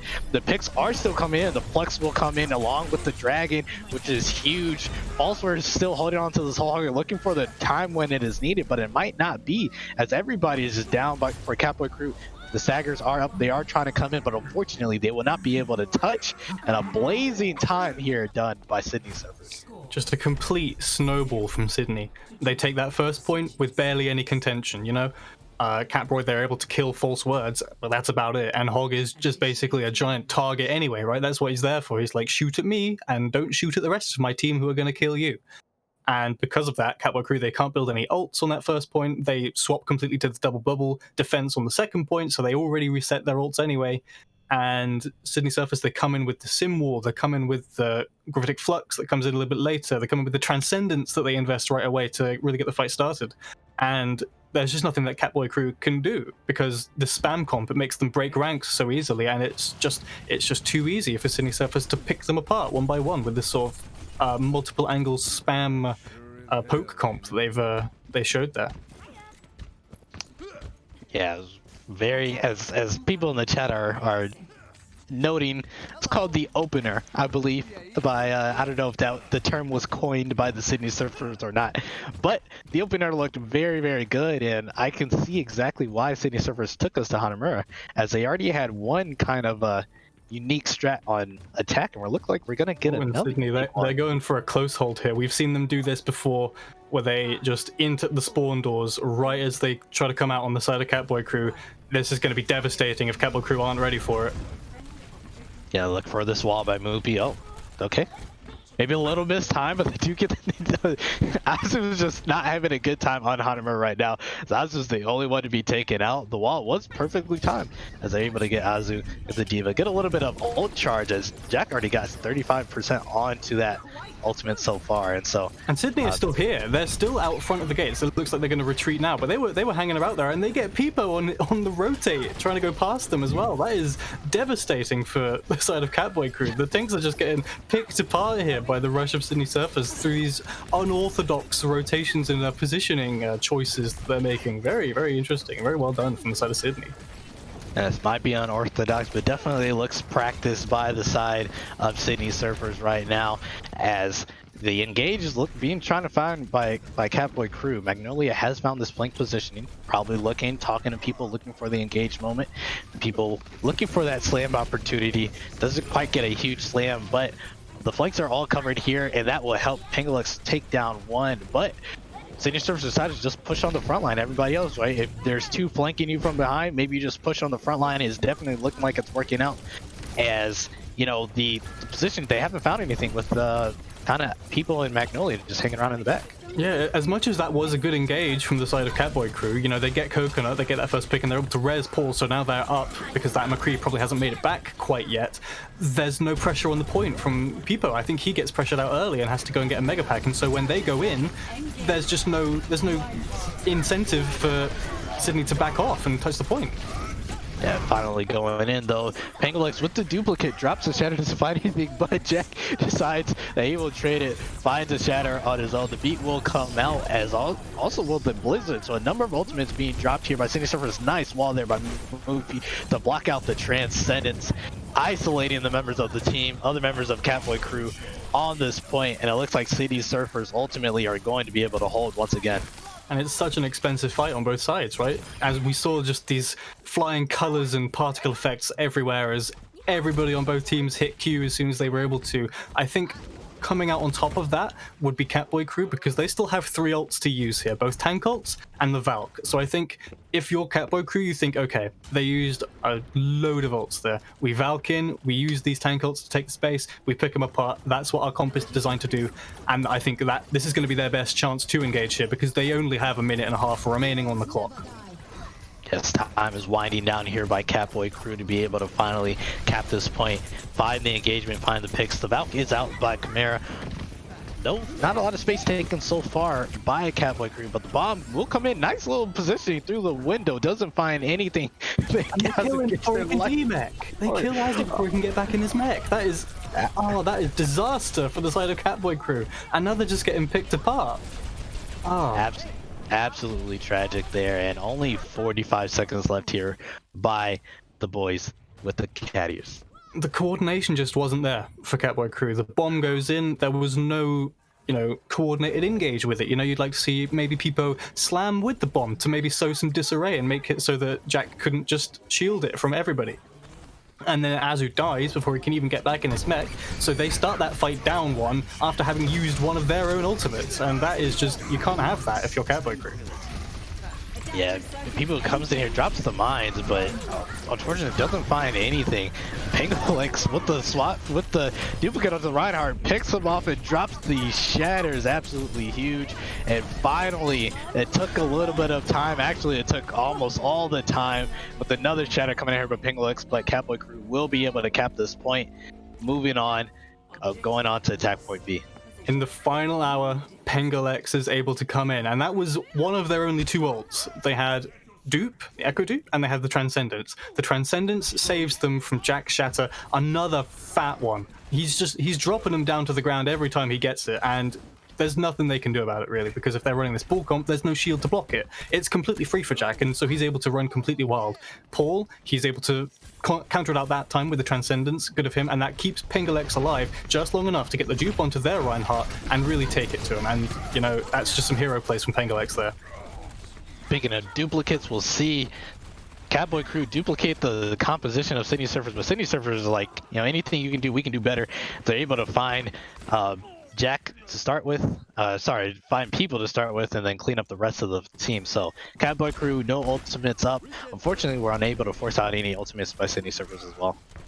I'm not entirely convinced of Katboy crew's plan to come into this top right high ground here, especially with this rush comp with the Mei. It's so easy in these tight corridors to just get split off, especially if you're on the attacking side, walking into a Mei. Why would you come down here? Surely it would be easier to maybe take the, the underneath the bridge route. You go through main and then to the right down through the underside there. Maybe that would be a better means of approaching. But they're sticking to it, and I don't know if I agree, but they're convinced that this is the right way to go. Yeah, but they finally do make their way up into the high ground here. The nice little wall kind of escorting them up there. The immortality out, and the high noon comes out by Coconut, doesn't find anything. Hopefully just zone them out a little bit. Jack's shield dangerously low, finally gets taken out. And so both teams, it looks like Katboy crew will ultimately be able to find the kills here so far. We're looking for the point, whenever they decide that they want to, touch the point. Okay, finally, people will find his way to the point here, ultimately start getting up percent charge. The window does come out by Paul on the high ground here. Interesting position, but it helps Pengulinx be able to at least find one. The trades are going back and forth, though. It might not have been enough, and I think Katboy crew ultimately will probably get thwarted here as the end of this fight. They're not able to take, and only 40 seconds left. It's far too late on the point contest from Katboy crew. They get 2 or 3 picks, but they just don't touch the point. And so by the time they get there, Peepo is alone there, everybody's split apart, and while that wouldn't be necessarily so bad, you're in a rush comp, you need to stay together, and Peepo, he has the respawns coming in because it's been so long since they died already. They're coming back to the point, and he just dies, and that's just the fight over, and it's their last attempt now. They've got a male, and they've got a B coming up, and that's it on the side of Katboy crew. They need to get value out of both of these right now. Sydney Servers throwing everything they can out to stall them with the window, with the Mei wall. Ultimately, Katboy crew does find their way to the point. The the beat is dropped down in response, or at least with the blizzard, and that is actually finding a number of the kills. So nice little rotation here by Katboy crew has ultimately found their way to the point, and whereas it is in overtime, it looks like ultimately they are going to be able to cap. Only just. There's a single ray of light shining through the proverbial clouds onto Katboy crew right now, and that is the draw. But even as Katboy crew, I don't think you want to draw, because you've already had a draw in your series with Drip Difference earlier today. That series took a lot out of you. You don't want to have this series go long and let the fatigue really get to you again, because the longer this series goes on, Sydney haven't been playing at all today. They're coming in fresh. This is their second map, having lost the first one very closely. Meanwhile, this is Katboy's, 8th? 6th? Something like that. They've already played so much official Overwatch, so they never mind warm-ups or whatever.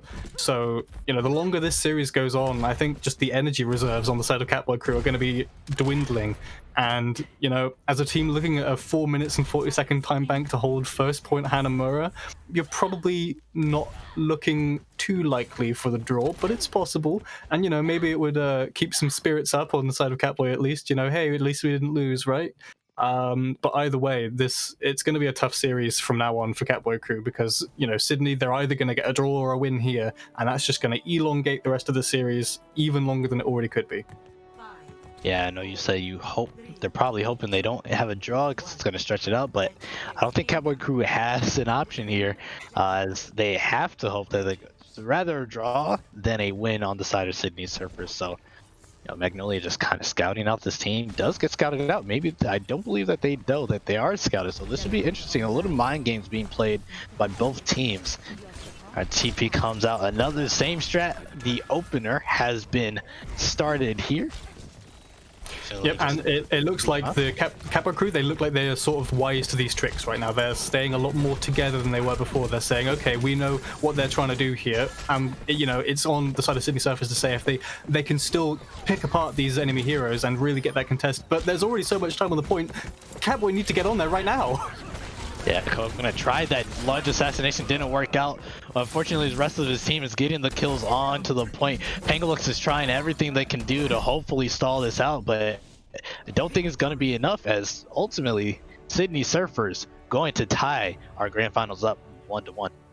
And it's a match that is delivering just as everybody thought it would, just like the previous one did. These two teams, they're so close together in terms of skill, as you'd hope from your two grand finalists. Of course, they've fought through the gauntlets, they've beaten every single other team in the entire league, and it's showing right now because they are fighting each other toe to toe on the battlefield. And God, I simply feel bad for Katboy crew, because this is going to be another long series. I can feel it in my bones. This one is going to go long. I'm thinking map 4, maybe well, it has to be map 4 now. Maybe map 5, maybe even map 6, potentially. I can feel it in my bones. Yeah, but hey, it might be bad for Katboy crew, but it's definitely good for us, as we are getting a very good grand finals, better than Overwatch League grand finals, it looks like so far. So definitely solid for us, but we are going to take it to a break, and coming on back, we will be able to get into map 3.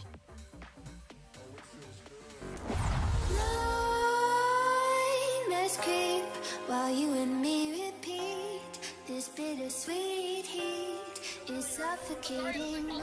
I'm waiting and always hesitating. Kryptonite desires set my heart afire. You'll die! Heart on fire. Set my heart afire.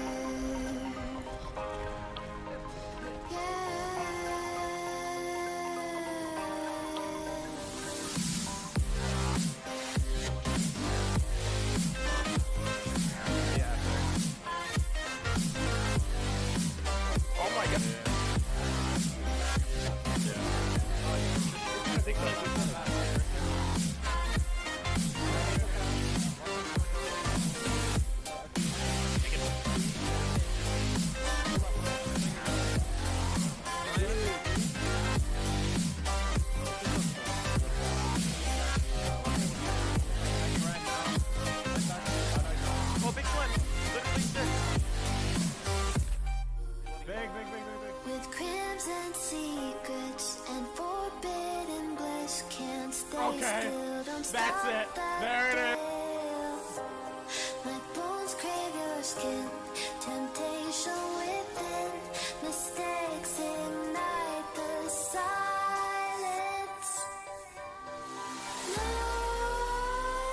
Nightmares creep while you and me repeat. This bittersweet heat is suffocating.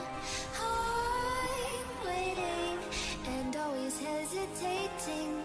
Kryptonite desires set my heart afire. Heart on fire. Set my heart afire.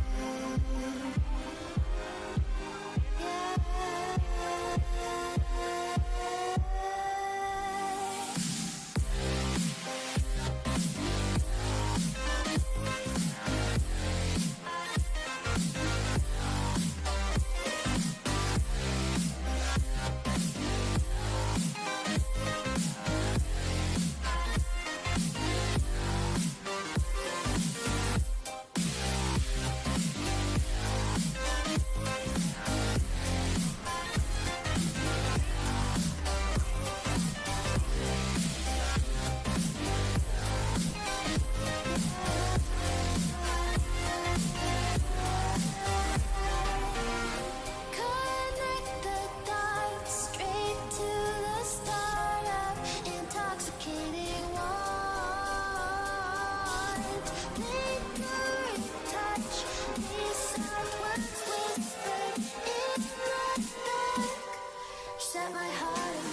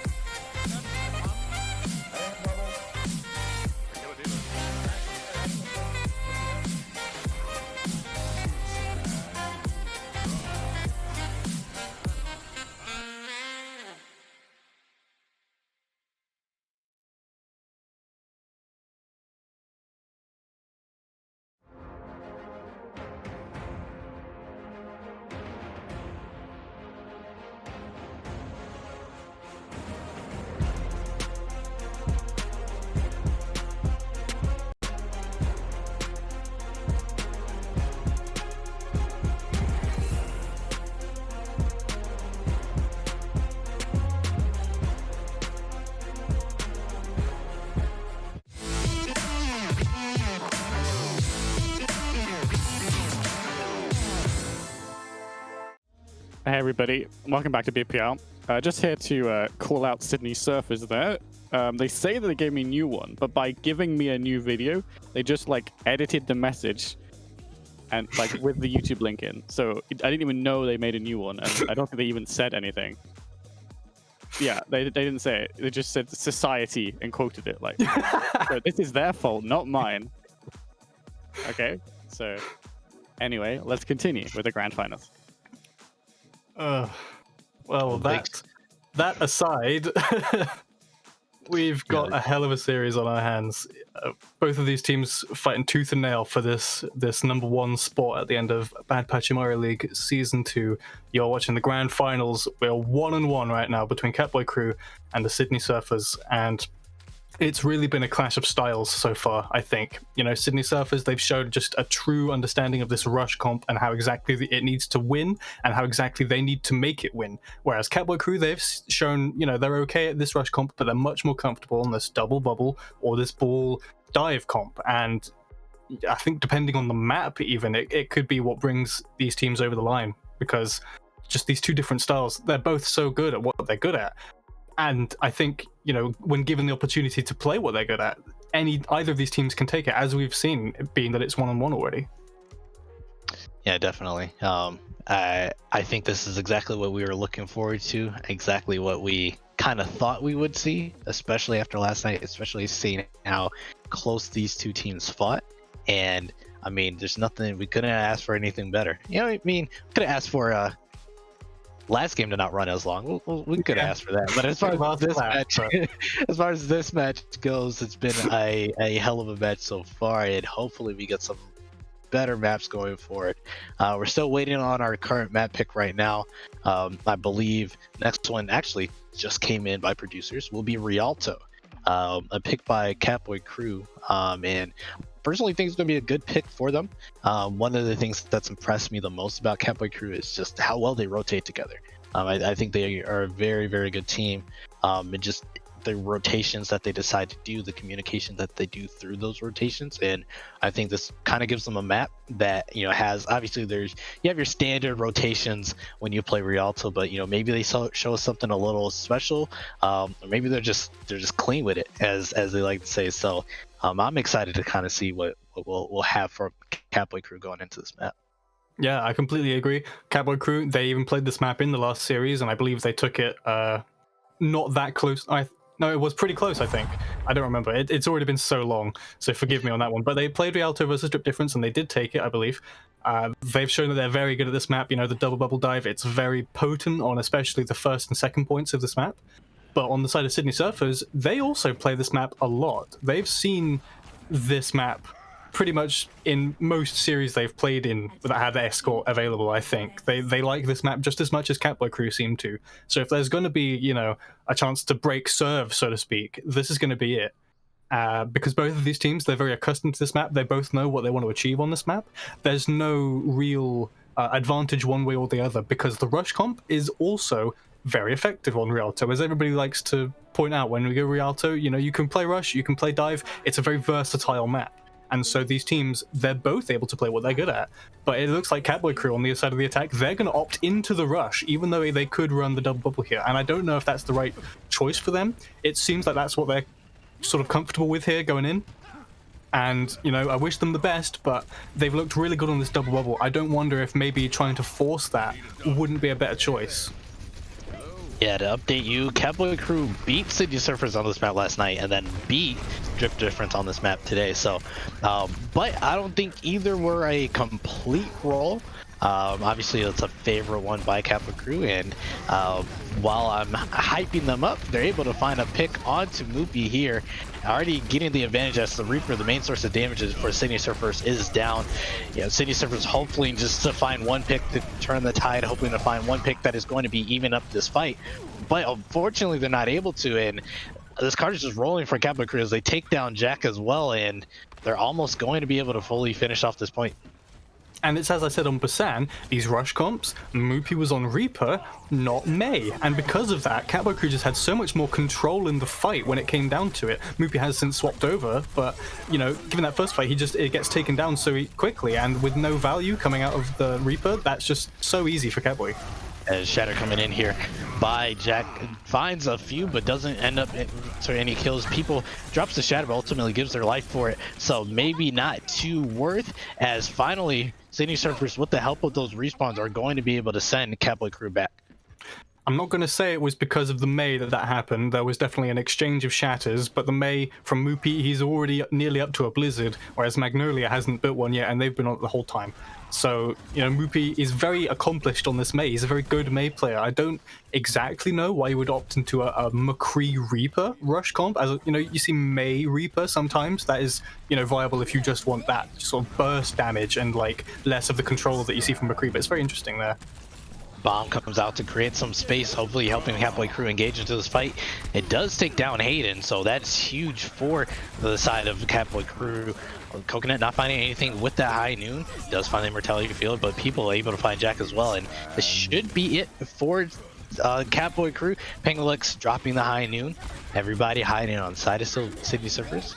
No one died yet, but hopefully some space created. A bomb is dropped here by False Words, gives their life for it. Trades going back and forth. The beat is dropped here by Chimera, and ultimately it looks like Katboy crew should be able to do it, but Coconut is saying something else here, has a few words for some members of the back line, and ultimately he might be able to stop, he might be able to hold this. Kills did come over on the side for Katboy crew, but the respawns here, this is one of the hardest points to take in the entire game of Overwatch. Hayden dropping the beat, keeping his team up. Right now, people drops the shatter, ends up finding Moopy, but still the recontest is just huge for here. Jack ends up charging back in this window out by Meester, hopefully keeping the rest of the team who's staggered onto this point, keep them up. Is not able to keep False Words up long enough as the window comes out here by Paul. High Noon coming out by Coconut, so zoning by both teams, forcing everybody back. Maywall by Magnolia, hopefully able to stop that High Noon from finding any value right now. Both teams still fighting, and it looks like, you know, all this time has been whittled down, and 35 seconds are left by, you know, for Katboy crew to hurry up and cap this. Yeah, and these long drawn-out fights, they favor Sydney Surfers so much because their spawn is so much closer. So while we're trading these ults and these lives in this extended fight, you know, Coconut is running around the backside getting all these picks just to even it out for the side of Surfers. They spawn so much more closely to the point that it's just so much easier for them to recontest here.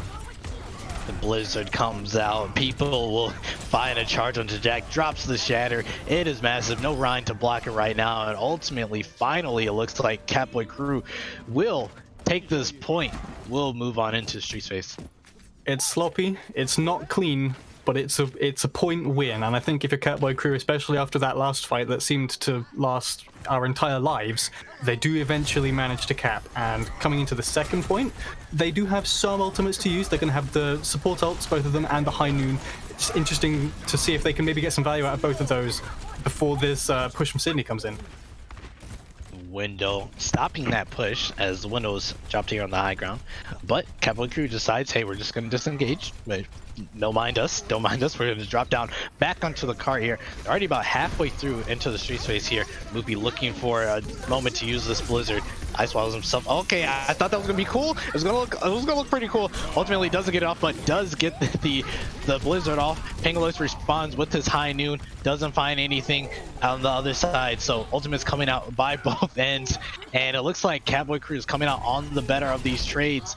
But if Sydney Surfer is able to at least get a couple kills here, this might be able to help them hold point B, but it does not look like it will be able. False Words going to take a swim as Katboy crew caps the second point. It's so all over the place, this fight. You know, there's people in the opera house, I think that's what that is, a theater maybe, I don't know, getting picked off. Meanwhile, the cart's already around the corner and there's a brawl happening over there. But I think most crucially there, Pengalex, he gets both the Rhine and the Bat with a double flashbang, and they just get picked off immediately. And that is what enables Katboy crew to really finish off that fight, you know, because at that point it was either team's way, it was going either team's way. Double Maywalls up here in this small room. A little bit of tiny Overwatch for us. No kills found it. People tries to drop the shatter, tries to find something, doesn't find anything. Actually does find two with the help of Azu with that Diva Bomb as well. So Katboy crew continue to rolling through this point. Okay, so right there, Peepo, he drops the shatter. Jack, he has the shield up, but he's falling off this high ground and he's jumping, so he's just high enough that the shatter goes under the shield and it knocks at least 4 down from Sydney Surfers that get cleaned up by that bomb. That is such a crucial misstep from Jack that it might cost his team this point, honestly. Magnolia drops the Blizzard, almost had that eaten, is very close, but luckily enough does not get eaten. Puts up the Maywall just to deny the window, and it looks like Katboy crew just a little bit of cleaning up here to do, just a little bit of chores still left on this point, but ultimately they're going to roll us into point 3. And there it is, that inch below the shield that lets Peepo Shatter hit several members of Sydney Surfers is what wins that entire point. You know, Jack doesn't jump off the high ground there, he just falls off, the shatter is blocked, the bomb gets nothing, and then his own shatter, which got 4 or 5 members, that gets the value, and they win that fight, and they possibly hold Katboy crew before the end of third point there. So just that tiny interaction is what swung the entire point there. That is, it's a game of inches as Overwatch, quite literally in that sense. Yeah, it's as I was saying, I really liked the rotations that were done by Katboy crew. You saw a little bit of that, all right? You know, sometimes especially on point 2. They tried to take the high ground, saw it wasn't working out for them. All right, we dropped down. Point 3, we tried to take the high ground, not working out for us. We rotate. Like the decision making by Katboy crew is very good as far as how quick they decide when something's not working out for them, and immediately whoever's calling the shots on Katboy crew, whether that be people, whether that be Chimera, who knows, maybe Azu, but it's the responses by the rest of the team is coming in very, very handy for them. And even though it took them a while to take point A, you just saw them roll through the rest of the map. Yeah, and I think genuinely it's on all the members of the Katboy crew that they just had the synergy of what exactly they need to do in response to things that their teammates do. It's like just these little interactions between like 2 given players. We saw there that Peepo's shield got broken and Jack's shatter came in, but before it was able to get any value, Magnolia brings the wall up and blocks it perfectly. Just like that communication of my shatter's about to break, and Magnolia knows they hear that and they say, okay, I must bring up my wall now, and it blocks the shatter perfectly, just catches Jack completely off guard, and that is just beautiful Overwatch from Katboy crew, genuinely. Yeah, right now you're looking at the comps, we almost have almost have an identical comp. One team running the McCree, one team running the Junkrat, interesting enough. So rotation here just to take this high ground by Sydney Surfers. Katboy crew caught out a little bit in the open, but good job by the support sustaining the rest of the team here. Double stun onto both Reinhardts. Nobody is falls yet. It looks like a lot of damage just being done by everybody on both sides, but hey, everybody is still staying alive. As I say that, Magnolia runs into a trap. Window will come out here by Paul, hopefully just to stall out. Now that they have lost a member, they're hoping just to buy as much time as possible to hopefully turn the tides of this fight. They do force Sydney Surfers into the small room, so great job there by Paul. And of all the ults and the abilities that got thrown in there, all those colors, the window comes out to delay it because Magnolia steps in a Junkrat trap and dies to the, 20 damage it does? Of all the things that could have been the first kill in this fight, it had to be the Junkrat trap. We pointed out the difference between the McCree and the Junk, and it's just this huge burst damage coming out from Coconut. Yeah, definitely. The window comes out here, and I drop shatter by Jack. It is huge. You love to see it. The tire is coming out, though. The immortality is out. Is able to... Is tire down? Tire might still be rolling around. I think it might be down. B comes out here by Hayden, ultimately hoping to just keep willing his team on to the end of the point here. And it looks like they might have been able to do it. These Reinhardts, man, they're going absolutely crazy, both of them. So Jack, he jumps off the high ground with a jump balling shatter, just a super stylish play, but Peepo sees him do it and he just shatters him back in return. And I think Peepo even gets a couple of more members of the Sydney Surfers. Luckily, Hayden's beat comes in pretty clutch and he's able to sustain through all that CC and damage that comes in clutch there from Peepo, and they're able to win that fight. But luckily, the cart wasn't getting pushed that whole time, so there's a good chance for a recontest here for Katboy Group.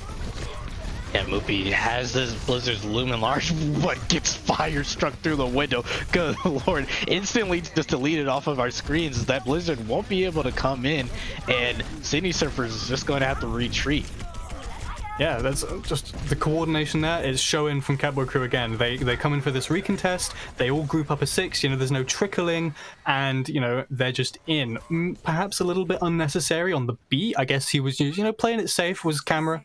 Just, you don't want to lose that fight. If you're investing in the recontest, you want to make absolutely sure you can win it. And he's already got 30% next to his next beat, so, it's a questionable decision, but Cameron made it, and, it's better to make a decision than to be indecisive in these clutch moments, because there's only 45 seconds left on the clock. This is Sydney Surfers' last good fight. They might have some stragglers, some tricklers in, but this is going to be their last good push here. As we find falling dangerously low there, is able to stay alive. The window comes out, doesn't find anything. People will drop the shatter, not find anything else, but Jack in response finds 3. But this point is still difficult to take. The bomb comes in by Azu onto the backline, won't find anything. Pinglets with his own high noon does find Meester. So Katboy Crew looking like they have the kills to be able to... Oh no, the bomb denied them off of the cart. Oh, that is such a shame for Katboy Crew, because such a good individual play there from camera. He sees the bomb coming in, he boots it, and it stops it coming towards his team, and it sits in the choke. But it's just far enough out that his team have to sit outside the point. They're just outside of the point's range where, you know, a member of the Sydney Surfers is still there, and they just don't touch. It's milliseconds away from being a full hold on Rialto, and as it stands now, like, sure, they burn a 30 seconds off that 230. Even Paul in the chat says, man, that would have been such a morale boost for the side of Katboy Crew to shut them out there, and that is so unfortunate, because they played that so well inside of Katboy Crew. Just this coordination of this recontest with all 6 members. They know which ults they're going to use, and they use them very efficiently. And then it just comes down to one moment with a bit of a C9er there. Yep, but a shatter here by Jack will be able to fall forward. He does find the charge on Magnolia, so this heartbreak by Katboy Crew looking like it's continuing on. A snipe there on to Pangalex. Window by Paul looking like, you know, Katboys might want to still try to win this fight. They're down 2, but it might still be possible. Nice little wall there onto Jack. It will end up taking him down. So the trades look like they are coming in. The Blizzard will be dropped down by Moopy.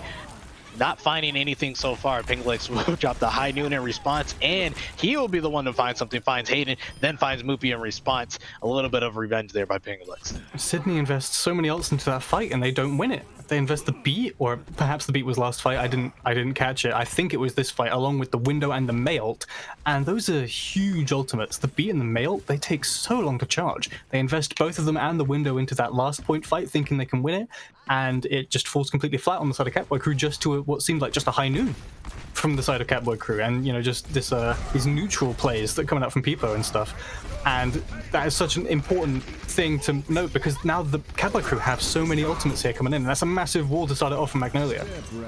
Yeah, Falseword's eating. Speaking of Magnolia, Falseword's eating their Blizzard. Doesn't find anything, unfortunately. But right now, Falseword's just moving Magnolia. Falseword's just, you know, bullying Magnolia right now to this point. And it looks like Sydney Surfers will find the picks. It was looking like they were going to get close to another overtime fight. Just about did. But finally, ultimately, they will be able to escort this point. False words with 4 kills in the fight and the eat on the Blizzard. That fight is all false words. From any way to Sunday, it's all false words there, because that impact is huge. He gets Magnolia off the point, he eats his May ult, and then he gets 3 of the cleanup kills. That is, you can't ask for more from your Diva player, really. You know, that is just incredible work from false words there. Window coming out right now for Paul. A little bit of zoning. Ooh, Pangalex with a nice 2-tap onto Meester there. Don't jump in front of a window, ladies and gentlemen. And Katboy Crew will be able to just run over. And as you can see, that time bank that they built up on point A is coming into effect here on point 3. Yeah, for real. It feels like it's just that we've just come into point 3, and we basically have, because they only got a minute and a half to do it. That was their first minute already gone in that one fight. It only cost a window. And no, coming in here, they're coming into a high noon, they're coming into a shatter, they're coming into a beat, they're coming into a May ult soon, and I don't know if Sydney Surfers can do it. Yeah, flash on the people is huge.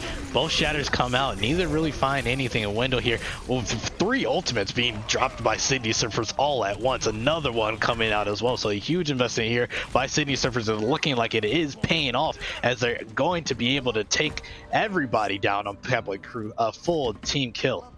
Yeah, very well done from Sydney Surfers there to invest the ults when they see that the fight is winnable, but because of that, again, they're coming into this last point. All they've got coming up is a Diva Bomb, but Katboy Crew, they've still got this window, they've still got this high noon and the Blizzard, so I think Katboy Crew, they need to hold this here, and if they can't, then that's going to be a really bad bruise to the morale of this team.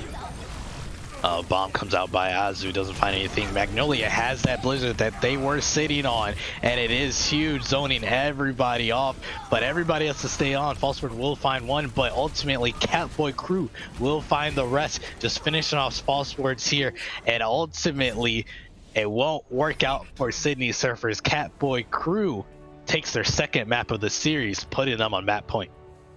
Some amazing macro shot calling there from the side of Katboy Crew, because they hear these 3 ults in that previous fight invested by Sydney Surfers, and they say, wait, don't invest any more ults into this, we'll have time for a recontest, and then when we do, we'll have the ultimate advantage and we can just wipe them off the map this one time. Let's do it. And here we are, we're watching this false words play. Sorry, it is false words, not false swords. It just looks like that because there's no E at the end of false, whatever.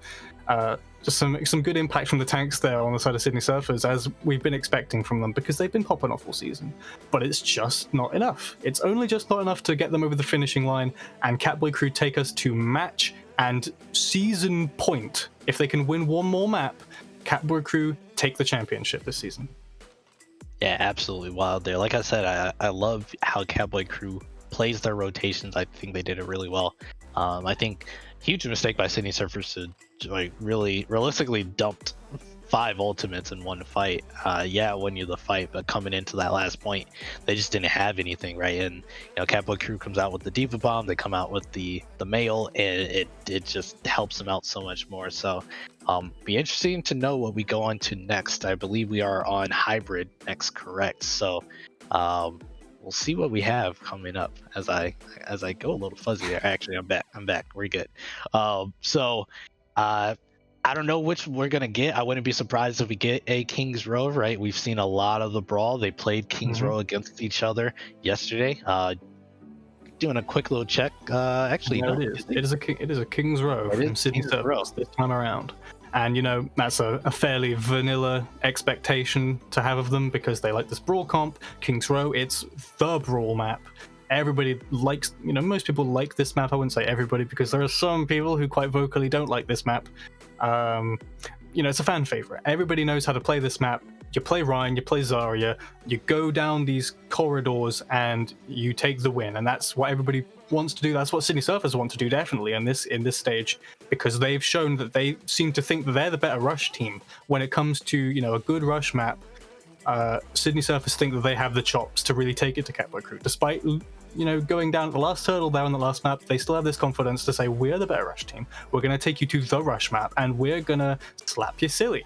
And it's up to Catboy Crew to really dig their heels in the ground and make this the final map of BPL Season 2. Ladies and gentlemen, I do want to point out, this is a bit of deja vu for us, right? We were at this point yesterday. Actually, we were at last point yesterday, right? 1-1, we went to Rialto, Catboy Crew won. 2-1, we went to Kings Row, Sydney Surfers won. And then the final match, Sydney Surfers won again. So it'll be interesting to see, what we get out of this one, right? I think Sydney Surfers had a huge performance on the Junkrat, as far as last night went. And we'll see if they decide to run something similar. We saw Coconut on the Junkrat a little bit right there on Rialto for like a tiny split second at the beginning. So maybe we see that Coconut is comfortable enough to play on the Junkrat. So it'll be interesting to see what adjustments have we seen from last night to tonight. Sydney Surfers completely steamrolled their first attack. Catboy Crew came back. They kind of took a little bit longer, right? And then Sydney Surfers, just by having a better timing, is able to win out the map.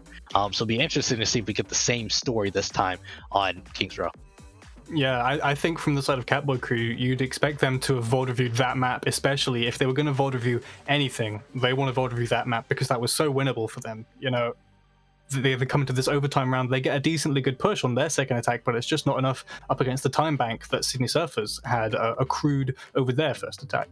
And because of that, they maybe think, well, what could we have done better? Where were the mistakes we made? And hopefully for them, they've ironed some of those out. But on the side of Sydney Surfers, you're going to want to try and double down on those. You say, okay, we were able to beat them yesterday on this exact map using this strat. Maybe we run it again. Maybe they haven't figured out the right way to counter it yet, because as we know, Coconut is a very accomplished Junkrat player. He knows how to play that hero just as well as their previous player did, and I think he has the capability to pop off just as hard as their previous player did. So, it's going to be, I think the onus is on Catboy Crew now, because this is Sydney's map pick. They won it last time. It's up to Catboy Crew to, draw the line in the sand and say, this is where it stops. This is the last map, and we're going to make sure of it. Yeah, I think not only is last map kind of looming in the minds of Catboy Crew, but I do want to point out, I think even last year is looming in the minds of specifically Chimera. If you look at this match right now, there's only one person who has been here before. And last year that was Chimera. Chimera was on Glizzy Gladiators, right? And ultimately lost to Legacy, who Legacy was basically half of the team that he just beat. Right? Yep. Difference, right? So it'll be interesting to realize how, you know, you'd hate to kind of get back here twice, right? We have so many players and only 12, or maybe let's say like with subs 15, 60 get to make it to this point. So it'll be interesting to see. I you know, kind of would hate to see, you know, getting to the finals twice and ultimately not coming away with that championship. You know, I don't know if any teams are getting rings or anything. That'd be actually kind of dope if somebody did. But we're still waiting a little bit to get into the lobby right now. But it'll be, I'm really interested to see if Katboy Crew is like, you know, we don't want to take them at 5. Obviously they don't, but like even more so, I want to see how they respond, knowing what happened last night and how they'll affect them tonight. Yeah, and I think it's very important what you said on the side of camera specifically. You know, you get second place last season, you make it all the way to grand finals again. It would be soul crushing to fall here again, a second season in a row. I think especially for Camera and, you know, his fellow Glizzy Gladiators comrades, he wants to take it here and he wants to prove that, you know, he is the best. He made the best team this season, and he wants to prove that, you know, it was just an unlucky falling short last season. Because another parallel to last season is that it was also a 3-2 5-map series that they lost at the last hurdle to Legacy. So to lose like that again, I'd be so sad for Camera. I really hope that they are able to take this here. I'm showing my biases right now, biased caster, for weird. I'm rooting for Katboy Crew here. Camera, he's been putting in the work. So, and to be fair, so is everybody in this lobby. You don't get to grand finals without putting in the work. But Camera, he's my boy. Azu, he and Camera and I were on Sub 23 Mind Hive together. I have that nepotism going into this match, and you know, I want the best for them. Yeah, they want the best for themselves as well. And finally, we are here. Katboy Crew on match point. Sydney Surfers dragging them to London, bringing them to the streets of England on King's Row. It feels good to be home for the potentially final map of BPL Season 2. It looks a little bit different than I remember it. Granted, I haven't been to London in a couple of years, so maybe they've made some improvements since I was last there. I don't know. But it's up to see if Katboy Crew have done the same and made some improvements to their play since the last time they were here in London. Yeah, we'll see. Azu, staying on top of the statue, just give it a little wave to Sydney Surfers, about to get a quick little scout as they come out of spawn right now, and looks like we're on mirror comps. Yep, completely unexpectedly. It's what every team likes to run on this this map. Is, you know, potentially maybe having the Junkrat instead, but it's looking like Surfers want to opt into the full mirror, and it's not going too well for them as Peepo just, he gets the best of Jack because Jack gets walled off, and it's like I've been saying this whole time, the May in this rush comp is so crucial because getting an instant isolation on this Reinhardt and taking him out of the fight means there is no fight anymore, right? That wasn't even anything for you to play by play there. There was only one play, and it was wall off Ryan. That's it, fight over, right? Yeah, it looked like it was a very quick fight, and the Maywall's edges that are pretty important. Also, it's important, Coconut looking at the side angle, looking to try to find something on the offside, but a window by chance was just built ridiculously fast, and it immediately is taking down half of the members of Katboy Crew, and Sydney Surfers will immediately start this point progression. Yeah, it's unfortunate there for Peepo. He walks around the corner taking a fire strike, and the window comes out at the exact same time, so he can't even have a second to hold up his shield and try to back off because he's in the fire strike animation. And, you know, maybe if he wasn't in that, he would even have shattered there because he built his shatter so much faster than Jack this time around. And, you know the enemy team wants to fire strike into the window, so a shatter would have been good there, but he just wasn't able to get it down. Yeah, speaking of getting it down, Coconut gets down people right through the crack of the wall there. And Sydney Surfers, again, what we saw yesterday, we're seeing the same. They just roll through point one ridiculously fast, and Katboy Crew's gonna have to change something up. Yeah, this first like recontest fight, I'm gonna call it, at the Arch. The fact that Sydney are able to win that is so important because that Arch is so easy to hold with the Mei, and you know this rush comp, you just hold the corner, and there's nothing the enemy rush comp can do because they have to walk around the corner into you, and it's so easy to isolate them with the Mei wall. Coconut here is looking like he's gonna try and get a cheeky flank off. He doesn't have high noon or anything, just looking for the shots, but he does get found out by Azu, so it's not the biggest deal in the world. Yeah, the ult's coming out here on both sides. Window out by Katboy Crew. Also with this high noon paired with it. Sydney Surfers backing out of the way. Want nothing to do with that right now. Az is kind of stuck behind this wall. Ultimately gets saved. The bomb is dropped out in response. Magnolia. Had any cooldowns or not, but ultimately gets taken out by the bomb. Beat is dropped here, but Chimera, so interesting enough, they're looking like they do want to win this fight here at the end of point 2, but it's not looking like it will work out for them at the end of the day. Chimera will ultimately get taken down. Sydney Surfers completely still rolling through King's Row. So Magnolia definitely had wall there. They might have had ice block as well. That one I'm not entirely sure of, but they definitely had wall. They had something at the very least to be able to not die to that bomb, maybe thinking it was his own team's bomb, potentially. That would be my only explanation for it, but still, it's a bit of a shame. Yeah, both walls coming out. Nobody's taken down so far right now. Jack looking for this Earth Shatter, trying to find something, but False Words is taken down. Jack just dropped the Shatter, finds nothing. False Words out of the mech. The wall is huge. We'll take down Jack once again, and Sydney Surfers will just have to get out of here. It's a beautiful defense there from Katboy Crew. They block the Shatter from Jack. He's not able to find absolutely anything with it, and because of that, it's a very cheap defense for Katboy Crew. Azu does get demec'd here, and that's probably not the best because Sydney's are coming back in here, but at least they have ults to try and recontest with, right? Oh, both the windows layered right on top of each other, so that's pretty interesting. The Blizzard comes out to help out. Both DPS ults dropped there by Sydney Surfers, and they're continuing to roll. 3 ults down, everybody else down for Katboy Crew. A little bit of double glazing on the windows there does keep Sydney nice and warm while they take this pushback onto the point. And a lot of ults expended for Sydney. They have nothing coming into this, and Katboy have a couple of ults, so I would give them the advantage, but not if Peepo charges and then shatters a May wall. That's not what you want to do, Peepo. Oh no, people very unlucky there. Paul does find Coconut, so numbers are on the end here with Katboy Crew. Meester drops the ult, and then Jack drops the Shatter, so it looks like they still want to win this. They feel like they can win this fight even without Coconut, and it's looking like it is pretty likely. Bomb is coming out by False Words, Wolf on Chimera, and ults are just getting so much value on the side here for Sydney Surfers. They are absolutely rolling this. Paul can do nothing, and just a little bit of cleanup, a little bit of extra homework needed to be done here on the side of Sydney Surfers, and they will ultimately will finish this out. We'll cap this point. The little solo beat won't do anything, and finally Sydney Surfers, akin to yesterday, will get a very good time here at King's Row. Yeah, the cart might not be Tokyo drifting, but I'm getting a lot of deja vu, like I've been in this place before.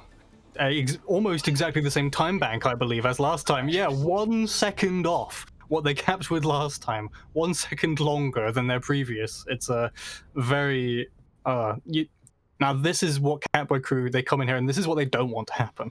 It's an exact mirror almost to the second of what happened yesterday, and that's got to put some fear in your heart, right? Because you're thinking, oh god, they've already done it to us on the attack. Are we going to be able to attack just as well this time, or are we going to get stifled again?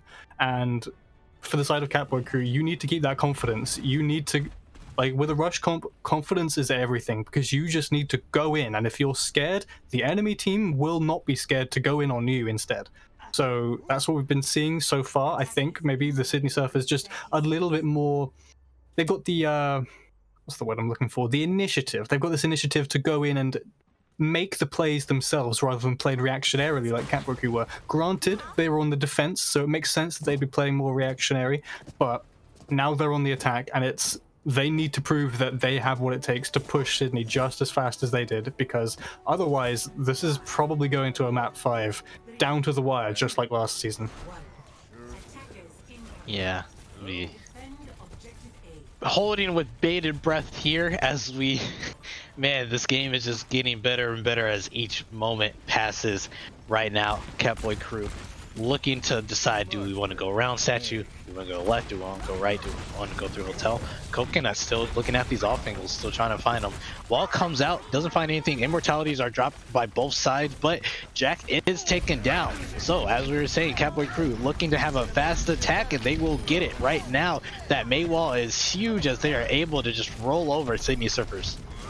You know, the May wall, it locks a couple of players off from the supports of Sydney Surfers, including Jack on that Reinhardt, and that's just a huge target that you can, you know, if you're the Rein, you charge him, he has to countercharge you and he gets knocked to the floor, and there's nothing you can do about that at that point, right? Because he can't back off, there's a wall behind him, he can't go forwards because, you know, he's just going to die even faster.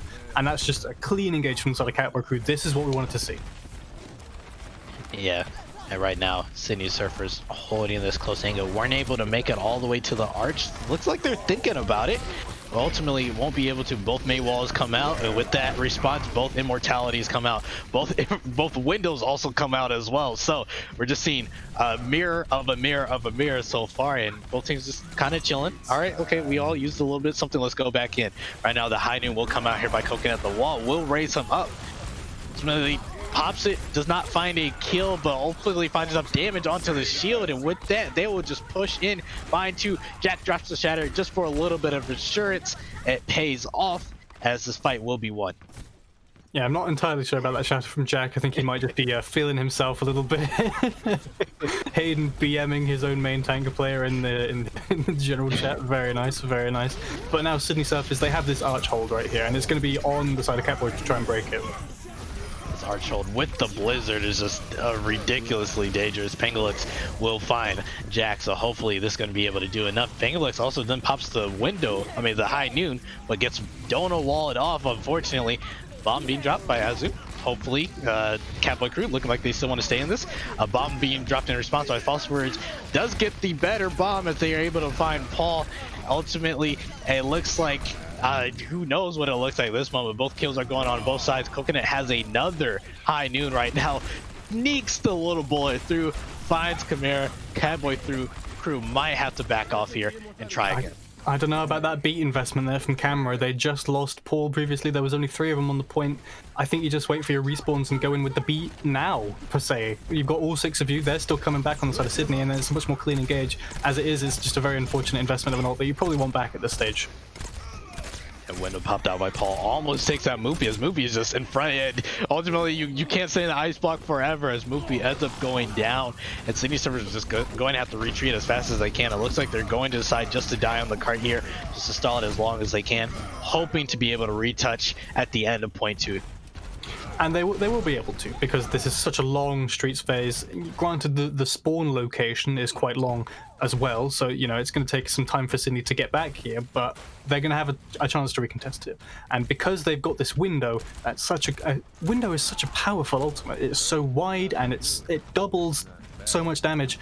It's literally better than an Orisa ult at that stage, because Orisa is like what, plus 40% I think, or something like that. Window is double, and it's just such a long range ultimate. You can't, like, Katboy can't do anything right now. They have to disengage. They have to wait out this window, and that's exactly what they're going to do, it looks like.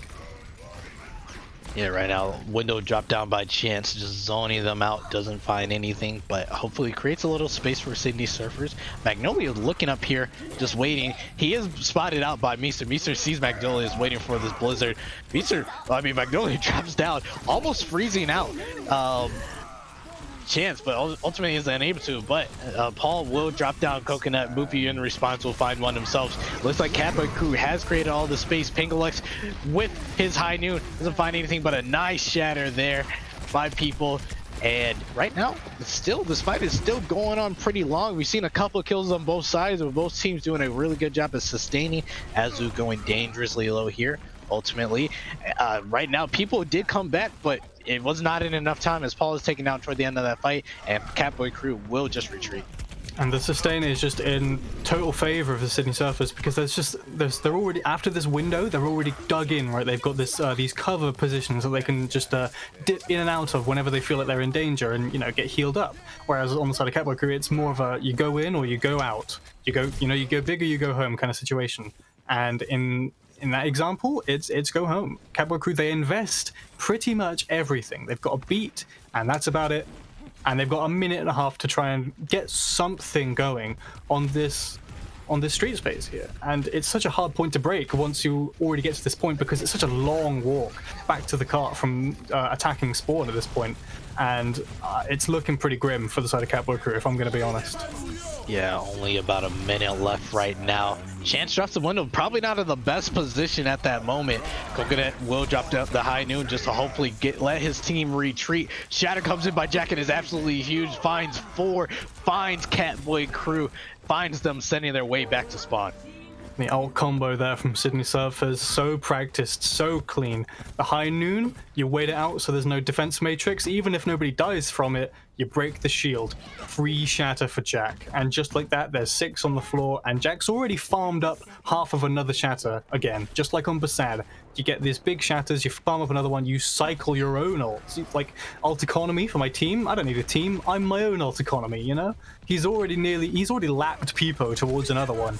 So you need to conquer this main tank if you're going to actually climb this mountain right now, Katboy crew. Goodness, speaking of a mountain right now, mountain, this time has dropped down for Katboy crew. They don't have enough time left, but Jack is taken down. Magnolia finds 2. Magnolia might have just done it for their team. Pangolux finds a couple as well, and this should be it. Katboy crew in the midst of overtime should be able to cap here and get a little bit of time left to hopefully finish off this map. And the DPS there, they come up clutch for the side of Katboy crew, their ults. It takes a lot of ults on the side of Katboy crew, and now they've only got a minute and a half to get to the end of point 3. If they do it in overtime, they will not have a chance to win this map either, just like Hanamura. It will be draw or nothing. And I don't know if I have as much faith in Katboy crew to do that, but let's see here, because Jack doesn't have a shatter anymore. He got cancelled by the flashbang, so that is a crucial loss of an ultimate there. Yeah, right now Coconut has this high noon up. Still hoping zoning, still just trying to waste time. Katboy crew only down to a minute. The bomb comes in by Azu straight into the team. Nice little immortality drop there by Chance. Hopefully to save the team. People going dangerously low, so another immortality drop down in response to Paul. Shatter comes in, won't find anything.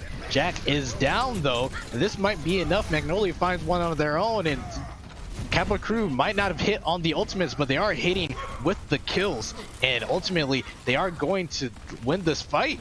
Possibly. Wait, pause. Yep. Wait, yes, they will. They will finally win this fight and keep this cart moving, but time is almost running out. Yeah, it's like I said, it's long and drawn out. Sydney, they know their win condition. They don't have to win that fight. They just have to survive on the cart. And they stalled it for so long now that no matter how long the recontest is here from Jack, it's already too long. There's going to be an overtime, and it's a draw or nothing for Katboy crew at this stage. Jack drops his shatter, but nice little boop there to help set up the high noon onto Jack.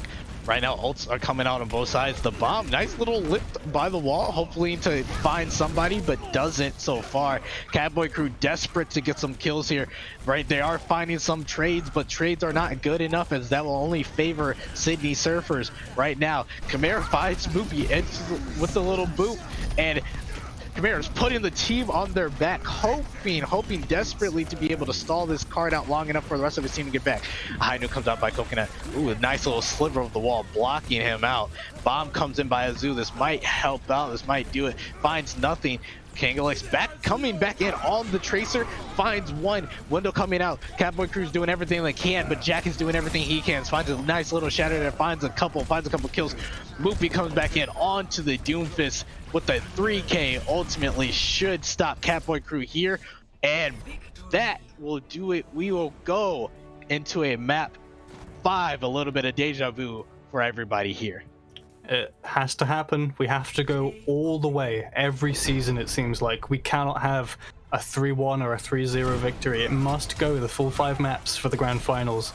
And what a series it has been between these two teams, both showing their strengths and in some cases their weaknesses. You know, Katboy crew there, they came in, their engagements were all pretty good, I thought, but it was just these disengages from the side of Sydney Surfers, the usages of these windows and these high noons to really just sort of tear apart the ranks of the Katboy crew and pick them off individually, and that's what pulled them through this map. And I think it's going to be what pulls them through the next one as well, once we come back to it after this break. Yeah, at the end of the day, as we said, a little bit deja vu. We expected nothing less than 5 maps, and we are getting it here. Coming after this break, you are going to get map 5 between Katboy crew, Sydney Surfers. The winner will be crowned your BPL Season 2 champions.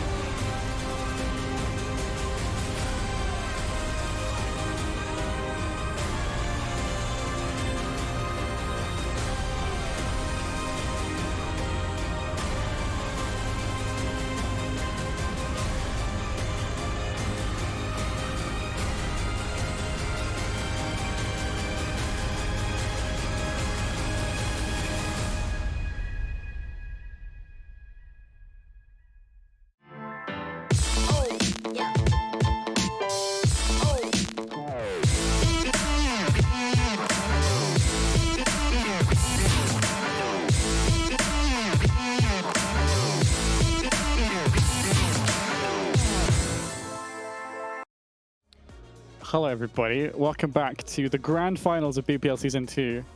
Before Map 5, our decider, we have a special treat, which we're just currently trying to get working. I don't actually know the lore of it, if either of you two do. I've picked up bits and pieces here and there, but it's probably best to let him explain himself. Yeah. We're trying to get Caden set up. I'm sure those of you already know what this means. Trying to get his webcam working as well. Give us a sec. I'm ready for this. Yeah, we'll see. It seems to be the streaming as well. So it's for winning Season 1. There is a cosplay on its way. For winning, high cost to be the best, I would say. They've just ended stream, so they can get ready. We just wanted to give you guys a little bit of a present for sticking on here to the Map 5. Match point. Of course, it wouldn't be a BPL Finals without going to Map 5. Yep. Why couldn't be. Who's making like a billion ults?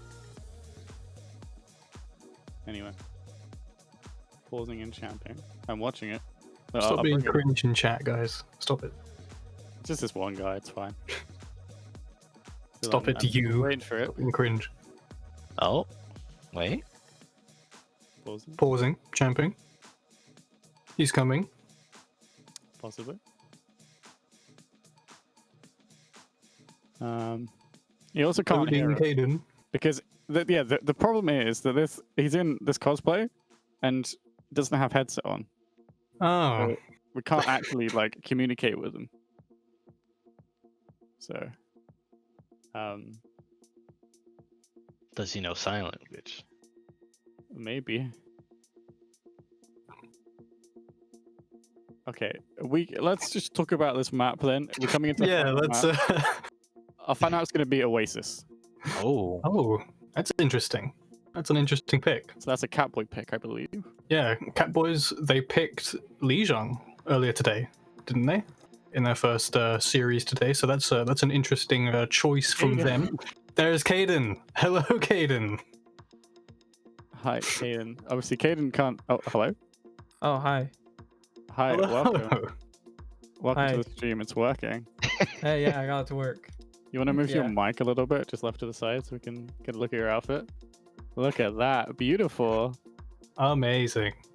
Oh, you got to step back so we get the full view. There you go. Fantastic. Beautiful. Oh, it's amazing. I love that. Don't turn around. Flushed. I can't turn too much. My word. That's all. I hope that was worth a slightly longer break. 10 out of 10. Incredible. Can we get some claps in the chat for that cosplay, please? Very well done. Thank you, Caden. So that was for winning Season 1 or something? It was a mix for both winning and getting Steffe the MVP. I said if Steffe gets MVP, I'll do it. And he did. I see. Beautiful.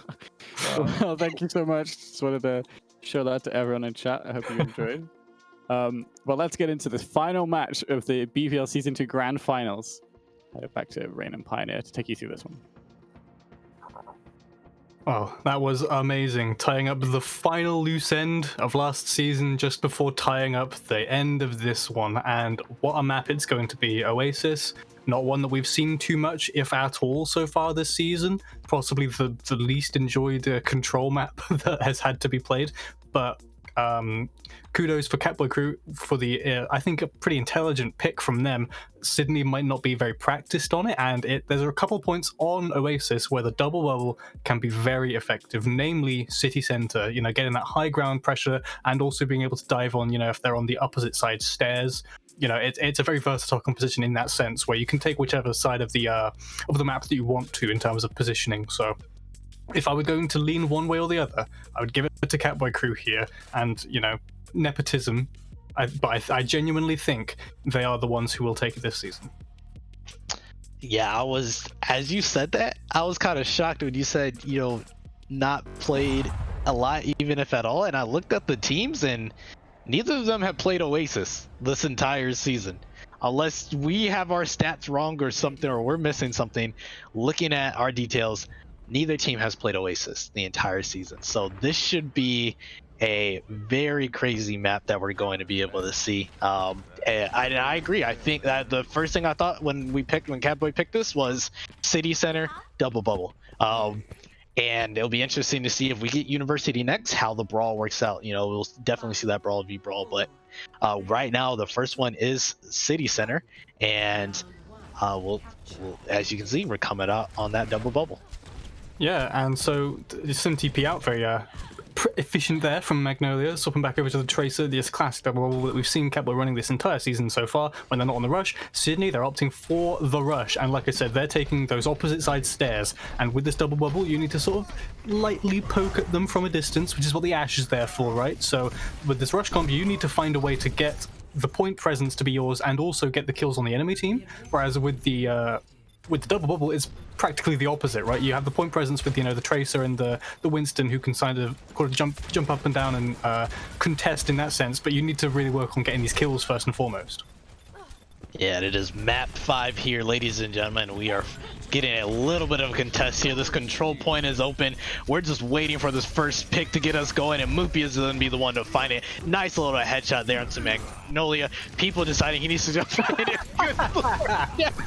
Just fakes him out. Okay, so it'll be interesting to see what these two teams decide to do. I mean, Azu should be, should be on a solid amount of charge right now. Sydney Surfers has capped it. They are just getting 3-point percentage right now. So, but a kill by flex support diff a little bit right there by chance onto Paul, and we haven't seen like a real out fight yet, and it's interesting, like City Surfers is just continuing to get more and more percentage, right? If Katboy Crew still keeps playing a little slow, it's just going to help them out, but ultimately there's the engage. They are finally going to be able to clean up this fight up.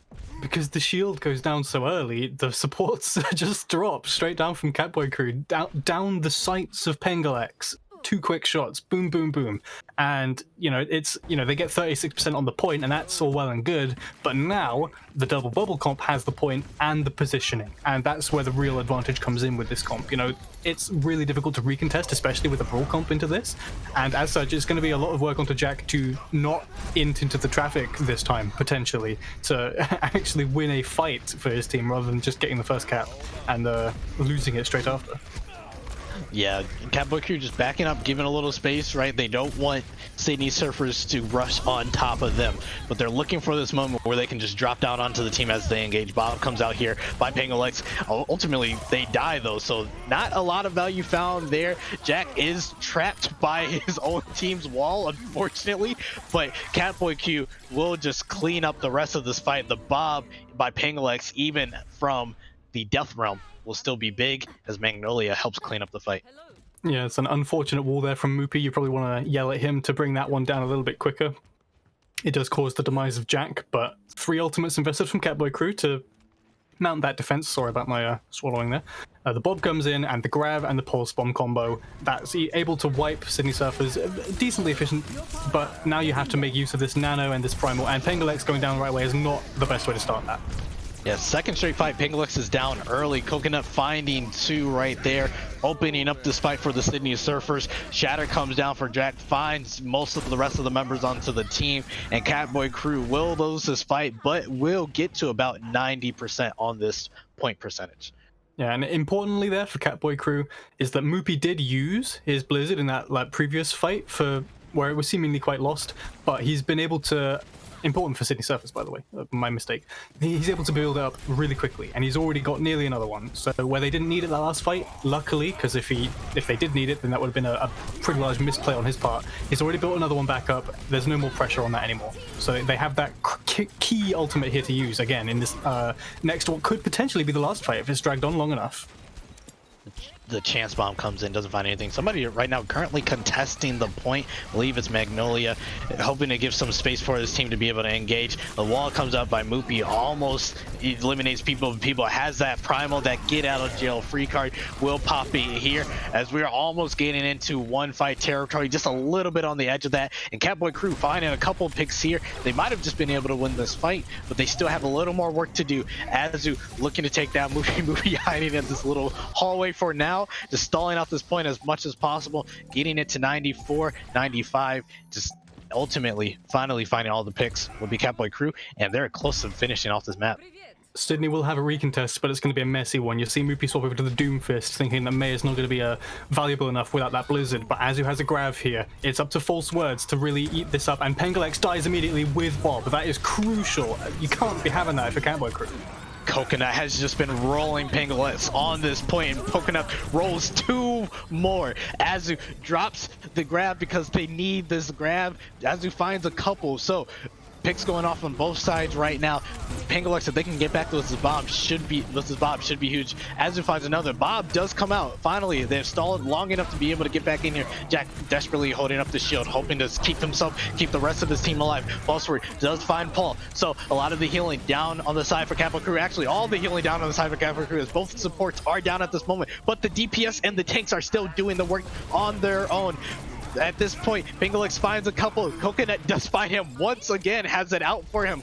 But it looks like Katboy crew just trying to look for that last person, find that last pick onto Coconut, and that's will be it. They will take the first round on our map 5. Azu with the nano on that high charge Zarya just puts the entire of Katboy crew on his back. He says, no, I am not losing this round. We've taken it so far. We can't let them have this recontest. He gets 3 outside of the Grav just off of that nano boost with a high charge. And just, you know, the mechanical aim of this man, he's decided that he wants to be the champion. And at this rate, it's looking pretty good because this map is also good for the double bubble. And we've seen time and time again, Katboy crew, they know how to execute this double bubble so well. It's coming up against the rush of Sydney Surfers once again, but it's been seen that that's potentially not even a good enough counter for the Sydney Surfers, as they've been stifled at every point on that last map. Sydney Surfers must be cursing the Overwatch gods, as right now Gardens comes out next and it's not University. Both teams look for them to fight over this high ground at this moment. Katboy crew looking to find that engage with the double bubble. Nice little leap there by people, gets a solid amount of ult charge, doesn't feed, you know, just hops in, gets right back out, and Katboy crew will be the ones to kind of touch onto this point a little bit early. Magnolia pressuring out the back line while people jumps in the front line. The coordination is there, as you can see it. Chance forced to drop that immortality as a nice little nade comes out here by Paul. And with that immortality down, this should be an engage that you found a little bashing action going on there. But Katboy crew, on the strength of this double bubble comp, on the strength of this diving in, will be able to get all of the kills, will be able to get this first point flip as soon as they can clean up Moopy here. Moopy might be able to stall this long enough for everybody else to come back. Actually not, as Sydney Surfer will just wait, regroup, and Katboy crew will take the first flip. I feel like a broken record, but just these engages from Katboy crew are so crisp and so clean. Peepo, he's engaging a little bit on this high ground where the rush comp is, trying to like make them a little bit weary, and then once they've identified that, hey, there's a target that's purpled by Paul, and another huge anti-nade from Paul onto both tanks, they just collapse on the side of Sydney Surfers. Yo, they said it in their interview after they finished the last match that Paul was just winning fights. Paul was underrated. Paul nice with the anti-nades, and we're seeing it here. And coming into this, Sydney, they've swapped to the Sombra out of desperation. We need just an all-in comp. We need an ult that can just win fights off of its own merit of being completely broken. You can't play Overwatch anymore because I pressed Q, the ultimate. And I don't know if it's going to be enough, because Sombra, she's only good with her ultimate, and Moopy's only 40% of the way there, and Chance is already dead. Oh, people already takes down Chance. That is going to be huge. Meester goes down as well, so all the supporting is down on the side for Sydney Surfers, and they're looking in very dangerous territory. Moopy's only at 45% to this ultimate, and Katboy crew is stacking all of theirs. Katboy crew, they've only had to use the support ults. They've still got Bob, Grav, Primal, all these huge ultimates, and Sydney Surfers have nothing. They're going to have a beat coming up soon, and that's it. They might build a Diva Bomb in this fight, but they've got to build it fast, because if they don't win this fight, then their next fight is their last one. As you're waiting to use that grab, does solo grab Jock there. Paul with another nade, getting down his counterpart, and this just might be it, unless it's a quick reset here. Sydney Surfers might just be done for. Sydney Surfers, they have another recontest. They have the time. They've got 10 seconds to get back to this point, and with the ball and the Tracer and the Moira, they can do it. They're going to get a touch, but more than that is not guaranteed. And Jack goes off the fucking mat! Oh no, Camara, huge play by the guy who lost last grand finals, doesn't want to lose this one, and the kills are coming in for the side of Katboy Crew. The beat comes in, but it might not be enough, as Mr. hoping to keep his team alive, hoping to stall at this point, but it might not be enough. Jack is back from the respawn. He is hoping to possibly build to something, but he will not be able to do it. Cat Boys no longer, these are Cat Men, and they will be able to take your grand finals championship in the BPL League Season 2. The hero play from the man who was taking the skeletons out of his closet from last season. They take this season with dominance. There wasn't even a chance for Sydney on that last point. So clean from Cat Boys. No team deserved it more than they did. I am so happy for these boys right now. Good work by everybody on the Katboy Crew. What an amazing job to have to play a 4-map series. Actually wasn't technically 5 because we had a draw, right? Had to play 5 maps earlier today, get a little break, grabbed a little bit of food, had to play 5 more maps again today.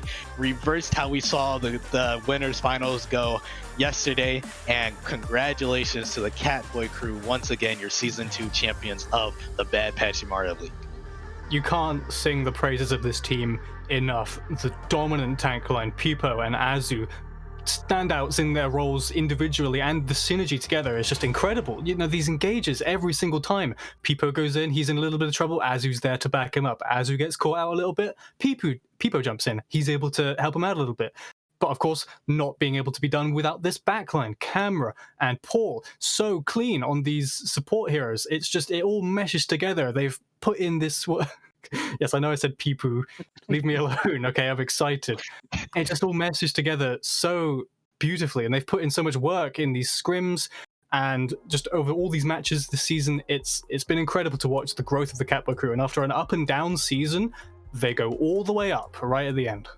Yeah, you were talking about an up and down season. Let's just recap a little bit, right? Huge win let's start game 1. Huge win to start off against Clients, and then what happens right afterwards? They drop against Alpine, right? And then another win, and then they drop against your team, Punk and Passion, in the midseason tournament, right? Back and forth, back and forth, back and forth, right? We saw them go win-loss a couple of times, and then they just found the groove. After that loss to Resurge, they just started rolling, and as you can see, they rolled it all the way into our finals, all the way into the championship here. So congratulations to the Katboy Crew once again.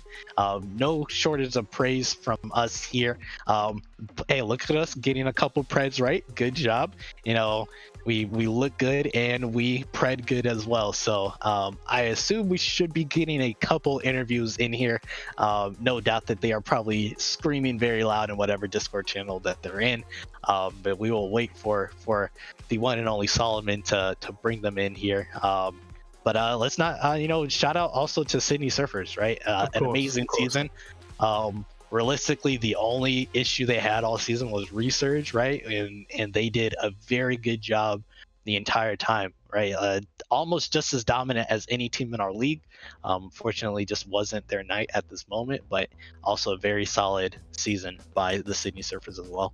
Yeah, completely agreed. Commiserations for the Sydney Surfers. It was hard fought till the very end. They took it to them. They took it to the champions, and we can't take that from them. They took it 2-3 against Katboy Crew, once in their favor and once in Katboy Crew's favor. Very close matches both times, but in the end, the more important match, Katboy Crew are able to bring it out, and that must be soul crushing for Sydney after such a dominant season. And it looks like we're actually gonna get some time with the Sydney Surfers players first. Yeah, what's up? Hayden, hello Hayden. Commiserations on your unfortunate defeat here today. How are you feeling, guys? You know, it sucks to lose, but it was a good storyline. I gotta give it to them. We were the villains, and they won the rematch. I gotta give it to them. They played insane. They played out of their mind, and yeah. Oh, go ahead, Mies. I am just so fucking proud of my team that. Wait, am I allowed to swear? Okay, well, I am so proud of my team.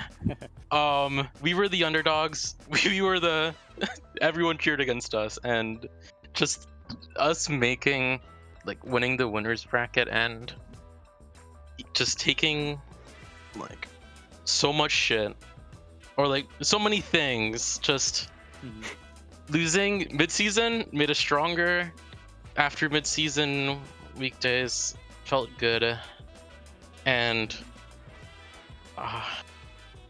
losing grand finals, it looked cool in the profile, but I'll like forget this in a week anyways. Maybe it was close. I was like, yeah. Yeah, I mean, yeah. But hey, commiserations to you guys. You both and all of your team. They all played really well today. They all played really well. Another banger of a match for us. So thanks. Okay. Also, can I shout out Jack? Like, yeah, absolutely can. On KR, he was not losing. I remember I was watching him. I was spectating him. People had shatter. They were doing like a bomb shatter thing. He had 1,000 shield.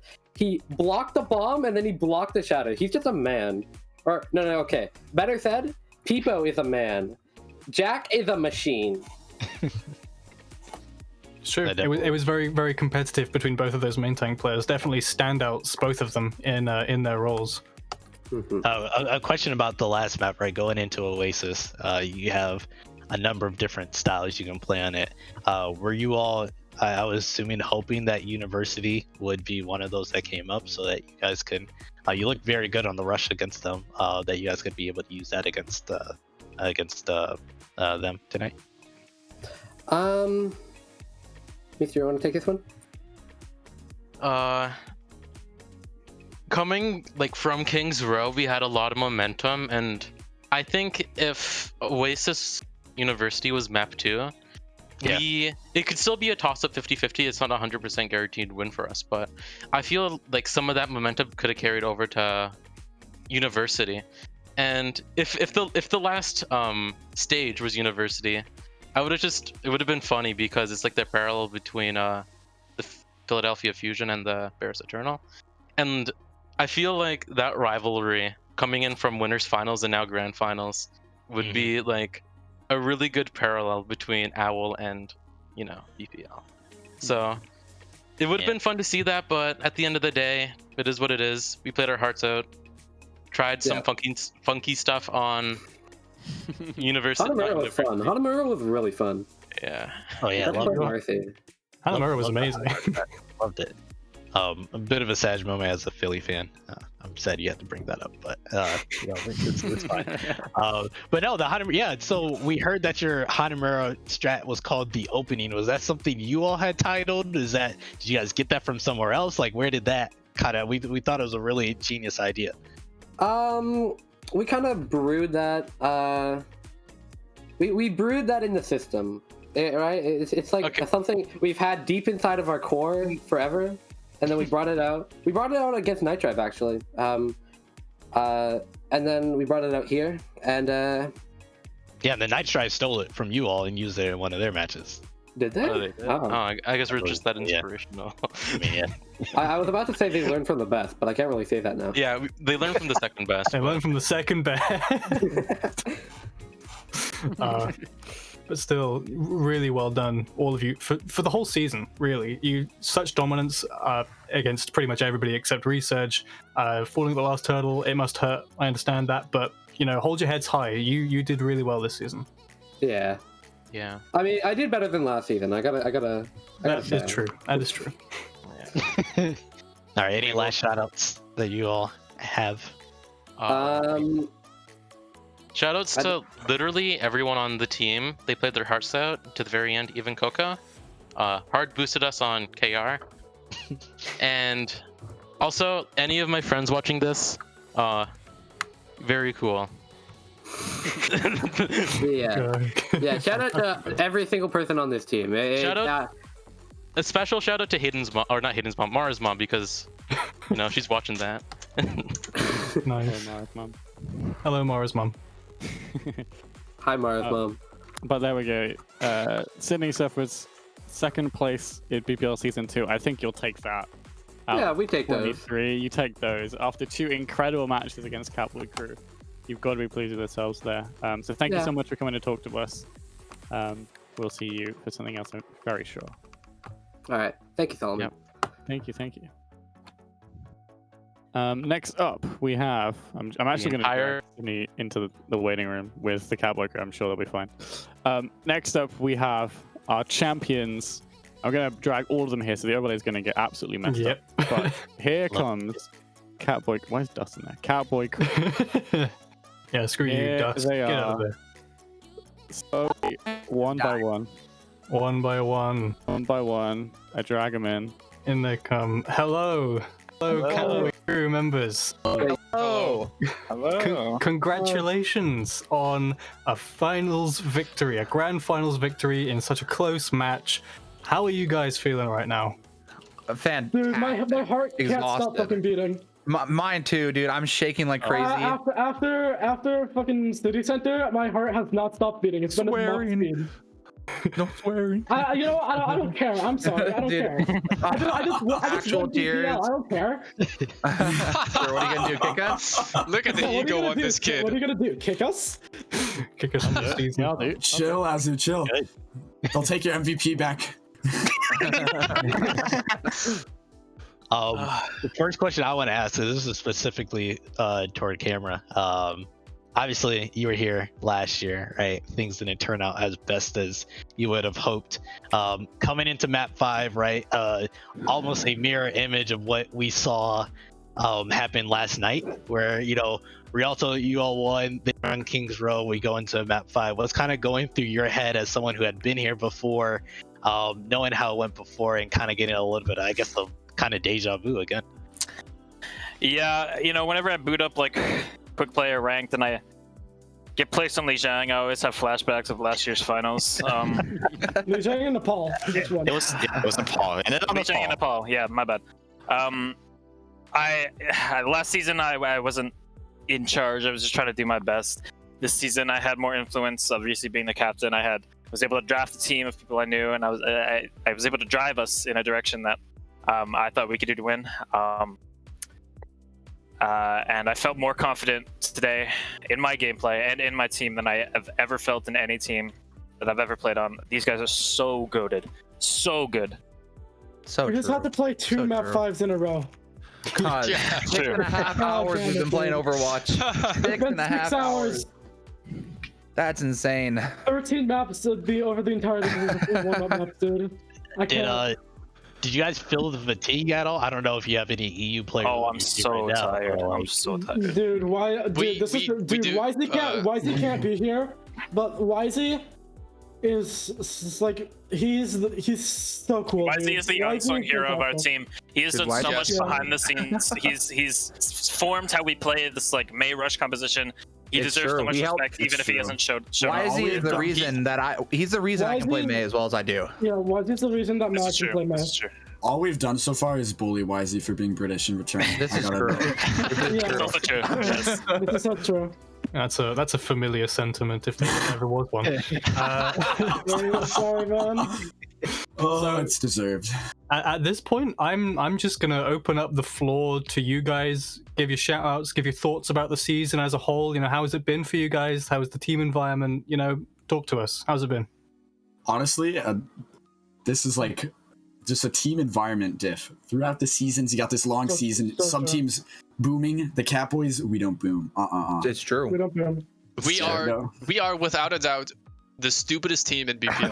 I have so many clips. I have so many clips, dude. Listen. Alpine has nothing on us. Okay, we are very stupid. I have so many clips. We're gonna see that. We're gonna see I don't think that. we could play 6-8 hours of Overwatch without these guys being in the lobby too. Yeah, if we didn't have these strong mentals. When we were paused on Drip Diff between Hollywood, I think it was, we started talking about drunk monkeys on Wednesdays, dude. This is true. This is true. Yeah, This is what the Katboy crew does. I don't know what happened. We listened to one song the entire tournament for the most part. Shout out to John. I'm sick and tired. I'm sick and tired of hearing people talk about jumping. That's the real MVP. It's a banger. I listened to it the entire time. Joppin' by Super M is the soundtrack of BPL finals. It's the soundtrack of Katboy. Well, we couldn't have won without it. My final question, I kind of posted to camera, but kind of to the rest of the team, right? Going into that last map was kind of going through the comms, right? It was very similar to yesterday.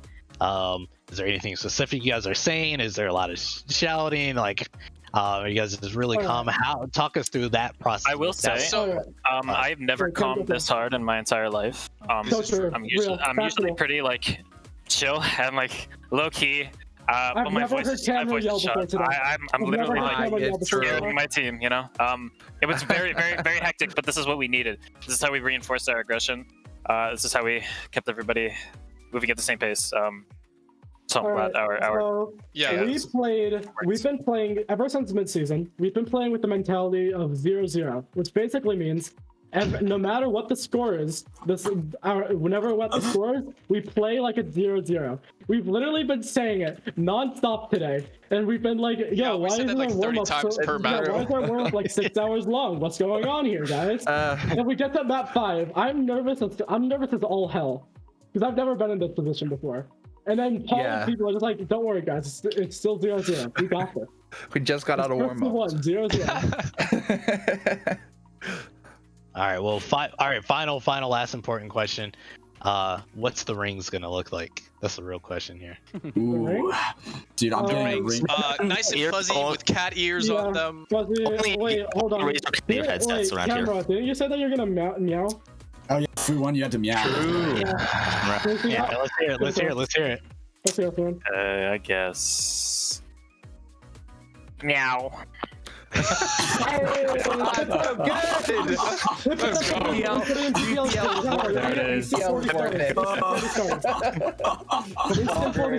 there, baby. Clip it.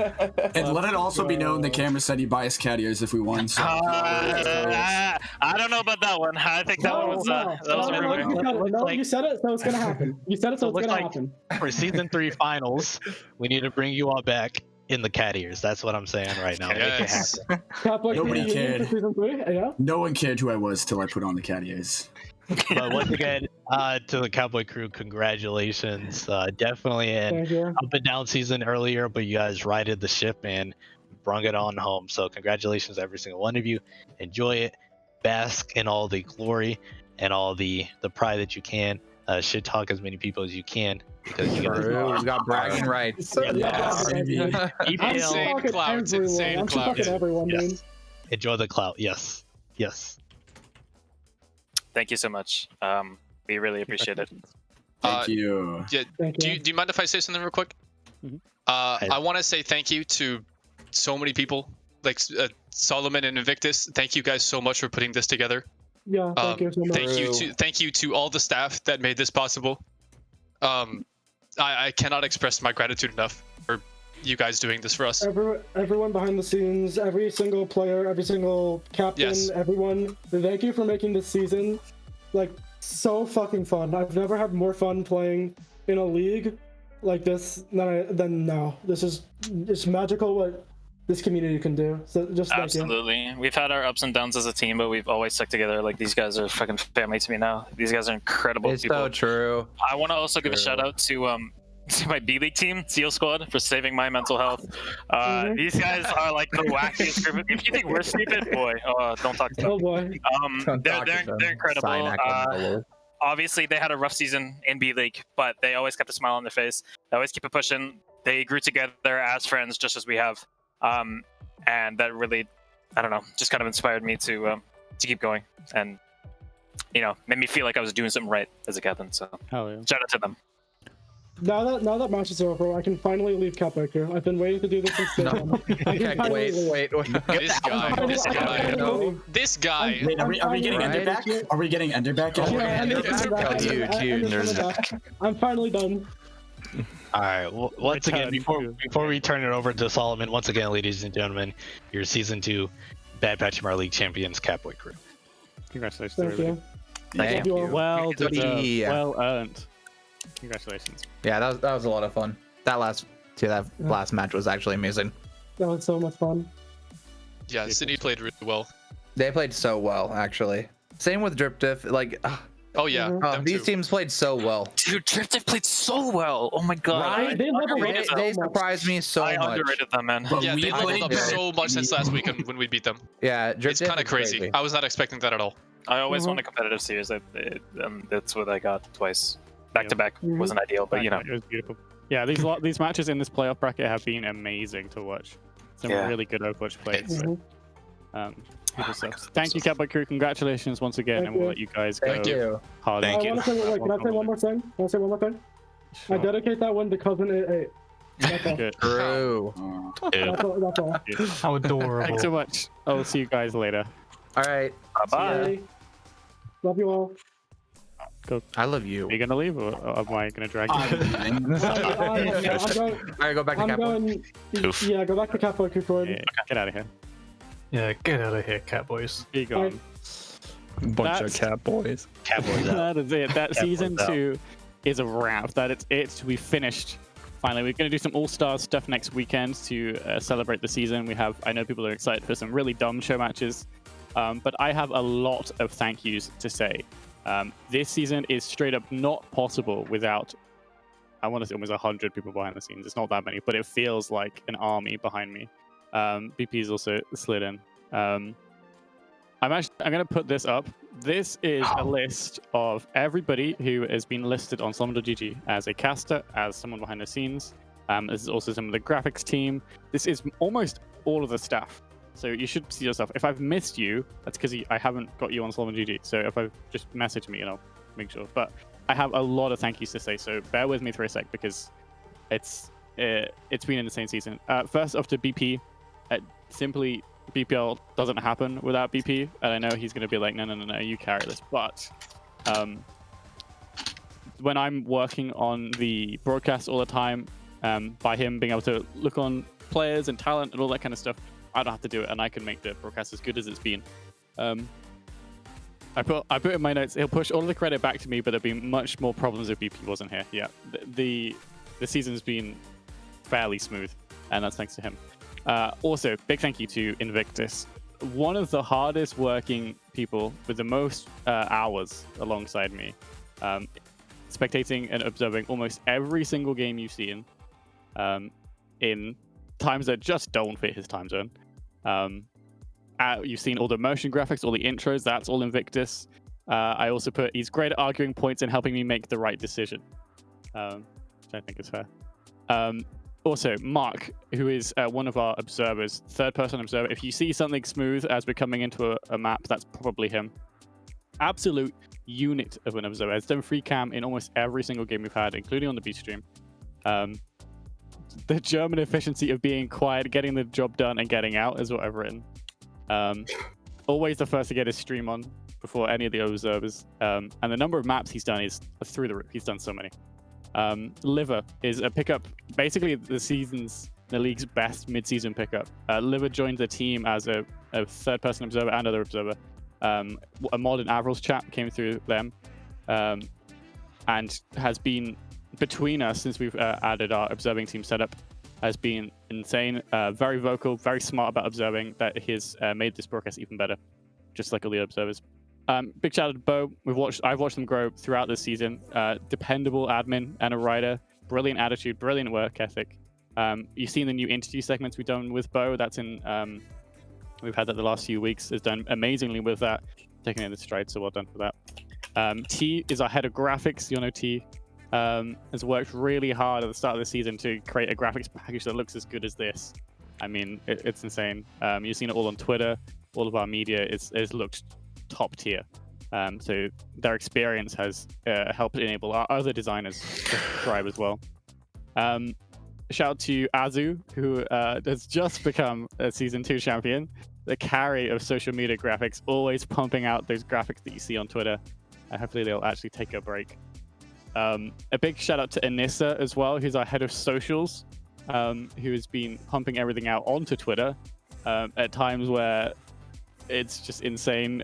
It makes us that we can still use Twitter even when us three are so busy running the league. Ridiculously dependable. So yeah, shout out your Twitters in chat, whatever, go for it. I want to also shout out mentions for the different groups of staff we've had, because I'm sure I've waxed lyrical enough about all the different staff that we have and everything that the job does. Our lobby admins, we had Gerald, Pirate Spy, Fanta, Obscure, Mustard, Bo, BP, and Mel for a bit as well. Basically, the frontline workers of the BPL, working with all the players directly. It makes it so much easier that we don't have to worry about the matches, right? Our observers just turn up and then it goes, right? That's all thanks to them. They deserve so many thanks, making this run smoothly, even if we're slow on the broadcasting link. So thank you so much to them. Our video editors, you've seen some. You've seen it mostly on like the little highlights we do before matches, but also you've seen some edited content on the YouTube channel, and we hopefully will do more postseason as well. Thank you to Hambammer, who was heading up that division for so long. For Joshin, Mariposa, Protein Shake, Discount, Mark. There's more, I think, as well, but I ran out of time making this list. They made some crazy stuff. I especially love the comms shake Joshin did, but we've had some amazing videos pumped out. So I have this. We can give them even more content that they can go crazy with, and you can watch something else. Thanks to our writing team. I'm still going. I'm like 2/3 of the way through my page. We'll get there. Writing team: Freya, Mustard, Jen, Bo. We had a few more as well. Helped out with some of our content, including Match of the Week, interview segments, really basically getting the storylines out of the league that you already know, and also helping us in our weekly meetings to determine the storylines and to get the casters ready for the background information that they need. So a lot we can do without that. Talking of casters, there are way too many names to read out for the amount of talent we've had on our stream, and you can see most of these names are casters, I think. A lot of them there. Over the moon at the number of people that we could get to showcase here as casters. And I want to add more. I want more people to join. I want to just kind of give them that first taste of a fair, semi-professional broadcast, so they can pop off and do more in the future. So we've had returning greats from Season 1. We've had some amazing newbies we've seen, and worked through all the random tech that I throw at them. Be like, yeah, you're going to, I don't know, look at this pigeon. This is the game you're casting now, or something like great. We've had some interesting tech.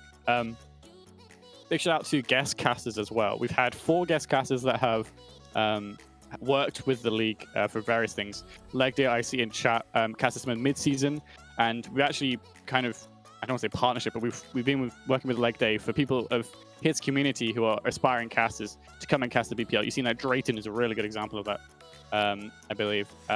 Working with upcoming casters from his community. So thanks for hopping in for a cast and for kind of that share of staff. Avril has been working really hard actually with teams through reviews and coaching, and hopping in for some casts, banger casts earlier this week with Mona and Rika. That was amazing. So thank you for getting involved with the league. Trid had an amazing cast this morning, and also Legdo was in that as well, I remember. Beautiful cast. Happy to have him involved. And Avast, I put on here. Even though he didn't actually make it. Didn't make it. He was in the mid-season. He did mid-season. He did mid-season, but obviously didn't make it this weekend because he got stuck in the middle of Texas, because that's a very Avast thing to do. But honestly, he built this community, right? This is a fracture of the Avast community, to be honest, with some amazing, great people adding into it. So it's kind of from Avast that we have everybody here. So thanks to him. Not that he does anything, Pepe. No. A few final things to shout out. The captains and team managers. This has been a season that's like, it's been a lot. I'm sure people are excited that this is over, but also it's been so much fun. if you think about what we've managed to accomplish in these 2 months, it's what, 390 maps of Overwatch? That's an insane amount of Overwatch. That's so much Overwatch. 120 matches we have now completed, which is an incredible amount. So thank you everybody for getting involved. The captains, very grateful for them working through us. There have been times where we've been late to do stuff because we haven't had the manpower or whatever, and they've always soldiered through and worked as hard as they can. So thank you, captains and team managers. I know that your players especially will be so grateful for everything you've done. And everybody else, the players who have been working so hard in this, down from B-League all the way up to those doing 40, 50 maps of Overwatch into the playoffs. I hope you enjoyed yourself. There's a lot of things I want to do in the future. There's more opportunities we can have. This is a bit like Sub 23 for me. We were like, yeah, sure, we can stream an entire 12-team double elimination bracket in a weekend. And then afterwards, like, well, that was good. Holy crap, we did it, but let's not do that again. And that's how I feel with Season 2. Holy crap, look at what we did. But let's do something a little smaller. Solomon, I think you missed one person there, a very important person called Solomon. Oh. Thank you to Solomon for being there the entire time, putting in the most hours, putting in the most effort. I think that just deserves a clap. I have no words to say. Solomon, I love you. It has been a great pleasure knowing you, and just the work ethic you have, and just the brain you have. I just want every time I see you make new stuff, I'm just like, damn, this is inspiration, you know. And I just love seeing that, and you know, that's what we aspire to be. And you brought us all together, and you put all of this together. It basically started because you decided one day that you're gonna create a league. So that's good. Yeah, why not? I mean, we've been talking to some of the casters before. Like, this is the amount of production level we're able to put on. I mean, look at it. Look at this. Isn't it pretty? Like, yeah, the stuff behind the scenes, I'm sure the casters will agree, are insane as well. Like, from where we were in Season 1 and in Sub 23 to where we are now, we're like a production company at this point. We're not gonna go to a production company. God no, I don't want to deal with that. But BPL Incorporated, man. Right. Yeah. Clip it, chat. That'll be a 20 quid entry fee per player. Thanks. Oh no. Yeah. So. What do you mean? We've already determined that. Everyone who's in BPL, you owe us $20. Please TM it. So please the money, obviously, we have some income. That's money from like Twitch subs and a little bit from ExpressVPN as well. If you haven't already, it's a great time to plug expressvpn.com/BPL. True. So true. But if you want to help out the league, we get money from it if you sign up, and you can like do a free trial or whatever. We get paid. So go over there and sign up, because you'll always need a VPN at some point for sure. But we'll be distributing most of that out to the staff as well, just so that they get something for working so hard. I'll make sure I buy something nice with them or something. I've written this list ages ago. Well, actually, like yesterday, but it took me a while just to make sure I managed to think of everybody. And there's definitely people I've forgotten, because this season has been insane. We've had people come in and out. We've had 23 teams. 23 teams, 120 matches. When can we get mugs? I mean, we can open the merch store, I guess. I don't. If we get season to season, fuck it. Yo, I guess. I will buy. Buy it before we get banned. Yeah, I have the t-shirt and a hoodie on its way as well. So you know. But yes, thank you everybody. Obviously, this is not something I can do on my own, and it's not something I can do without a community that's supportive of it. So thanks for letting me kind of play around with broadcasts and stuff, whilst also having some amazing matches. What's next for BPL? We're gonna take a big fucking break, I tell you. That sounds good right about Thank now. God. I tell you. Jesus. So next weekend, so we're looking Saturday, maybe 2 days, maybe Saturday, Sunday. We're gonna look at doing some show matches just to piss around, go back to the old days. We'll get some season 1 teams in. You know the drill. I pinged this out before. So we're looking to do that this weekend. Obviously, if you are interested, the questions channel is open. I'll start thinking about this more tomorrow. Then after that, we'll be done. The likelihood is we're not going to do anything until the next break in OWL. Obviously, OWL starts fairly soon. So we're not going to compete with that because there's no need, and I have to work with stuff for Rast and all that kind of stuff. So BP obviously has a job. It's crazy. So realistically, it's going to be like between, if we do more things, like BPL sub-tourneys, it'll be between, you know, the sections of ours, like the 4 tournaments. Sorry, it'll be after a tournament. That's the idea. So take one of the breaks. Yeah, but we're going to take a big old break, just like we did from season 1 into 2. Make sure you stay following in the BPL server on the BPL Twitter, because we will tweet out and make it announced when we have plans and if we, you know, open up discussions for plans. So even if you're tired and the season has tired you out, because it's definitely tired me out, make sure you stick around, because we got some really good ideas of things we can do that are not this long, that are even more fun, and with some great Overwatch as well. Absolutely. And the other thing I just want to mention that we do have a pretty wonderful community that we've built around PPL. I think around 600 members, probably more now. Yeah. And you know, if you guys ever want to, you know, queue up a game, just drop it in general. Be like, yo, any curious, or you know, and we probably will be running plugs again. You know, whenever people want to. So. Yeah, remember those? So do join in. You know, there will be a lot of people. You know, you can queue with, play some Overwatch, play some Valorant, whatever you want to play. Like funky hybrid like teams in pugs will be good. Absolutely. So you know, stick around. There will be a lot for you guys to do. We're just, you know, it just won't be as structured and as serious, I guess. But you know.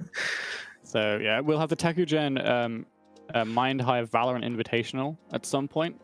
A little bit TBD, but we'll. I think it's next weekend. I think that's Tech's decided. So we'll see how we kind of wrap that around in All Stars, but we'll do something like that. So if you're interested in Valorant, I think it's pretty much open to anyone in BPL.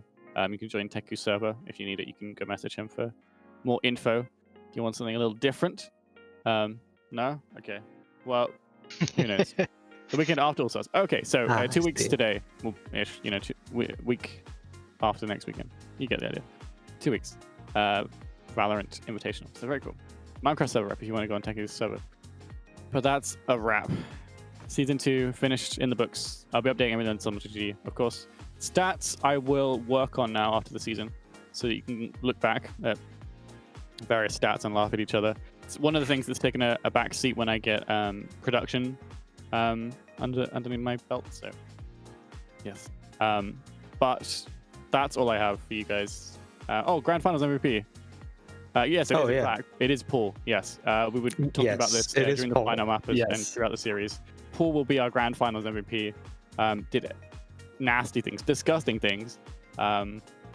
So congratulations to Paul. Did really, really well when stuck on the Ana, especially. So wake up, babe. New Paul nade. New fucking 6-man Paul nade. Yeah, beautiful stuff. Especially on Oasis, it went crazy. Yeah, absolutely nutty. Yeah, thank you everybody through the season. I hope you've enjoyed everything. We'll see you around, I guess. Yeah, that's it. We're done. That's it from us. It's over. That's it from us. We'll see you. It's been an incredible season. I'm going to run the intro one more time. One last time. It's Vic's intro. Thank you so much. Feel strong, man. Teku, you can feel strong, man. One last time. One more time. We'll see you later.